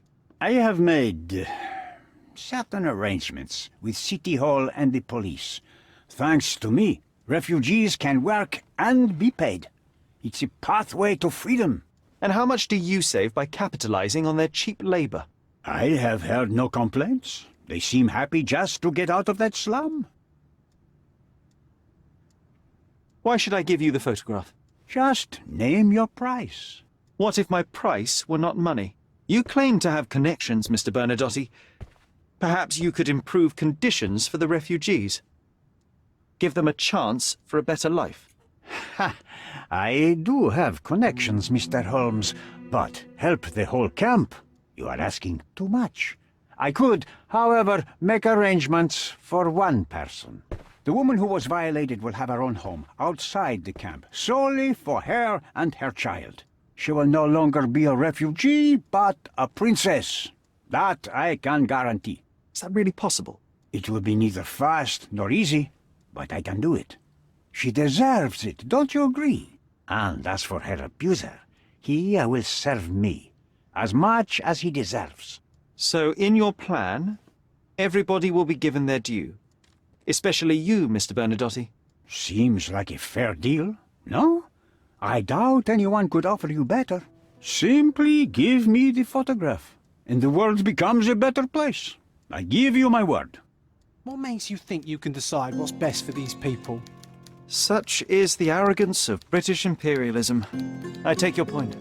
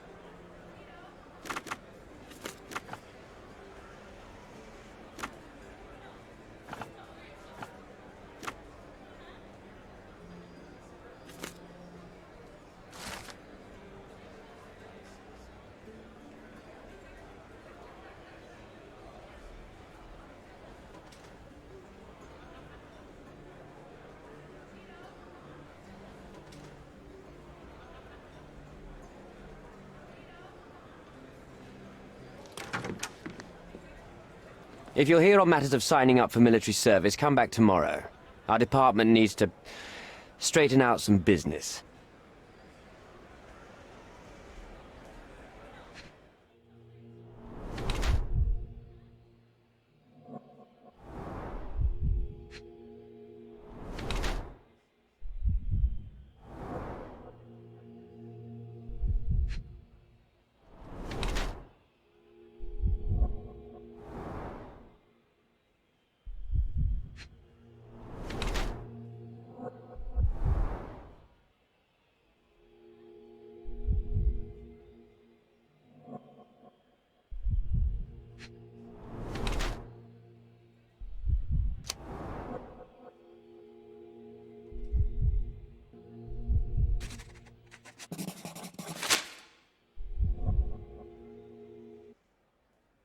Why are you staring at me like I'm a Madame Tussauds figure?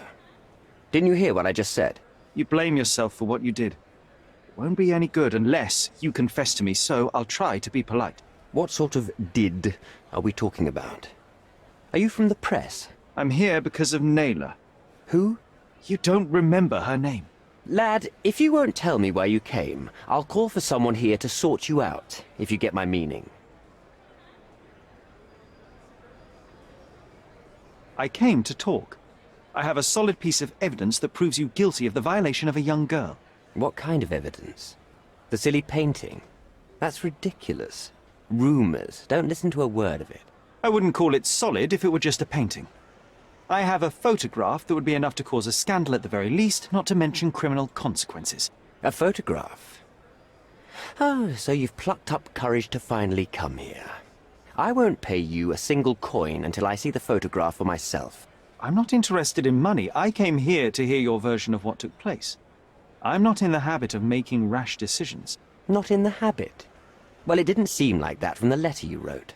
I've never written a single word to you. That's not my style. I'm more direct. But in exchange for my patience, I demand your full cooperation. I need you to tell me everything. Fine. I suppose now we have a nice long talk. Do you drink, Mr. Sherlock Holmes. And I do not. Shame. All the best discussions are accompanied by a glass of whiskey. But out of respect for you, I won't drink either.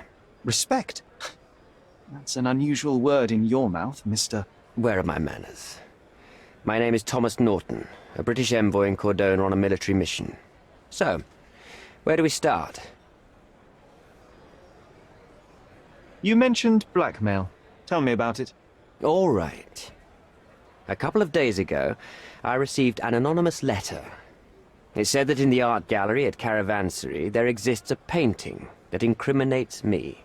The blackmailer made it clear that if there is a painting, then a photograph exists too. And I should be wary of what it might do to my reputation. What does the blackmailer want from you? Money, of course. What else do such people want? Needless to say, I don't remember anyone taking photographs at the party. Up until the last moment, I hoped he was bluffing. But he wasn't, as you've just proven to me. Show me the letter. I burnt it as soon as I read it. I've left enough evidence. There's no need for any more. So, let's return to the beginning. What happened at the party? I vaguely remember that night. As usual at such parties, you meet people, you talk with them, they invite you to spend some time alone with them. What can I say? I got myself mixed up with the wrong company, and somebody must have mixed some psychoactive substance in my drink. After that, it's all blurry. I completely lost my sanity. I made a terrible mistake which I regret deeply. You don't say. Do refugee girls often appear on the menu at those types of parties? It's rather rare. So you didn't attend the party to engage in an exotic experience involving a vulnerable woman unable to accuse you of assault? I would never have planned such a terrible thing. What happened was just bad circumstance. Boniface Mercurio, does the name mean anything to you? He's an artist, right? The one responsible for the painting that compromises you. I found him dead in his room. Oh, that is bad. Wait, you don't think that I have anything to do with this? You had motive to kill him. Maybe I did, but listen. I know how this looks, but murder? That's on another level. I had thoughts that this Mercutio... Mercurio? Well, him, yes. I thought he could have been the blackmailer. But I was too afraid to make any hasty decisions. There were plenty of ways to fail by making a move, so I chose to wait. To see what he would do next. You have to believe me. I don't believe people, I believe evidence. Then look at the evidence. The painting that depicted you in the image of the devil was stolen by a mercenary. Did you have anything to do with it? I might be a rotten person, sir, but hiring criminals for illicit purposes is not in my daily schedule. And buying the painting in an attempt to hide the crime, is that on your daily schedule? What would you do in my situation? I would never put myself in such a situation. You're young. I could never have imagined myself in my current position, yet here I am in front of you. We all make mistakes, Mr. Holmes. And I'm no exception. Mr. Holmes, I've built my entire career on hard work and uncompromising dedication to the Crown. I made a mistake. But I'm not a villain from some cheap adventure fiction. By putting me behind bars, you will benefit precisely no one. Rotting in prison is the least you deserve, but I have a better idea. You will make amends and help the ones you hurt.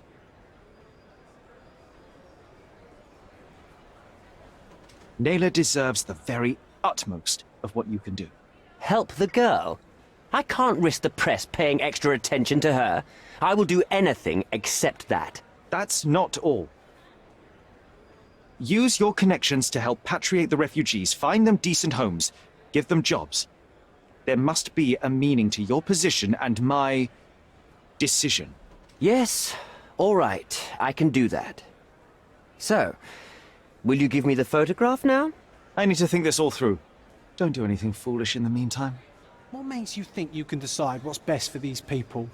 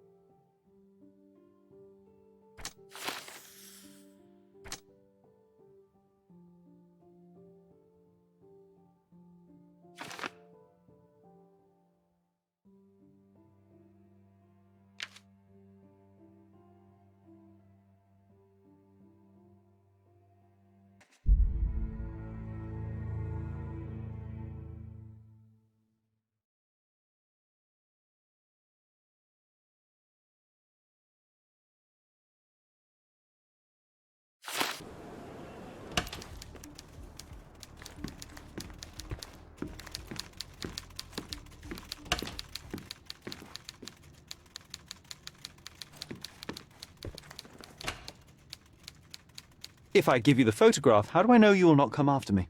Mr. Holmes, you are not a threat. The local authorities owe me favors. For all your confidence, you cannot actually harm me. Besides, I like you and your approach to business. We are not dissimilar. Pragmatists to a fault. Indeed, I cannot ignore the just outcomes in what you have proposed. All right, take the photograph. You are a hard man to read, Mr. Holmes. I couldn't tell if you actually had it. Fear not. This decision will bear its fruits soon enough. One more thing, Mr. Holmes. Now that I have the photo, you may as well take Mr. Mercurio's painting back to the gallery. Please, send my apologies.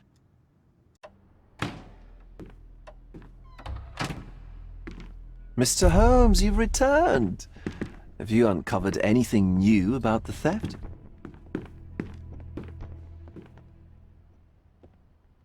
I've brought news, but not all of it will please you. Fill me in, Mr. Holmes. I won't shoot the messenger. I tracked down Boniface Mercurio. I presume he wasn't delighted about the situation. He was not having a good day on account of his murder. Killed in his own flat by the same person that stole his painting.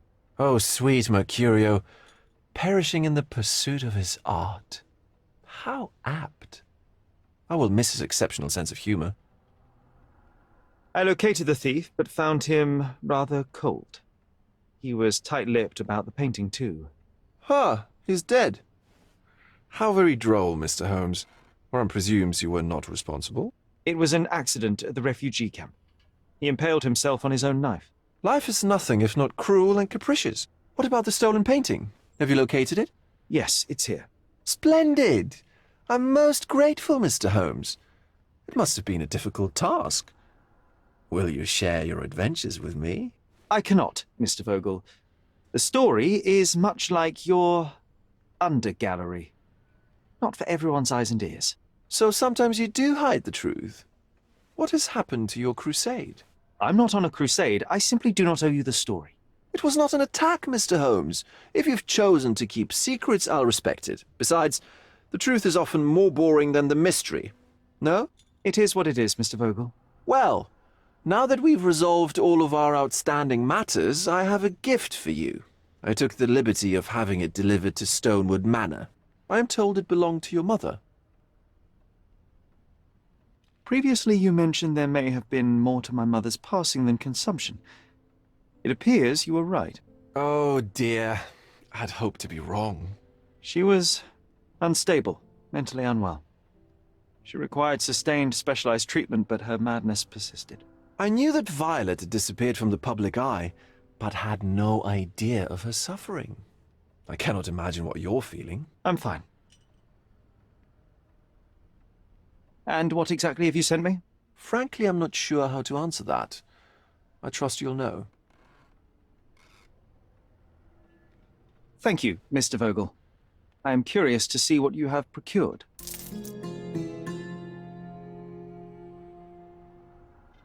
Mr. Sherlock Holmes, I presume? Correct. With whom do I have the pleasure? Emilio Esteva. Happy to make your acquaintance. I am here on behalf of Mycroft, your brother. He's on his way to Cordona. In the meantime, he requests your assistance with a sensitive matter. My orders are to provide you with the details.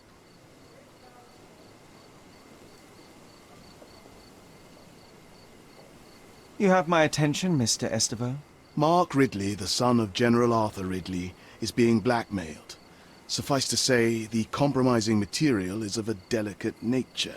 The matter is of no small importance to the Crown, especially given the status quo on Cordona. What about the status quo? The Ottoman population holds a certain animosity towards the colonial rule. It's been this way since we took over the island. General Ridley made concessions with their leaders, but I'm afraid we are still teetering on the edge of open hostility.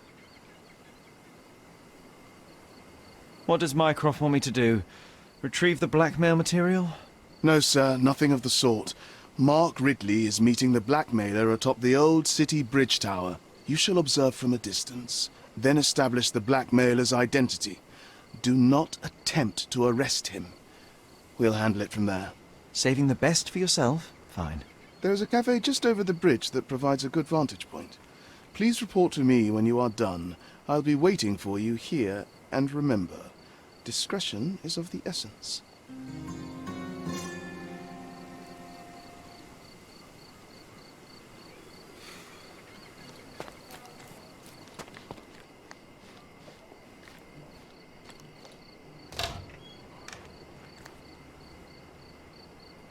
Just look at this thing.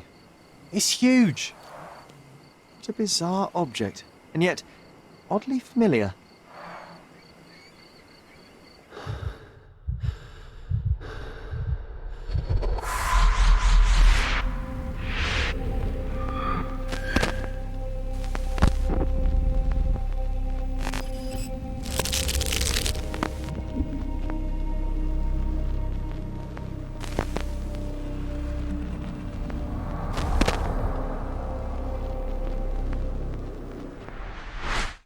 Did you just remember something? Yes. A room full of curiosities and artifacts. I think I can find it in the manor. Sherlock. So, you continue to pursue the imaginary. I had hoped you might have got all this out of your system by now. Mycroft, what are you doing here? Get out of my house. It's my house, actually. I've come to bring you back. I have no interest in returning, let alone with you.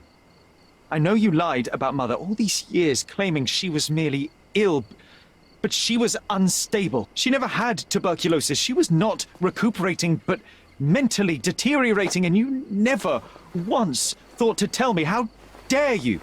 I shall not indulge this petulant tantrum. You can just tire yourself out and then slink back to London with your tail between your legs. Just tell me everything! I'm an adult now. Show me the basic courtesy of an explanation. You know I will find out eventually. The goal was stability, and that's what you got. The right thing for everyone was to try and move on from her passing. The consequences of one's actions determines what is right or wrong. Yes, exactly. The ends justify the means.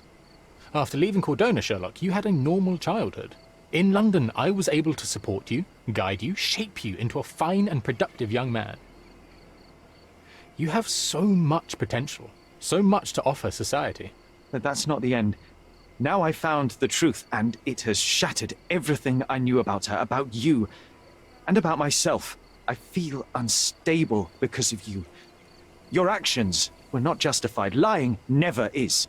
Oh, grow up, Sherlock. It was a white lie which has as much use in the realm of the interpersonal as the international. It is time you come to accept that some things are bigger than yourself. Oh, you are full of it. You like to pretend you care about the big picture, but it's just an ego trip. You like knowing more than others. You like greasing palms and rubbing shoulders with the rich and powerful. You like having eyes and ears everywhere. The fact it helps the nation is incidental, because all you care about is yourself. It's true. I have agents everywhere, including Cordona. If you weren't so damn stubborn, you'd realize that means I'm only here for you.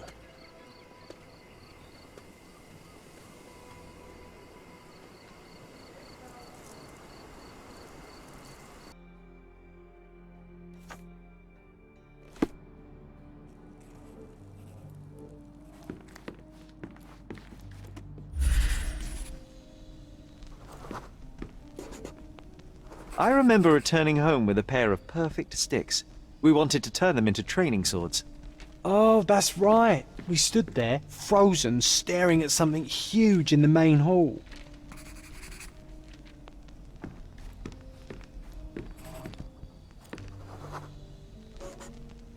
It was a giant aquarium with a living mermaid in it.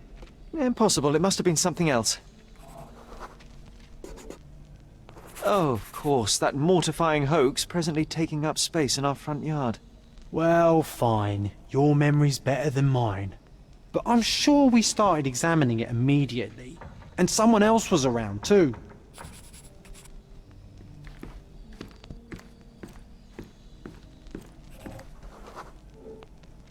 It was my mother. She asked what I thought of the artifact.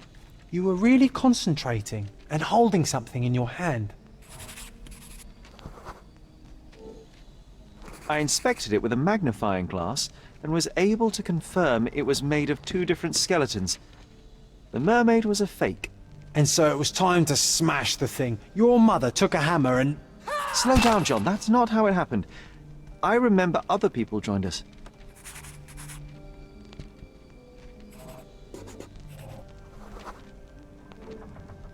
The workers took the artifact and placed it into the cabinet of curiosities. It became part of Mother's collection of fakes. She always said that the truth lies in the details. This mermaid helped me to learn that.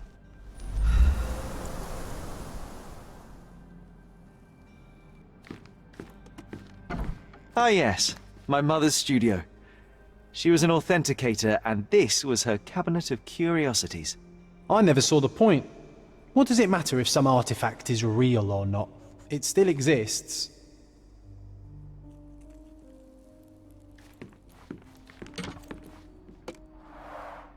One of the most ridiculous fakes I ever saw. Its owner insisted it was a polar bear. He thought the white paint on the brown fur wasn't noticeable.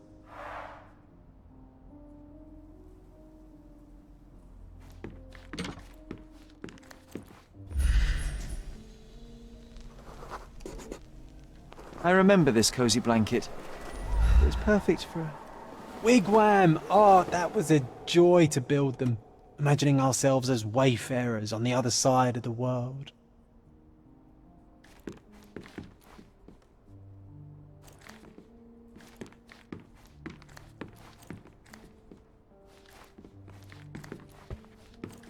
Oh, I remember these. We used them to spar together until Mycroft found out and forbade us from using real weapons.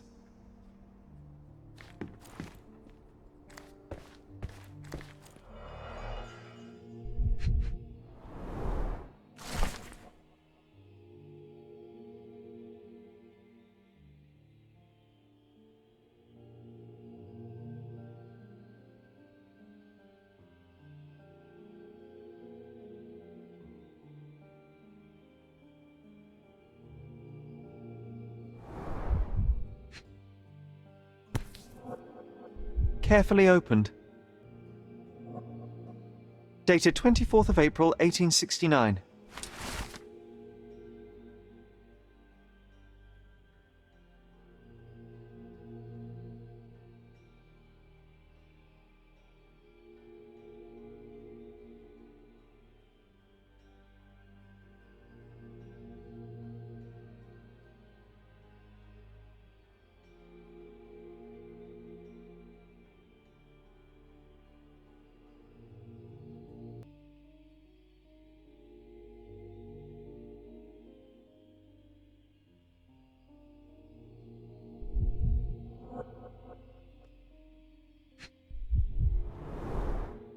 So many calling cards.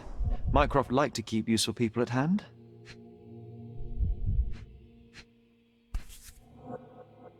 Reliable and driven. I recognise Mycroft's handwriting. Officer Luciano J. Placido.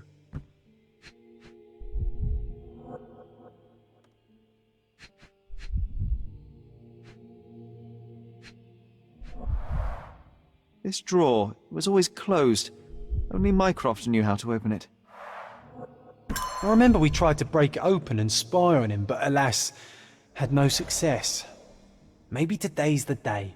Oh, Sherry.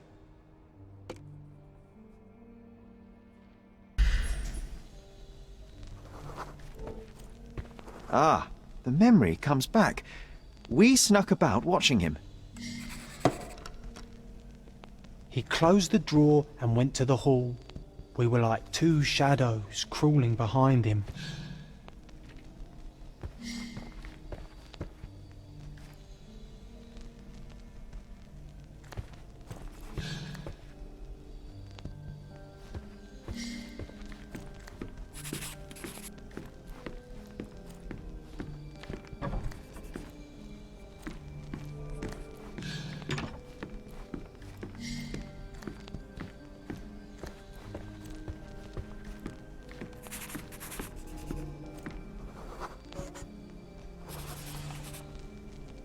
The painting on the wall was slightly atilt.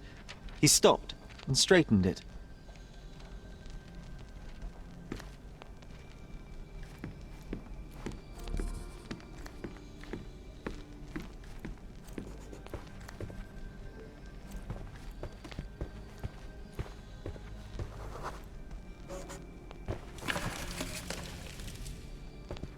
Then he threw some logs into the fire and sat in his armchair to read. It's as boring now as it was then. I'm sorry, Sherry, but I think that's it. Wait, John, we never use the fireplace in the mornings. What if...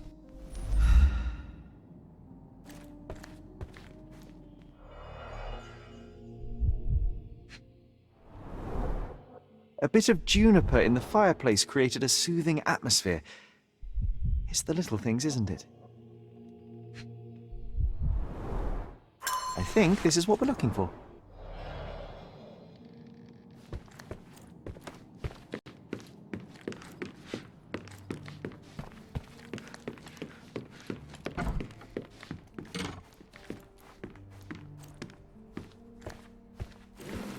We made it. So what's there?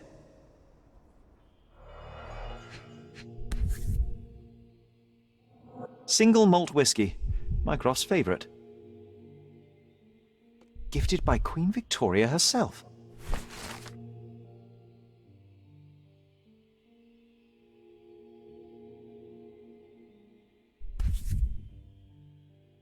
Otto Richter.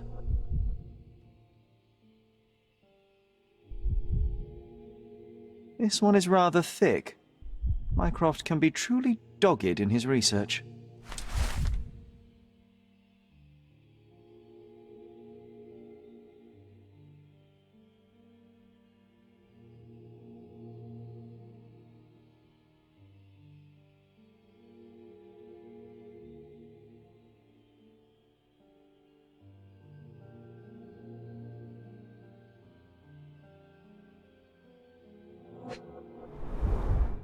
Dossiers on the most influential people on Cordona.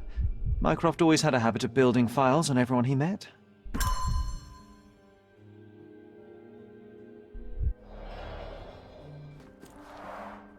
Look, it's Roger. This jolly old man's well preserved. Even looks refreshed. I doubt he drew much interest at the auction. That's for the best. I'd be upset if he fell into the wrong hands. The so-called mummy of a Persian princess. The defrauders did good work, but missed one small detail. It's the mummy of a man. And this one was brought from a German museum. They claimed it belonged to Vikings. Nonsense, of course. Vikings never had horns on their helmets.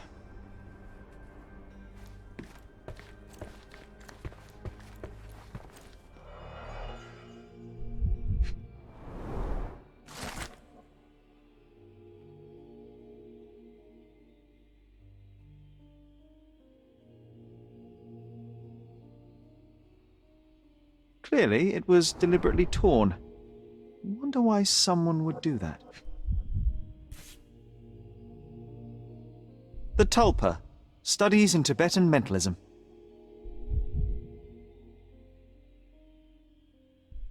An impressive number of bookmarks. Someone was rather obsessed with this subject.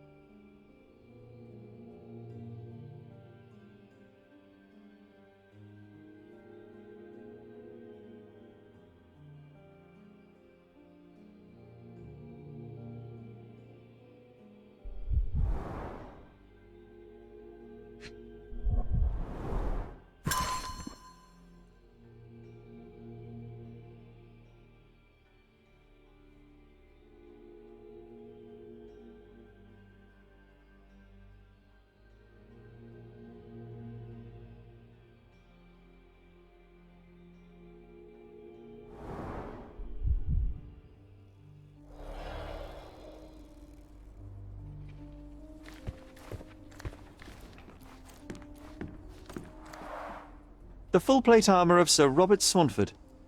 I was told my father won it in a wager. Armour is armour, but look at his sword.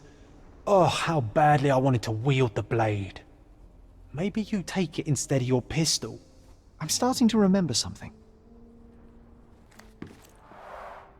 Mother said this was among the hunting trophies of a Scottish Viscount. So he tried to persuade everyone that his forest was inhabited by these beasts. It would have been thrilling if it were actually true.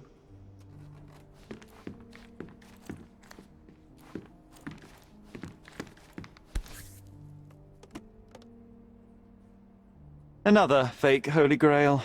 Its owner claimed to be the heir of King Arthur. Scarcely believable. He also insisted a deadly rabbit was hunting him.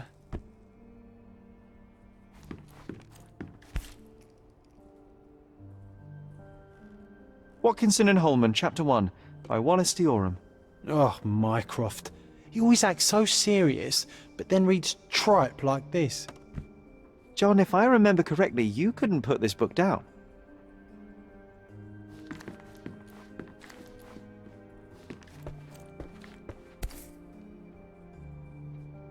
(1852), Bingley, West Yorkshire. This photo caused a lot of fuss. My mother spent some time to prove it was a fake.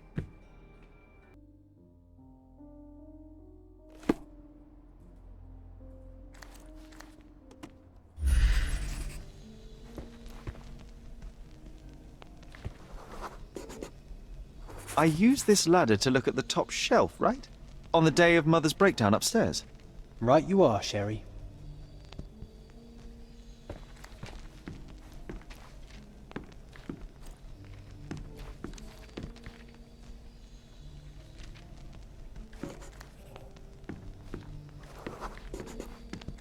We heard a noise. I can't recall of exactly what. And we didn't have a great view from behind the statue.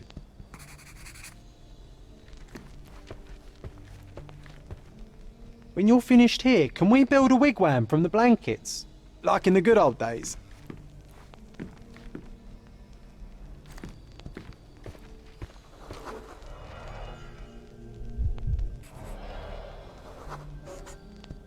The books and papers from the table somehow ended up on the floor. Now it's coming to the surface. I feel it.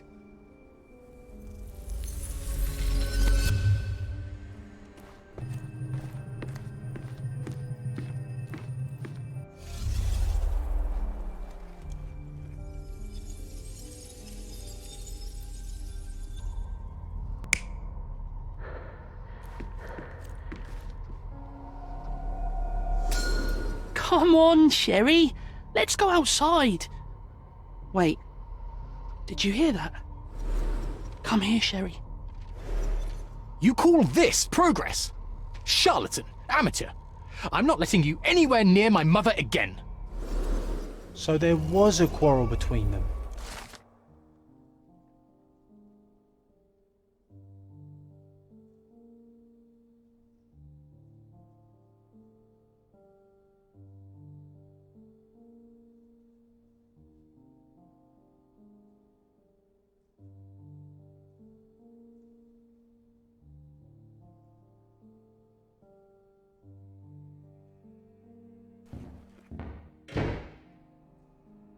I heard a noise in the hall.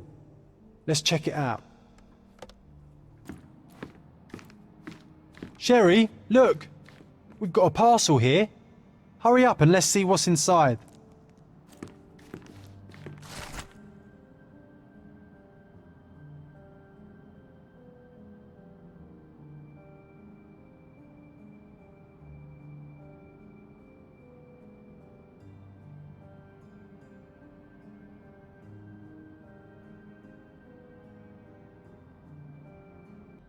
An invitation that comes with a mask.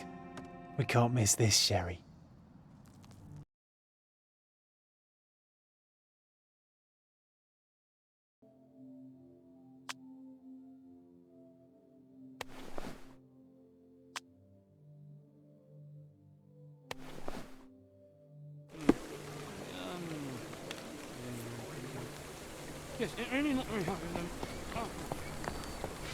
Welcome, sir.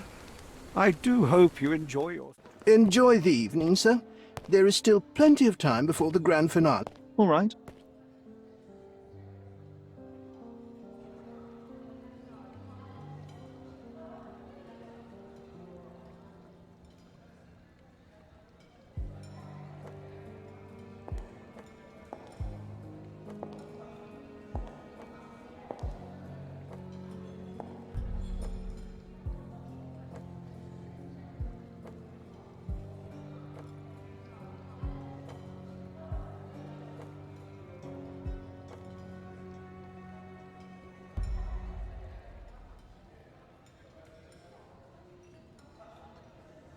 What if I write an article about these people here? Can you help me gather information about Cordona's elite? My goodness, Sherlock, they made a blood fountain. No, John, it's definitely not blood, just wine. Cahors it, I guess. The wine vapours from here will be enough to get me tipsy. I hope.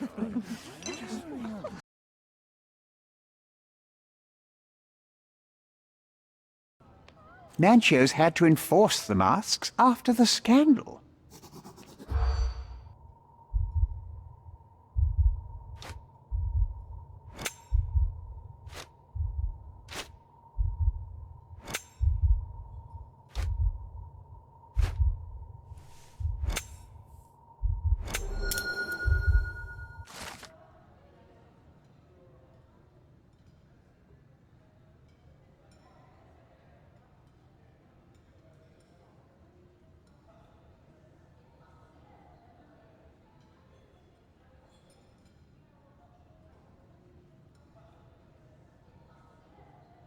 That's what I like about this party. Bring me more dirt, Sherry. One more piece, and I can expose these base hedonists.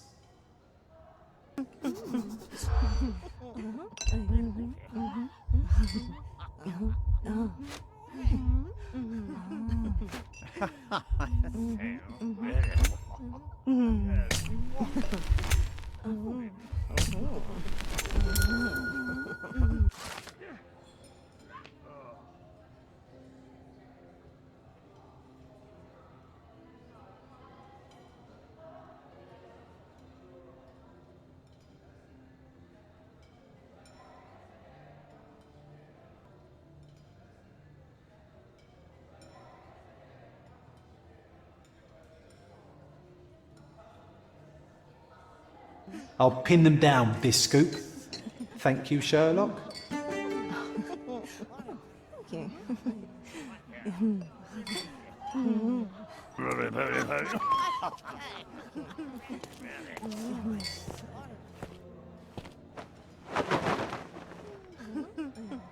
Sherlock! Friend! I wasn't sure you'd come.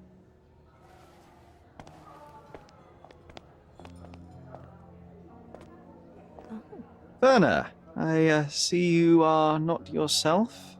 The more time you spend here in Cordona, the more I feel it my duty to bring you into our world and show you all we have to offer. And what is on offer today? Pleasure, indulgence, relief, and relaxation. You've earned some time for yourself, have you not? Those who know me would say I'm incapable of it. Nonsense. I refuse to believe there is anyone permitted to know Sherlock Holmes. Huh. You may be right. Then free yourself from inhibition and expectation. The night is young, and so are the guests. You should try to enjoy both. It's not healthy for handsome men to spend every night alone, and certainly not in a house filled with such melancholic memories. I must admit, my travels have proven more taxing than expected. I'm less confident in my life and myself. Time of relaxation seems a distant dream. So can I tempt you with a physical aid to your moral consolations? There's wine, of course, and something to smoke. Or perhaps an artificial paradise? Yes, something more spiritual. A potentiator to sharpen the mind. A 7% solution of, well, that'd be telling, but you must try it. My mind is my most valuable asset, and a finely tuned instrument I will not risk impeding its function. My ultimate duty is to provide the world with truth, and I do that perfectly well as is. Duty? You've never cared about that before. Of course I do. Exposing a lie, revealing a fact, that is a moral responsibility. That's not morality. Morals are what happens afterwards when truth collides with consequence. Do you ever follow up on cases you solved? Do you ever see what happened next, visit the victims, ensure justice is served in the courts? And how do you choose where to direct your attention? Are there not deserving causes to which your brilliance could be applied but isn't? You ascribe me more power than I possess. I have a narrow skill set and work within that mandate. What occurs afterward is irrelevant. With every action or inaction, you place a finger on the scales of morality. Many in the city would see you as abdicating your responsibility. I haven't. Not me, of course. Morality is subjective, just like truth. There is little to be gained from indulging in it, and far better things to indulge in. Now I must insist on easing any burdens I've placed upon your shoulders. Show yourself a kindness, and try this rather delectable concoction.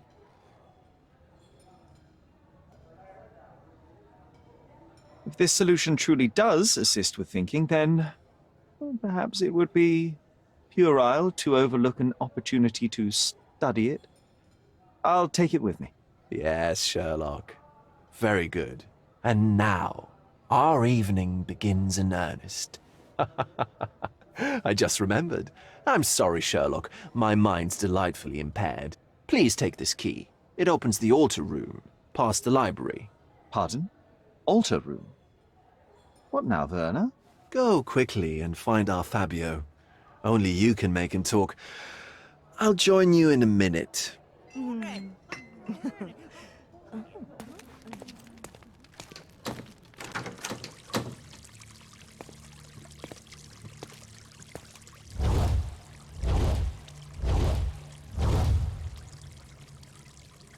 My God. Was he here this whole time?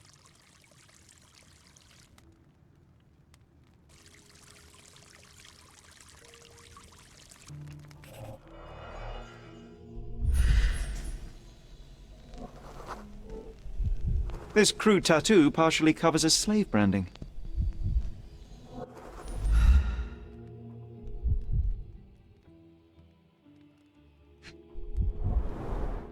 A blunt-force trauma may have suffered an internal hemorrhage.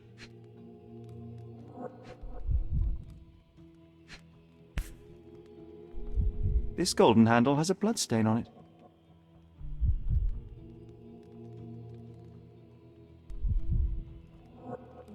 The dagger is heavy and sharp, but lacks balance. This worm-like sigil has been drawn with his own blood.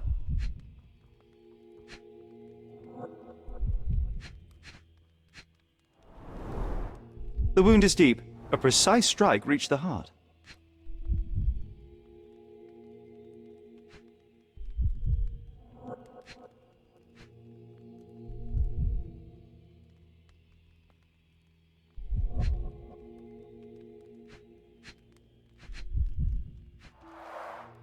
The victim has clenched the fabric so firmly in his fist that it's nigh impossible to remove it.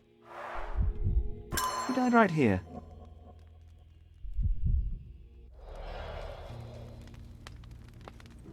The sign reminds me of the astrological symbol for Mars.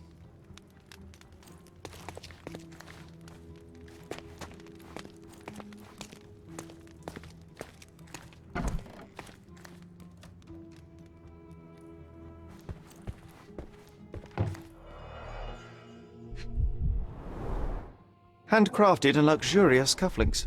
There's also a note. For my Fabio, Manchos.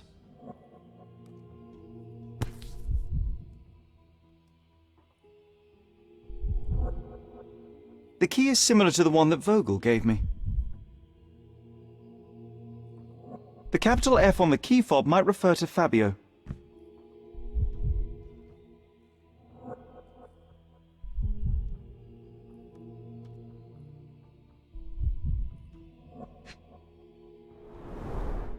Would you recognise me in one of these? I suppose not.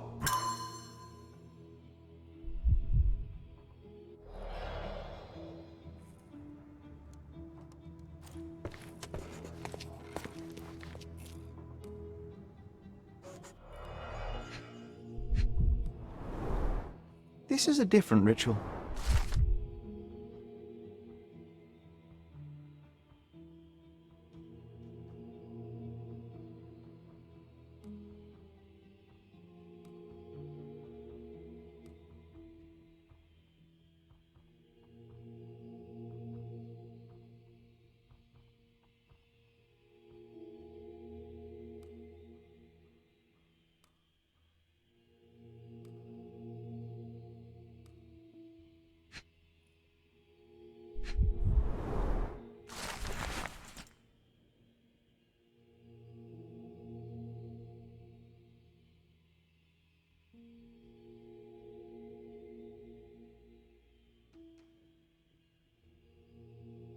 How can anyone accept such behaviour?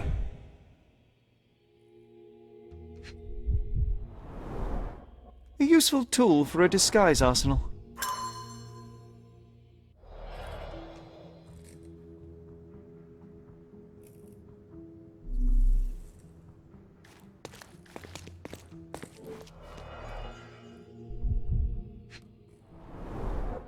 The pitcher is empty, but with puddles around it.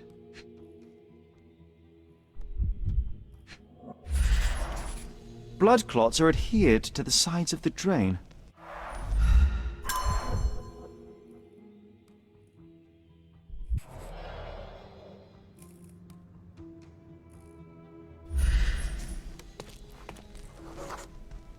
Identical to the robes the guests are wearing.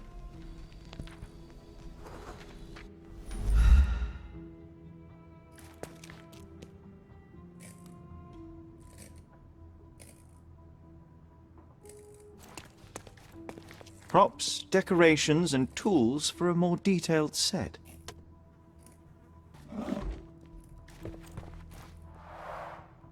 Similar to the guests' robes, apart from the bloodstains. This oil has a slight aroma of flowers and olive. The ointment smells mouse-like. I presume it is an aphrodisiac prepared from a Spanish fly. This elaborate box must be for the ritual dagger. The herbs here are Salvia divinorum. They have a slight hallucinogenic effect to emphasize the ceremony.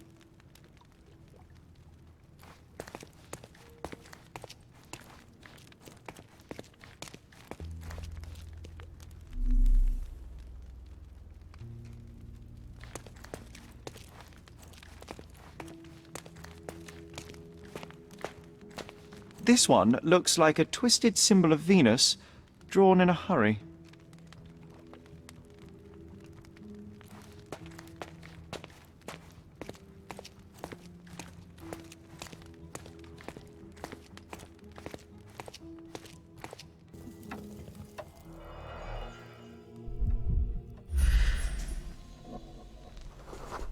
An open wound spoiled the carpet.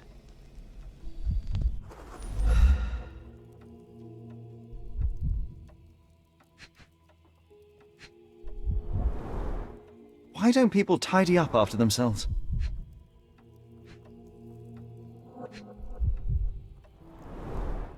Enough cigars to burn down the entire mansion.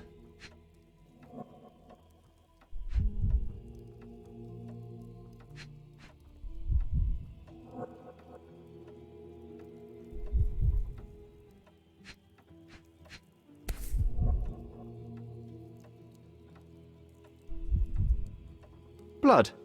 A sturdy bottle met a not-so-sturdy human. It didn't break only because it was unopened.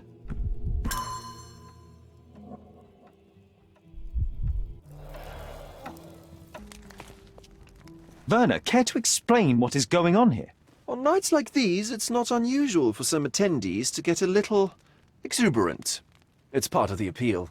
Unfortunately, it appears things have gotten out of hand. Yes, some are more prone to bend the rules of morality. That's murder. I doubt there's anything left to bend. Why did you not tell me immediately? We were chatting about trivial matters for some time. If I'm completely honest, Sherlock, I've consumed a rather potent cocktail of substances. My attention slips and drifts. But I'm glad I thought to call for you. You sent me a disguise. Oh dear, did I? Well, since I found the body, Mr. Manchios has agreed that you can investigate the matter. I promise my mind will behave itself going forward. All right. Pull yourself together, Werner.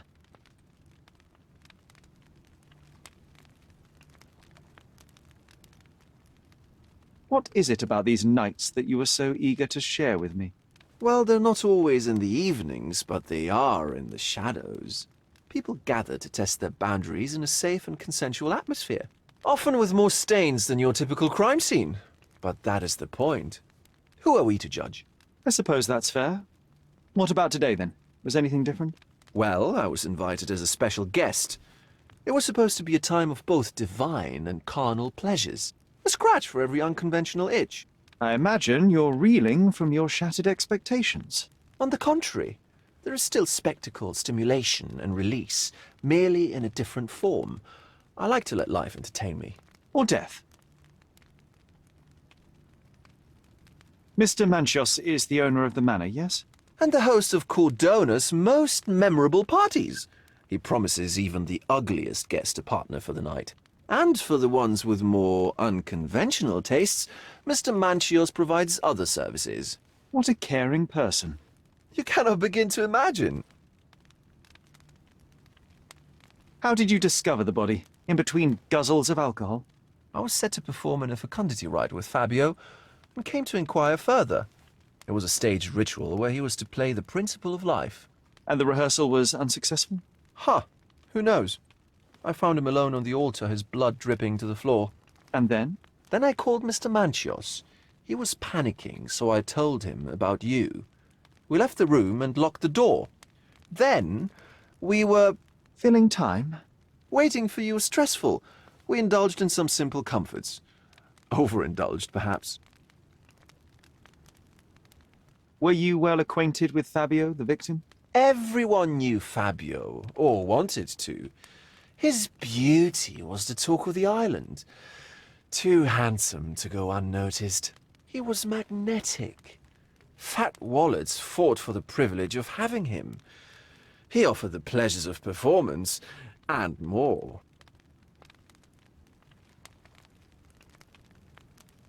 What about the fertility ritual? There was something about Fabio being a principle of life. Fabio was supposed to portray the beauty of life's origin. Flowers, oil... Not this travesty that seems straight out the Inquisition. So this ritual is not the fertility rite. What was it meant to look like? It begins with a woman lying naked in a flower bed on the altar. She represents Gaia, the earth. As I cover her in oils, we chant for the principle. As our calls reach a climax, Fabio enters and copulates with her. After he finishes, I stab her with a dagger. That part's just pretend, of course. But the intercourse is not? I did not expect you to be such a prude. Are you a virgin? It is nothing to be ashamed of, but it would explain the color of your cheeks. The fertility rite marks the start of our festivities. The principle of life is beautiful, intimate, essential. It must not be stopped. Yet it appears that someone did stop it. What about the naked woman? Can you tell me anything about her? Oh yes, Matista. She's one of Fabio's compatriots, and a performer too. I haven't seen her today, actually. When you discovered the body, was the door open? No, it was locked. Oh, that reminds me. It's a minor detail, but the first time I came to speak to Fabio, I left without entering, having been unable to open the door. You didn't have the key? No, I had it. Don't look at me like that. I was mostly sober. I suspect there was a key in the other side of the door, blocking the lock. That detail may very well be major, Werner. Well done. So you returned later only to find the lock was not blocked? Correct. After an hour had passed, I tried again and was able to unlock the door. That's when I discovered poor, handsome Fabio. The police remain unaware of this tragic event? Some of them may be hiding behind their masks. They conceal many things. But we didn't want the authorities to create more problems. Besides, after a few cocktails, their incompetence will have soared to new heights. How do you know I even want the case? I promised you relaxation. If there's one thing I know about you, Sherlock, it's that nothing soothes you more than a good mystery.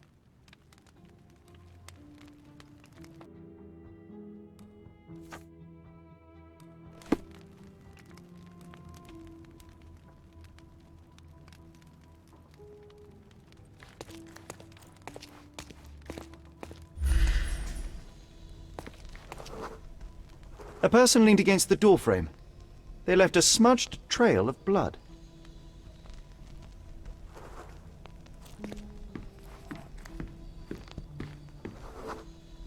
A bloody handprint on an armchair. The wounded person was here for some time. There appear to be no further traces leading to the altar. So, Sherry, do you have any ideas about the case? Perhaps. I think I can deduce what happened here.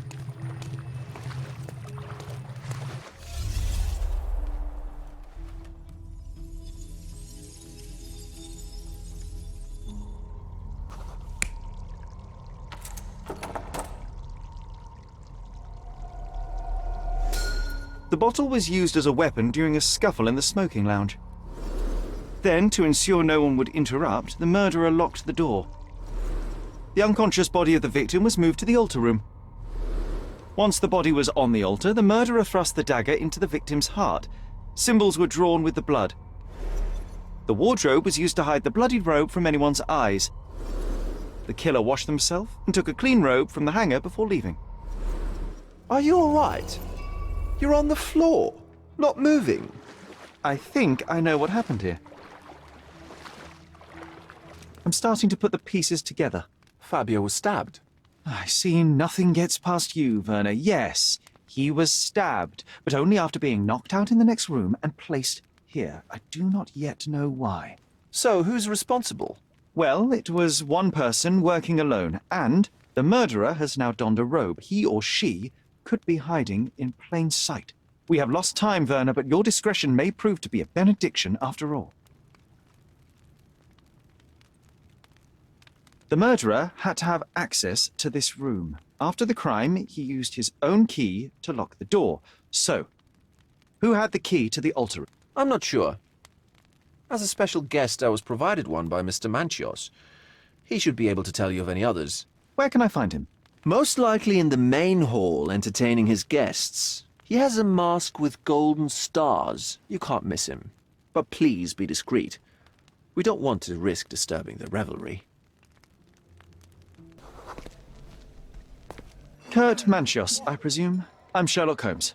Oh, you must be the one Werner told me about. What a sweet voice you have. It must belong to a handsome young man. Can I call you Sherlock? As you wish, Mr. Manchios. Mr. Vogel asked me to help you. The body in the altar room requires answers, and quickly. I suspect the murderer to still be here. What? Lower your voice. I don't want anyone to hear us.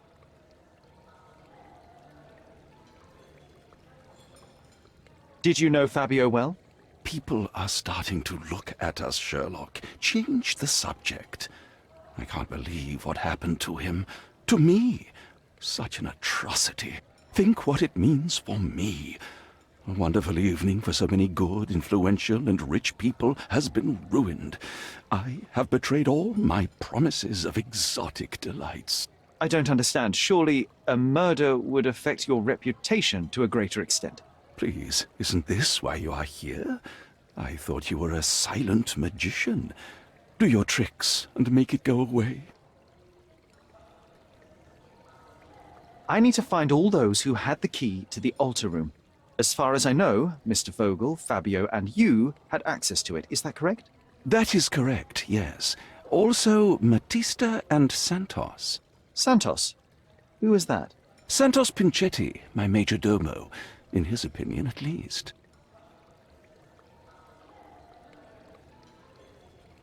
I'd like to speak to Mr. Pinchetti and Matista. Do you have somewhere I might have a private conversation with them? Of course, of course. Let me think. Matista is entertaining the guests somewhere, and Santos... Oh, yes. He will be busy with the servants. Or the cook. What's that noise? What's going on? Freeze, filth. You're under arrest.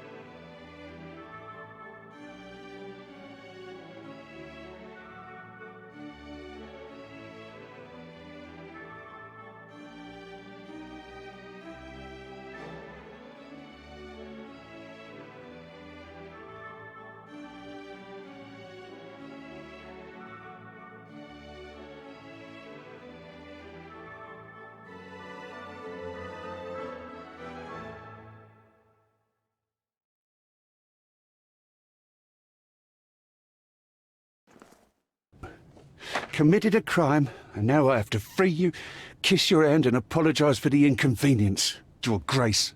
I did tell you that Mr. Vogel and I were innocent. I emphasized it in my statement. Your statement? Thanks to some bigwigs who work for the so-called good of the country by releasing fleas like you. Thank God we have Vogel in this letter. Once I get to that goldfish, I'll... Bigwig? Oh, my wretched brother Mycroft and his long nose. Wait, did you say Mycroft? Mycroft Holmes? Are you the youngest son of Violet Holmes, rest her soul? Is there something wrong with that? Do you know something about her? I was working on the paperwork of her case while you still had milk on your lips. Would you happen to remember anything of the events? Well, I didn't make the inquiry, but I remember seeing some notes. Why?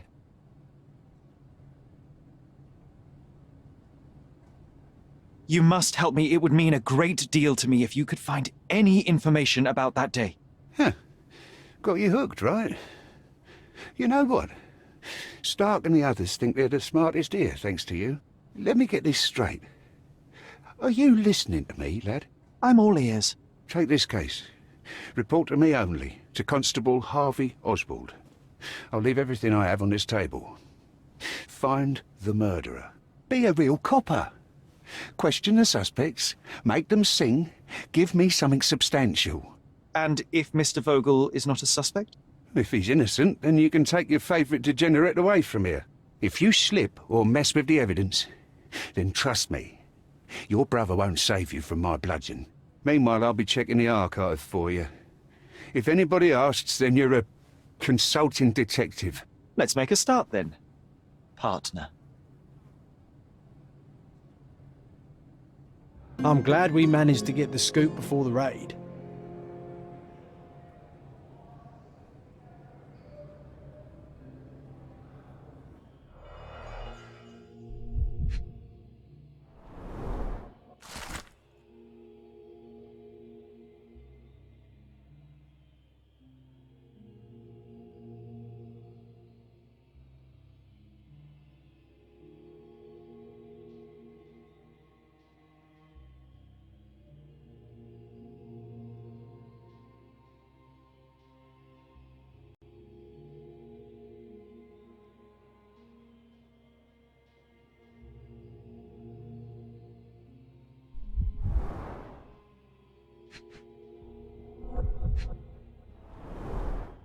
Back on track to solve the case.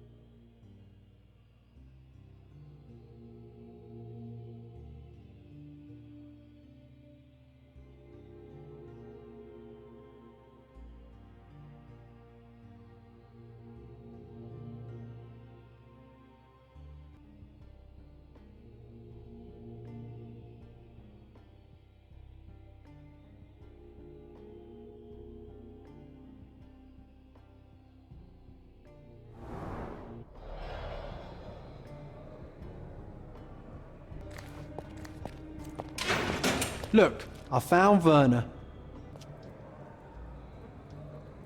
Werner, are you all right? Oh, yes. Everything's fine. In fact, it's something of a family reunion. My brother spent quite some time in this place himself. You should not be here. I told the police everything I knew, but they refused to let you go. They require proof to free you. Ha! What did you expect? The mighty Sherlock Holmes swans in, tells the officers what to think, and the world obeys? Of course not. Anyway, I struck a deal with the constable, and I've got a free hand in the investigation. I find proof to solve the case for him. He obtains files about my mother's death for me. Well done. If one has the power or will and can act, then one must. I wonder, suppose you couldn't get the proof to your truth.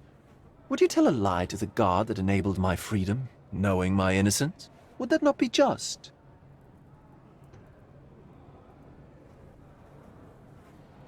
There are lines I will not cross, Werner. I will do my best to secure your release, but with proof, not deception. Really? How many white lies have you told on this island? Why not for me? Why not another?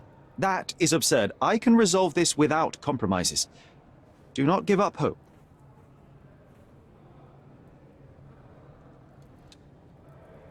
I have learned who told the police about the crime. It was Santos Pinchetti. Do I know him?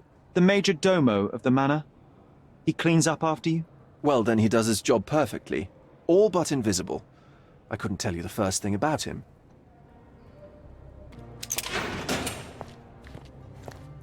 I'm Sherlock Holmes. I'm helping Constable Oswald. You are Matista, Fabio's friend. This body, yes, it's Matista. But it's a mere shell that will die someday. Just like Fabio.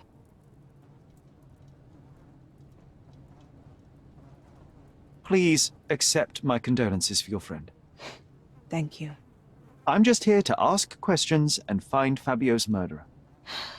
It will not bring Fabio back.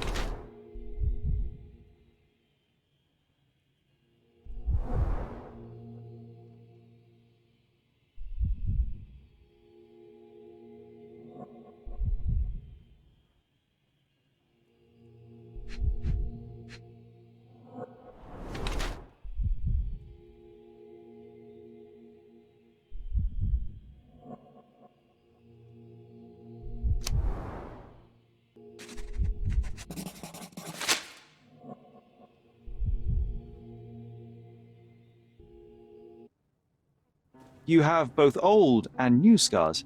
Some from the time when you were a slave with Fabio. Other scars have a different origin. The guests pay good money to torment you?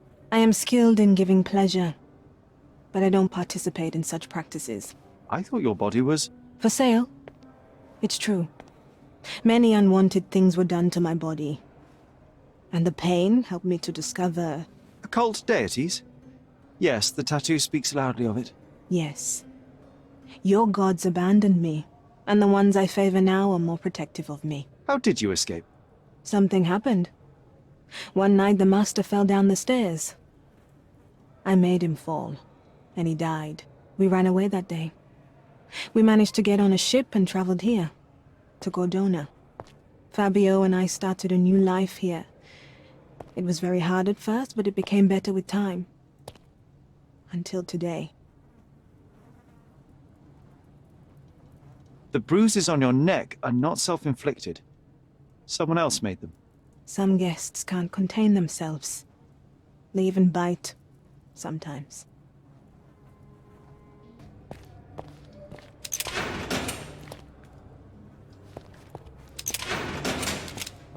Good day, Mr. Manchios. I am Constable Oswald's partner in this investigation. Be quick and gentle. Some of your colleagues are untrained boors. Although I don't mind meeting young officers. The new blood here. If you cooperate in finding Fabio's murderer, there will be no need to meet with the boars again. That voice. Werner's friend? You're the policeman. What a disappointment. Only an undercover agent can scour a ditch full of deviants. I am a consulting detective, although I'm capable of replacing the entire department through my consultations. Sharp-tongued, I like it. May I presume this tongue will get us out of this trouble? I would be so indebted and glad to repay you. Nothing's changed. I'm looking for the murderer. That's the only way to get us out of trouble. But it shouldn't take much time, correct? We're all busy, after all. I need to examine you first.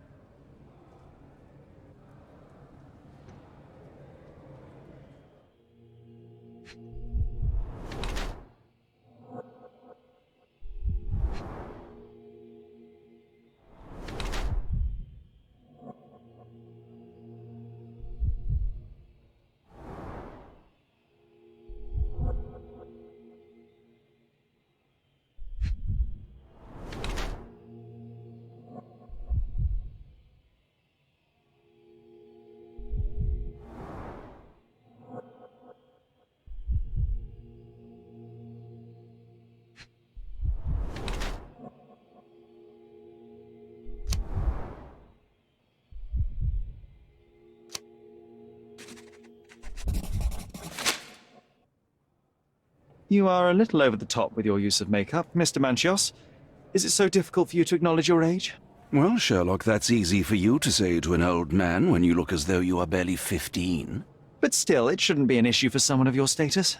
For people of my age, it isn't an issue, no. But the younger ones can be so afraid of wrinkles and grey flecks. I have to adapt. Such a methodical man who cares for his body but misses the soap under his fingernails. Are you so impatient, or perhaps even impulsive? I wouldn't call myself that. Silly little details. If I missed it, it wasn't important. Or rather, it was less important than who or what I was focused on. Mr. Vogel told me a little about your parties, but I would like to know more directly from you. I'm all yours, Sherlock. You have me arrested and locked here, with you alone. Why did you invite Mr. Vogel as your special guest? He's a pretty fellow. He's capable of surprising the public. He has a talent for saying words that no one else would wish to either say or hear. I suppose I can't argue with that. He is a free addition to the eccentricity of the party, which is fine by me, as long as it enhances my party. I'd like to know who you usually invite to your parties. Free minds who are able to leave reality for an evening, who can taste forbidden fruit without prejudice. There is nothing that quite spices up life like these parties, assuming one is old enough and has worked many years for the good of one's country. Oh, all true labourers, I see. What was Fabio like? His personality, his habits? Anything you can tell me? He was the brightest star of my parties. Young, magnetic, and full of energy. I don't even want to mention his beauty. Otherwise, I'll be sobbing. An expensive champion, I imagine. His performances were flawless. He deserved his payment. Do you think he was murdered because of money? Possibly. What about the other guests? Were they used to opening their wallets as well? I wouldn't restrict my guests from anything. I'm sure Fabio received a few coins from others for his services. I've no idea about that. Do you have any idea who tipped off the police to raid your mansion, Mr. Manchios? Of course. It was you. I could even say you Sherlocked me in here. A good guess, but the wrong one. The fellow who did that was Mr. Pinchetti, your major domo. What? Santos? But how could he even know? If he's not the murderer himself. The ungrateful swine. He has dared to besmirch my reputation. Not a very eloquent choice of words. What should I call him then, since he's a snitch? Make him talk, Sherlock. I'm quite certain he knows more about the murder than he has told the police. Know much about? You bought an expensive pair of cufflinks for Fabio. Were they his price? Or were they a tip for an exclusive show? It was pure business. Fabio escorted me a few times. I was merely showing my gratitude. This pair cost a small fortune. You must be extremely grateful then. Tell me more. You've thrust a knife in an exposed nerve, Sherlock. Yes, he was my protégé and my beacon also. With my experience and his beauty, we could have achieved anything. I had faith in him. I would have made him.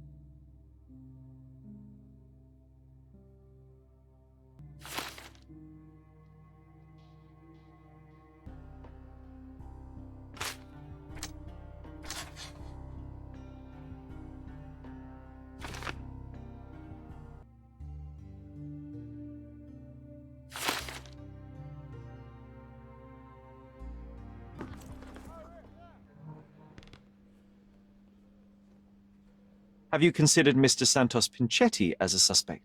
The snitch? Have you seen him? I mean, my breath could knock him down. What's so special about him? As a major domo, he has keys that open all the rooms, including the one to the crime scene. He could have testified only to circumvent suspicion, don't you think? We need to question him. Right. I'll send our men to fetch him. Stay here. They brought him in, Mr. Holmes.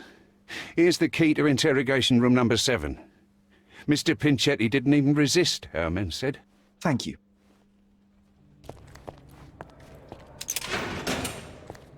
Mr. Pinchetti, a pleasure to meet you. I'm Sherlock Holmes. I'm helping Constable Oswald. I've already told him everything I know. I'm only a witness, sir. Everything's in my report. And I've read it. You forgot to mention that you hold the keys to the room where Fabio was found. I need only to find if the crime was intentional. But I need to return to my duties. I doubt the house will fall without you, Mr. Pinchetti. Just be still for a few seconds.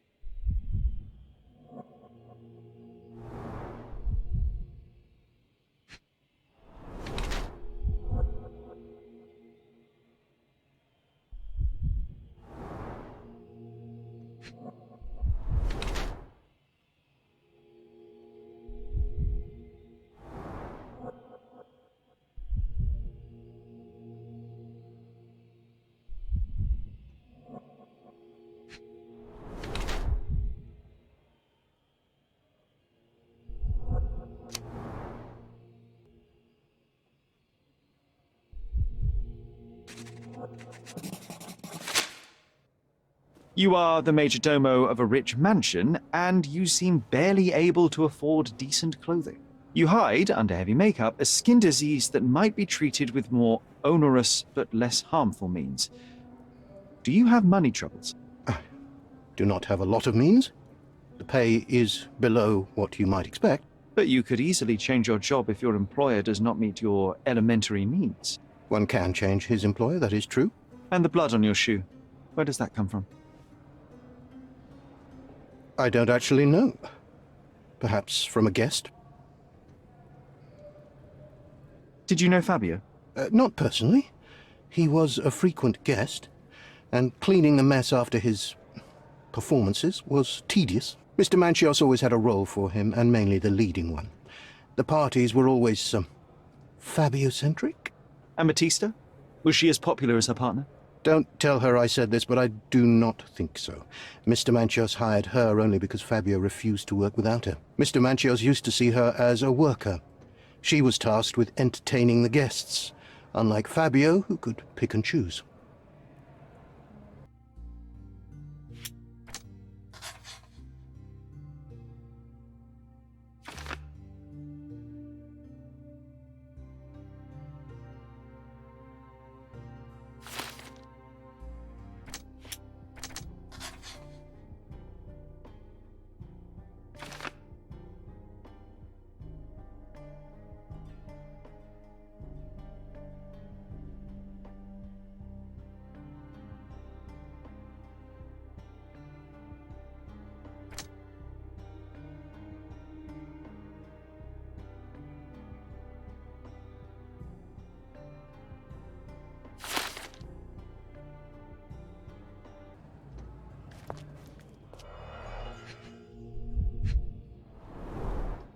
I recognize the key from the altar room among these.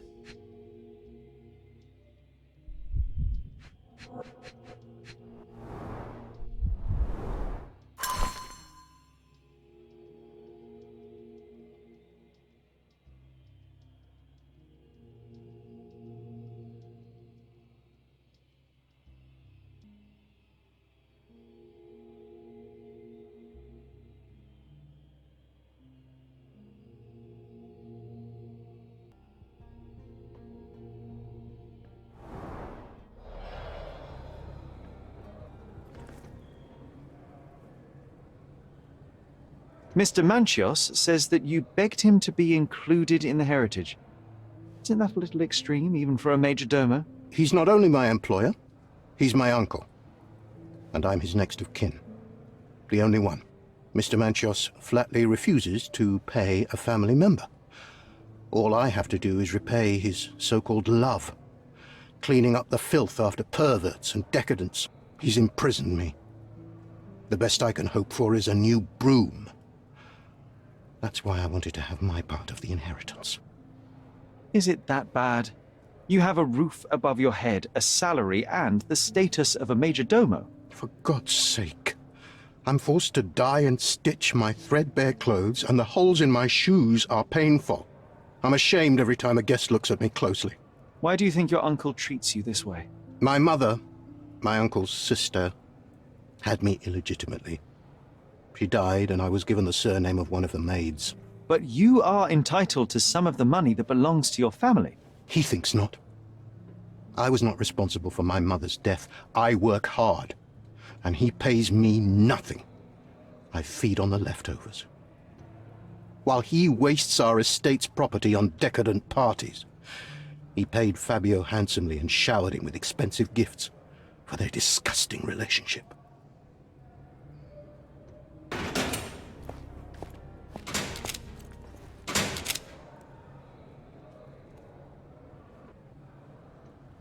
I've read the letter about your will. A harsh method of ridiculing Santos. I doubt he will use mustache wax when he wears no mustache to begin with. Where did you get it? Is the slug here?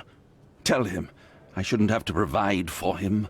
He's a grown man who shouldn't sit on his uncle's neck. He conceives himself as my only heir. And who is he to you? He's a leech on my aging body. He has only added problems to my life since the death of his mother. I fail to see why you made him your major domo. He needed to know his place, so I taught him.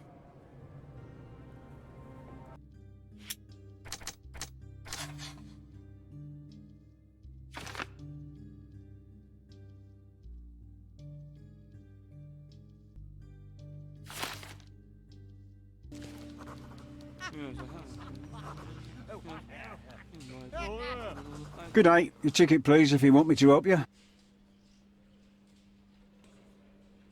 I'd like to check the evidence from this case. And who are you? Oswald sent me. I'm a consulting detective. His partner, then? Let me see. Ah, a ritual murder. What a bunch of degenerates. Wait a second. I'll bring it to the table.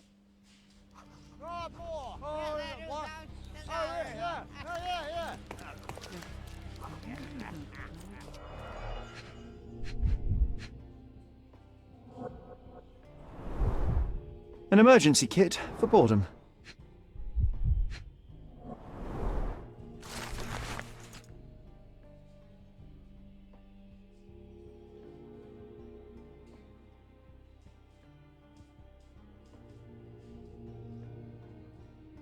Not the time for privacy.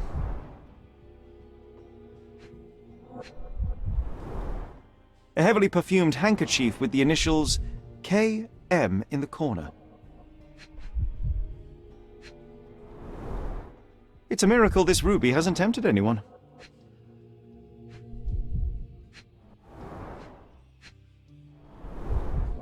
All the keys of the mansion on one golden ring.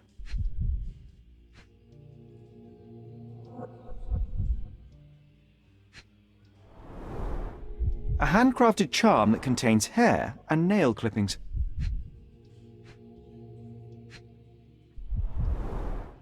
Her key to the altar room.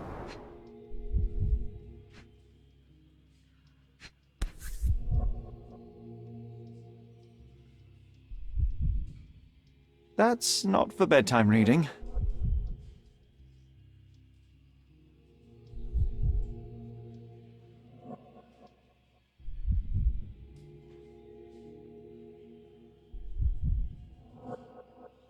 This Ex Libris belongs to Manchios Library.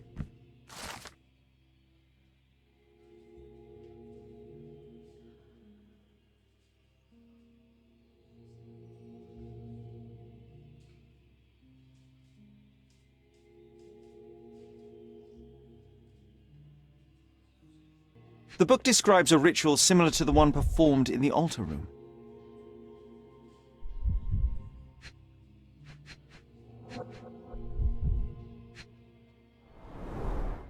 Werner's personal sketchbook.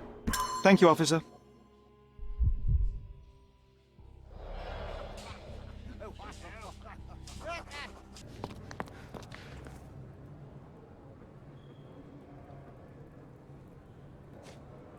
So, the police found a letter from Fabio in your pocket? I cannot tell if it was truly in my pocket at all. Perhaps it was placed there later. Well, that is one hypothesis. If it were true, then how did it get there? No clue. But this knight has been rather eccentric. Such a detail could have easily eluded me. Indeed. Do you recall reading it? I can't remember that either. But I tend to respect privacy. Reading others' personal notes is not one of my perversities.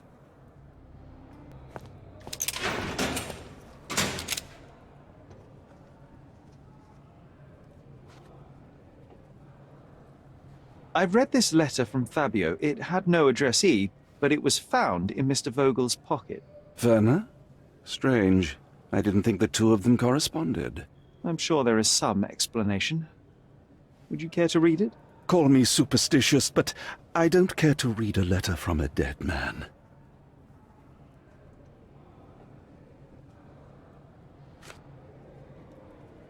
Do you recognize this book? Could Matista have borrowed it from your library? She didn't ask me. How ungrateful. The things described in the book were inspiration for the rituals you performed? Do you really believe that blood, symbols, and incantations can resurrect the dead? They are just eerie tales with a mix of occultism and voodoo. My rituals are a stage to show some of the forbidden pleasures.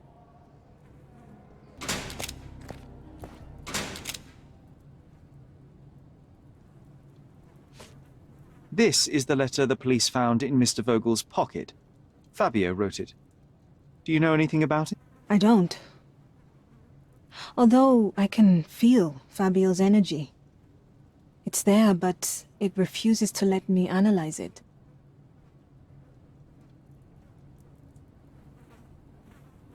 This book, The Power of Love, Blood, and Mandrake, what do you hope to achieve?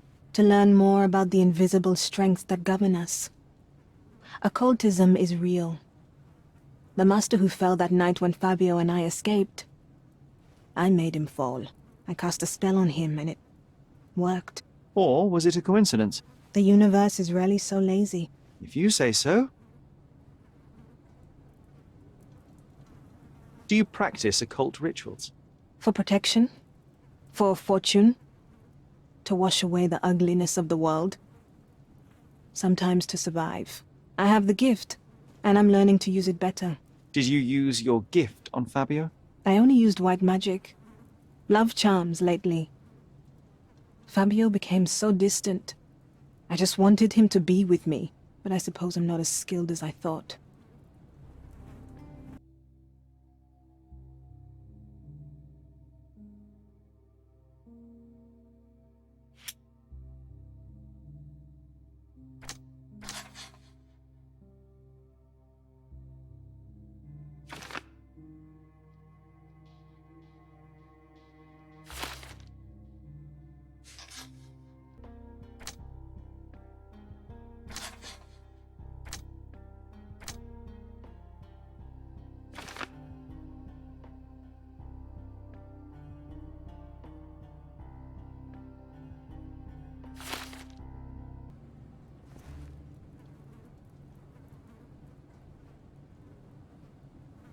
Could Fabio have written this letter to Kurt Manchos? Oh. That could be. I never thought Mr. Manchos could make Fabio that angry, though. What do you mean? Well, Fabio wanted to disassociate from Mr. Manchos. Clients who are in love are both a blessing and a curse. But Fabio was here tonight. Money. In our line of work, we can't afford to turn down clients who pay as well as Kurt Manchos. Was Fabio afraid of Mr. Manchos? Not at all. The old toad wouldn't dare to do more than sweet talk and touching. Talk can be forgotten, and touching washed away.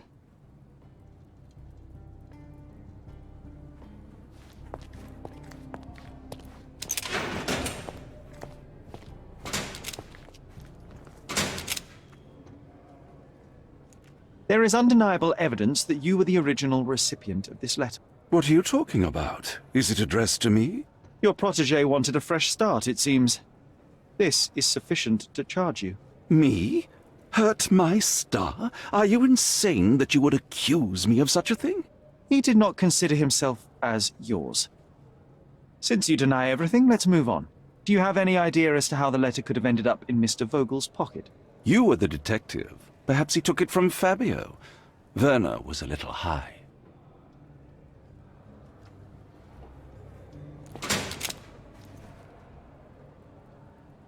I have reason to believe that the intended recipient of the incriminating letter may have been Kurt Manchios. Well, that makes sense. Too bad I can't remember how I came to possess it.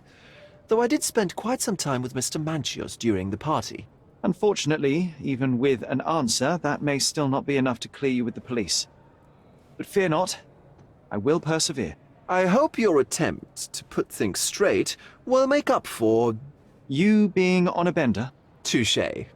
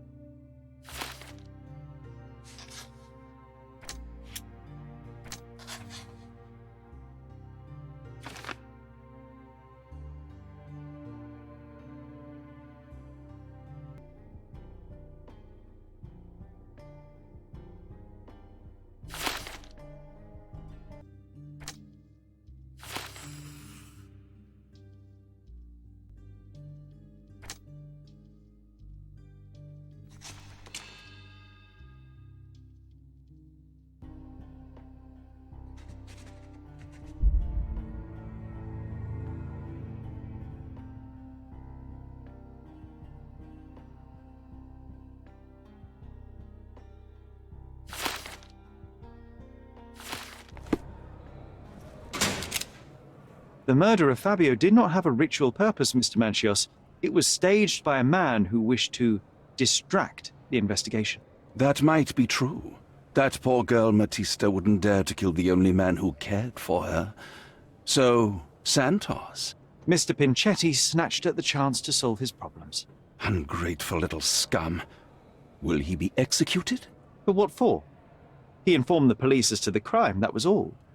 He couldn't stage the ritual, but he found the body, I believe. I can't believe it. Why did Werner do it? Mr. Vogel. He had no reason, and he won't be a scapegoat as you planned. You put Fabio's letter in his pocket when he was intoxicated, didn't you? You can't be serious. We can very often deduce someone's life by their shoes, or their fingernails. You are a meticulous person, but this murder was fairly traumatic and filthy. After you stabbed Fabio, you were covered in blood. You panicked and neglected to rinse the soap from under your fingernails. The devil is in the details, Mr. Manchios. Nonsense. I missed it simply because of the busy schedule of the party. Of course, a staged murder was certainly not planned. You're at the twilight of your life. You have no partner, you have no children. You had feelings, however, for one man. That was Fabio. You loved him. That is, you wished to own him with money and gifts. But he was also a free mind, was he not? He turned his back on you. Quite unjust. Love, so cruel and painful, and Fabio, with his words and deeds, made you feel the more wretched. So you killed him. You must surely perceive that my sensitive nature wouldn't allow me to hurt anyone. You staged the murder as a satanic ritual. It was easy for you, since you were the one who wrote the scenarios for the parties. It was your way of avoiding suspicion. A respectable man in his 60s, early 60s, who hosts the cream of Cordona society, cannot possibly be a murderer. But the guests who behave like animals in his mansion, of course, one of them could have killed Fabio. I did oversee a few of the rituals, but I did not stage Fabio's death. The young performer played with your emotions. That was painful to realize. You spent so much time and effort to be with Fabio, but he didn't respond in the way you would have liked. You wanted to be loved, but Fabio shattered your dreams. In the smoking lounge, he teased and mocked you. He wanted you to suffer by offering himself to others. The deception was unbearable. You struck him, and then you staged the ritual. You planted the letter in Vogel's pocket and attempted to set up Matista. What poppycock? Sherlock, stop this game now. There is no stop word, Mr. Manchios. Relax and enjoy it. I'll pass the remainder of this case to Constable Oswald. He'll know what to do with you. I have a name for you. Kurt Manchios. Is that so? The Master of the Sabbath? The man himself. Mr. Manchios couldn't stand to lose control over his lover. A deadly revenge that deserves a proper sentence. I have all the evidence to charge him. A degenerate and a murderer. I'll make a name thanks to that for sure. As for my part, not everything was in place. Perhaps some documents were transferred somewhere else, but I couldn't find a trace of them. Then I remembered. The discarded document drawers where we put the lost papers or the badly labelled ones. Including the crime scene report of Violet Holmes's case. Everything I've found is on the desk here. Take it. Your persistence has saved me. Yeah, well, we had a deal after all. Your friend is free then. You can leave. Good luck, Constable.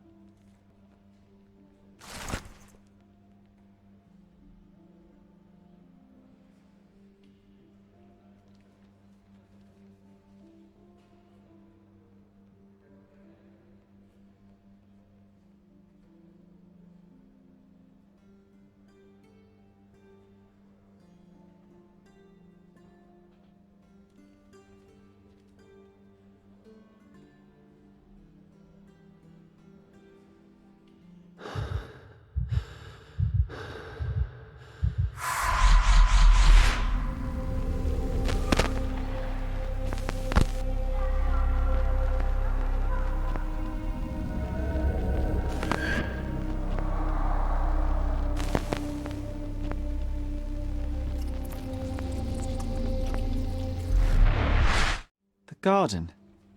There's a garden behind our manor. How could I forget? That's where it all happened, where it all went wrong. Sherry, it looks like you've almost found what you wanted. Oh, you did it, Sherlock! The case is closed and all rewards belong to the winner. Bravo! It is merely the triumph of the truth. Is it?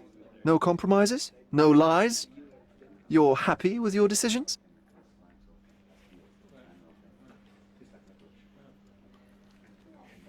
It was the best decision I could obtain. The truth must be told in the way it is most acceptable. You're making progress, Sherlock. I was right to believe in you. By the way, did you get that precious information about your mother? Oh, not that you must. Yes, I did. Forgive my intrusion in such a personal matter. I simply worry I'm failing to be of much help to you. Actually, you were. For some reason, all the archives on the case had disappeared. This was a rare opportunity to obtain the impossible. Outrageous. Perhaps someone found the truth unpleasant. Society usually rejects those who speak with too much honesty, doesn't it? A comfortable lie is often preferred to an uncomfortable truth. Still, I believe that the latter should prevail, and I cannot remain silent. That's quixotism at its best. Your mere truth cannot defeat institutions, systems, and power. Etiquette, religion, marriage, they're all lies told to preserve connections, love, and sanity, and it's all corruptible. Lies destroy human dignity. How could you make a free decision without any knowledge of the truth? Are we really free to decide anything in this world, Sherlock?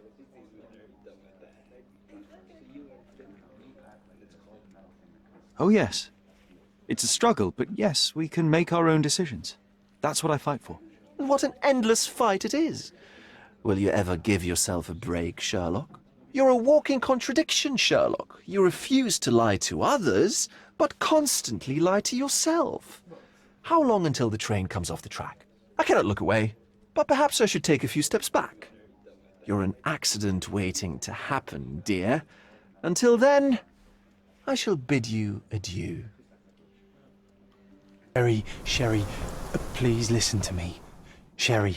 John, I always listen to you. You don't have to do this. You don't have to go through. I don't know what is beyond this door, but I can feel it. Buzzing. angry like a fly at the window. I know. I can sense it too. You locked away this memory for a reason. There is only pain here. Pain? And truth. You do not need to suffer either. There is so much more we can do on Cordona, so many others we can help.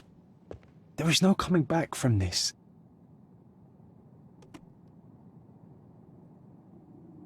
John, my animal, my brother, there is nothing more important in this moment than this truth. I know you fear for me, but my path was set long ago. I can no more step off it than I can ask the avalanche to roll back uphill. Just... please be careful, Sherry. I love you. Quite. Come on. We'll go together.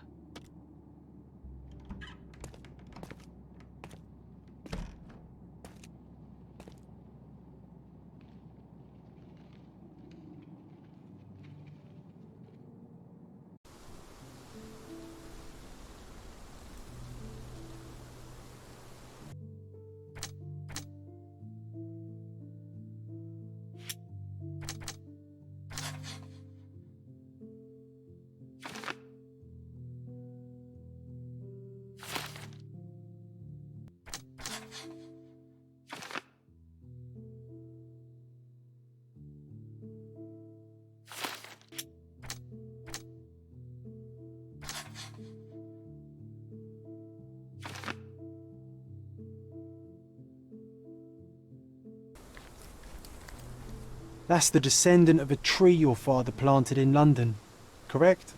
Indeed, we planted the sprout here, and for a while it grew happily. Alas, it seems without us here to care for it, it didn't survive.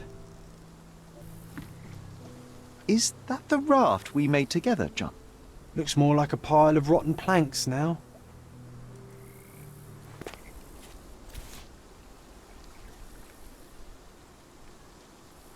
That's from Mother's favourite tea set. What is it doing in here?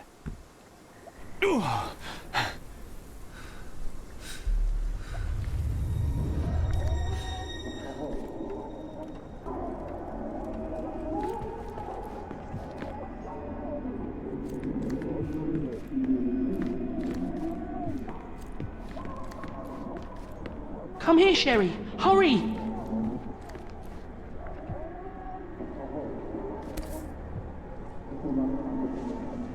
These must help calm her down.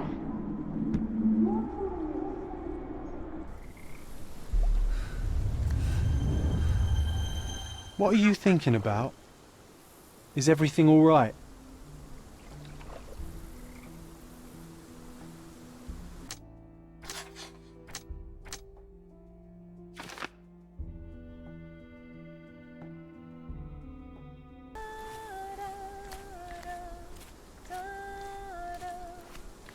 Don't go, Mother, wait!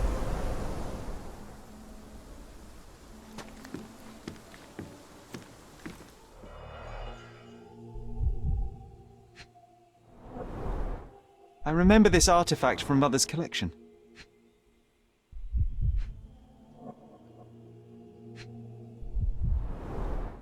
Mother's work journal. I liked poring over the detailed pages and reading about my parents' collection.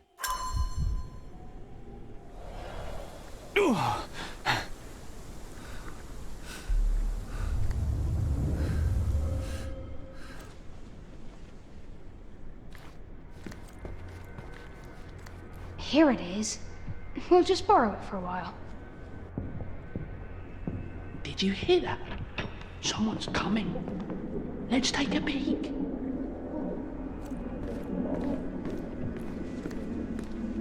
You call this progress? Charlotte, amateur. I'm not letting you anywhere near my mother again. Any result is progress, even if it is a worsening of her condition. It informs my... No. I have made my decision. She must be sent to a legitimate medical facility. I will not let her hurt Sherlock. What? Master Holmes, you do not understand. That will be all. I expect you to have left the house by week's end.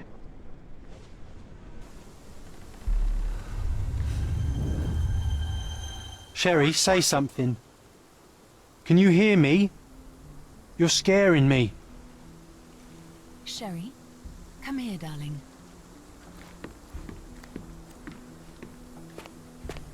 Sherlock, I'm here. Come closer. Sherry, come here, darling. Coming, Mother! This was for my mother, wasn't it? I remember how we came to the garden for a breath of fresh air.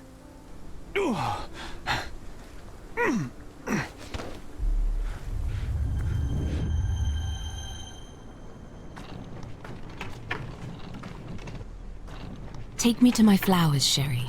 They must already be in bloom. As you wish, Mum. I bet you missed the fresh air, didn't you? Terribly. The sun is far brighter than I remember. But I like it. We can walk each day from now on, if you want. That would be wonderful.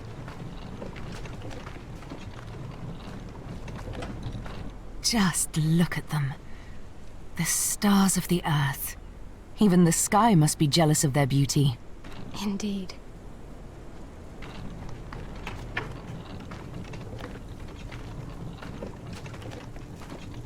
Mother, would you like to go around the water?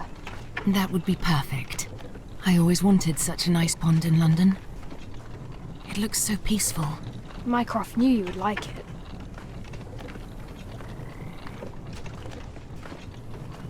We should put some fish in it, don't you think? How about some carp? That's a nice idea.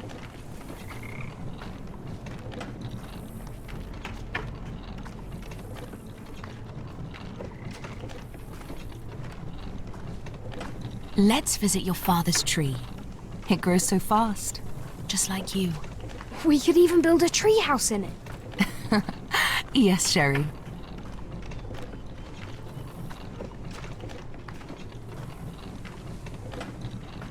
Speaking of your father, could you call him out, please? Mom! I'm sorry. He passed away. He's gone.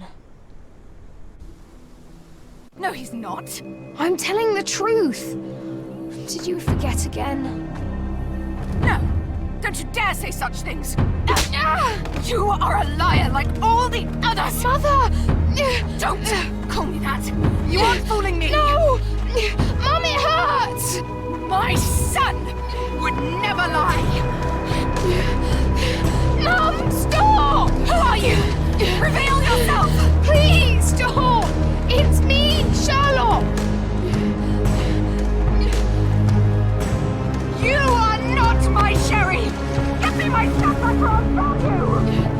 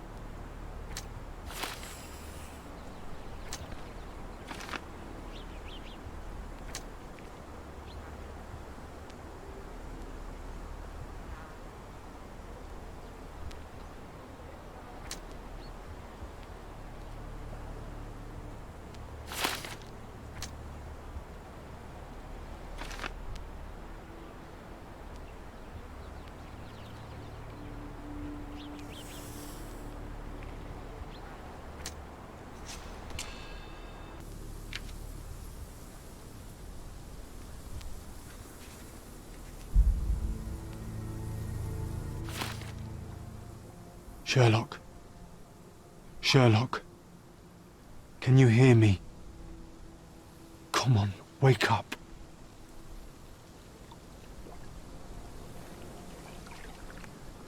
Get off me.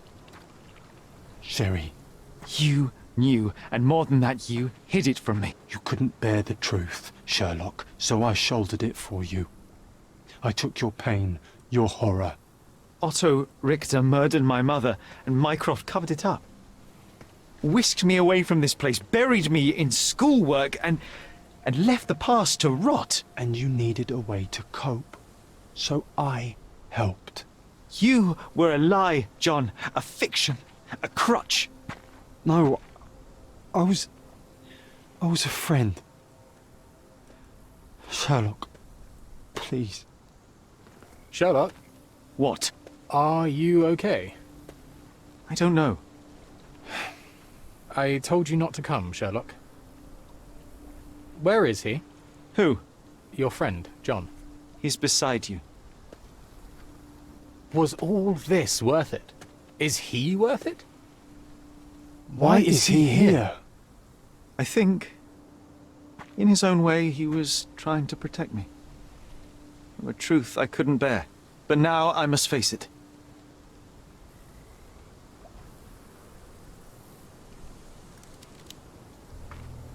Sherlock, what are you doing?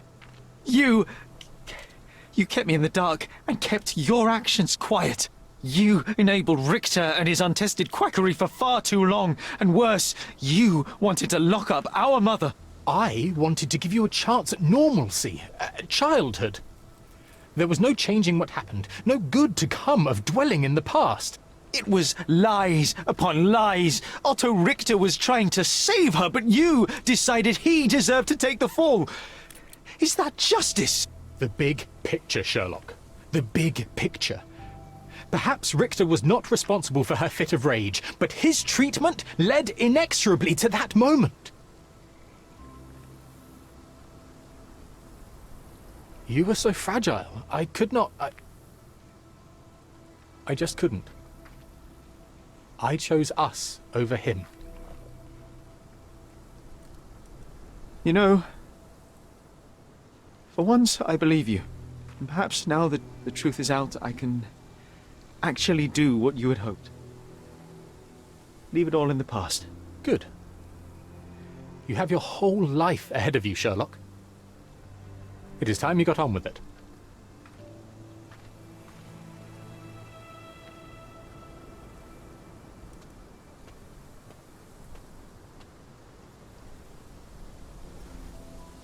I was worried there for a minute, Sherry. Really worried. I didn't want to hurt you.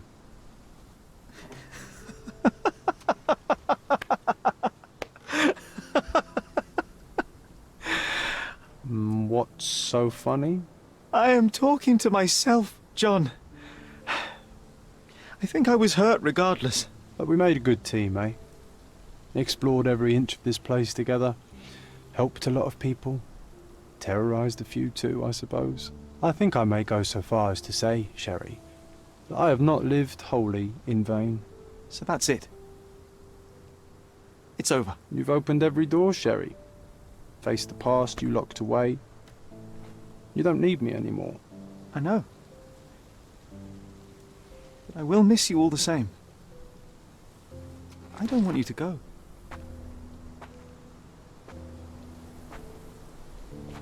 Yes, you do. Goodbye, John.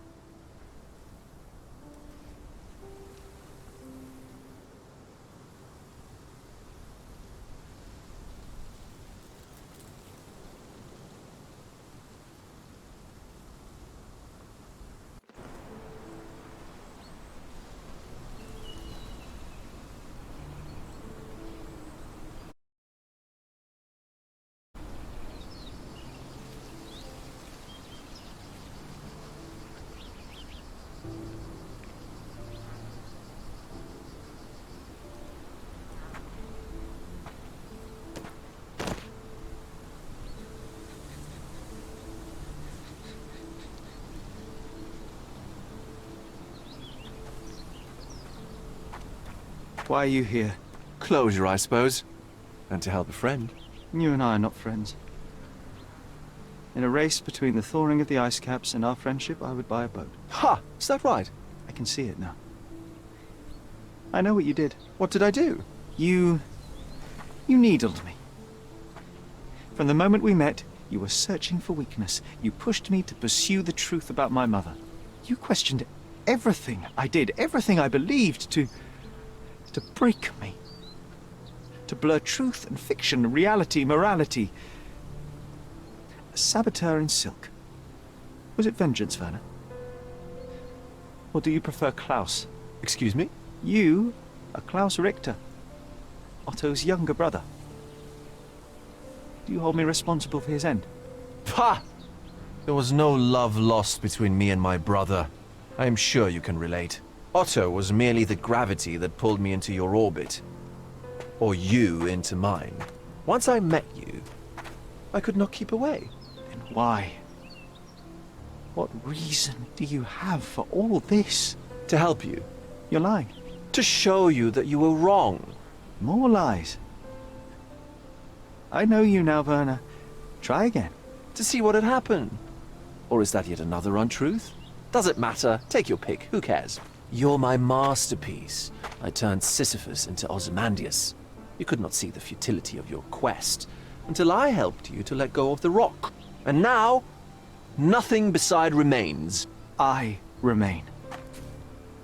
Despite you, and to spite you. It is a matter of will and power now. Will you overcome this, or shall you decay? Oh, on that note, I brought you something. I want nothing more from you. When one wants for nothing, Sherlock, the best thing to get them is something personal. So, here you are. Now, please excuse me, but the gallery calls. I'm already conceiving my next project.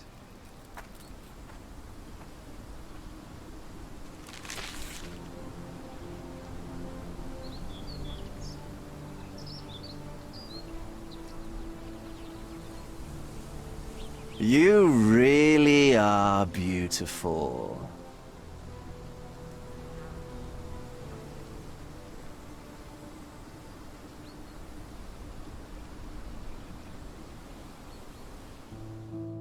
My brother returned to London soon after our disagreement.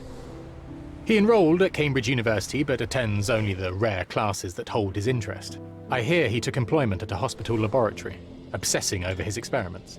I suppose he seeks solace in the empirical truth of a chemical test. I am afraid for him. His evenings are spent alone, solving citizens' menial mysteries to pass the time. And I suspect he is growing paranoid. One of my agent's vehicles recently ignited during a surveillance operation. She was lucky to get out alive. There is only one man who could orchestrate such a feat. Or perhaps two. I saved my brother. He will never forgive me.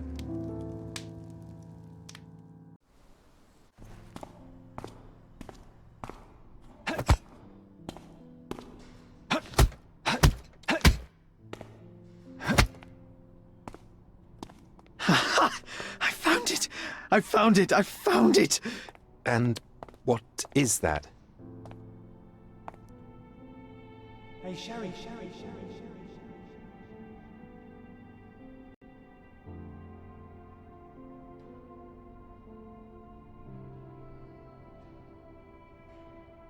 How far, bruises may be produced after death. How are you? You have been in Afghanistan, I perceive. How on earth did you know that? Never mind. The question now is about bruising.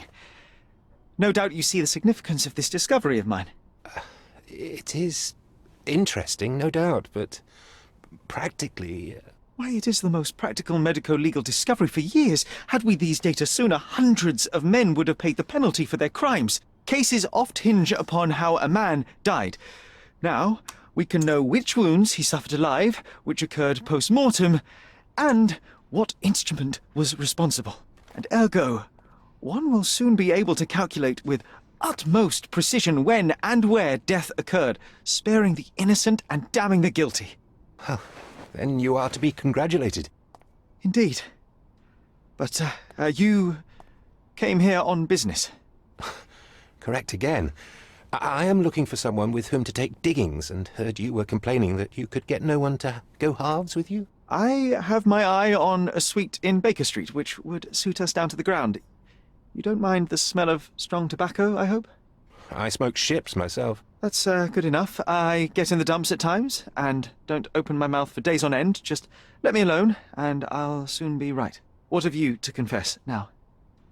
It's best for two fellows to know what bruises each other carries before they begin to live together. My last companion and I... Well, I object to rows because my nerves are shaken, and I get up at all sorts of ungodly hours, and I am extremely lazy. I have another set of vices when I'm well, but those are the principal ones at present. Do you include violin playing in your category for rows? It depends on the player. A well-played violin is a treat for the gods. A badly played one. Oh, no, that's all right. I think we may consider the thing as settled. Oh, forgive my manners. My attention wavers. Sherlock Holmes. Dr. John Watson. John.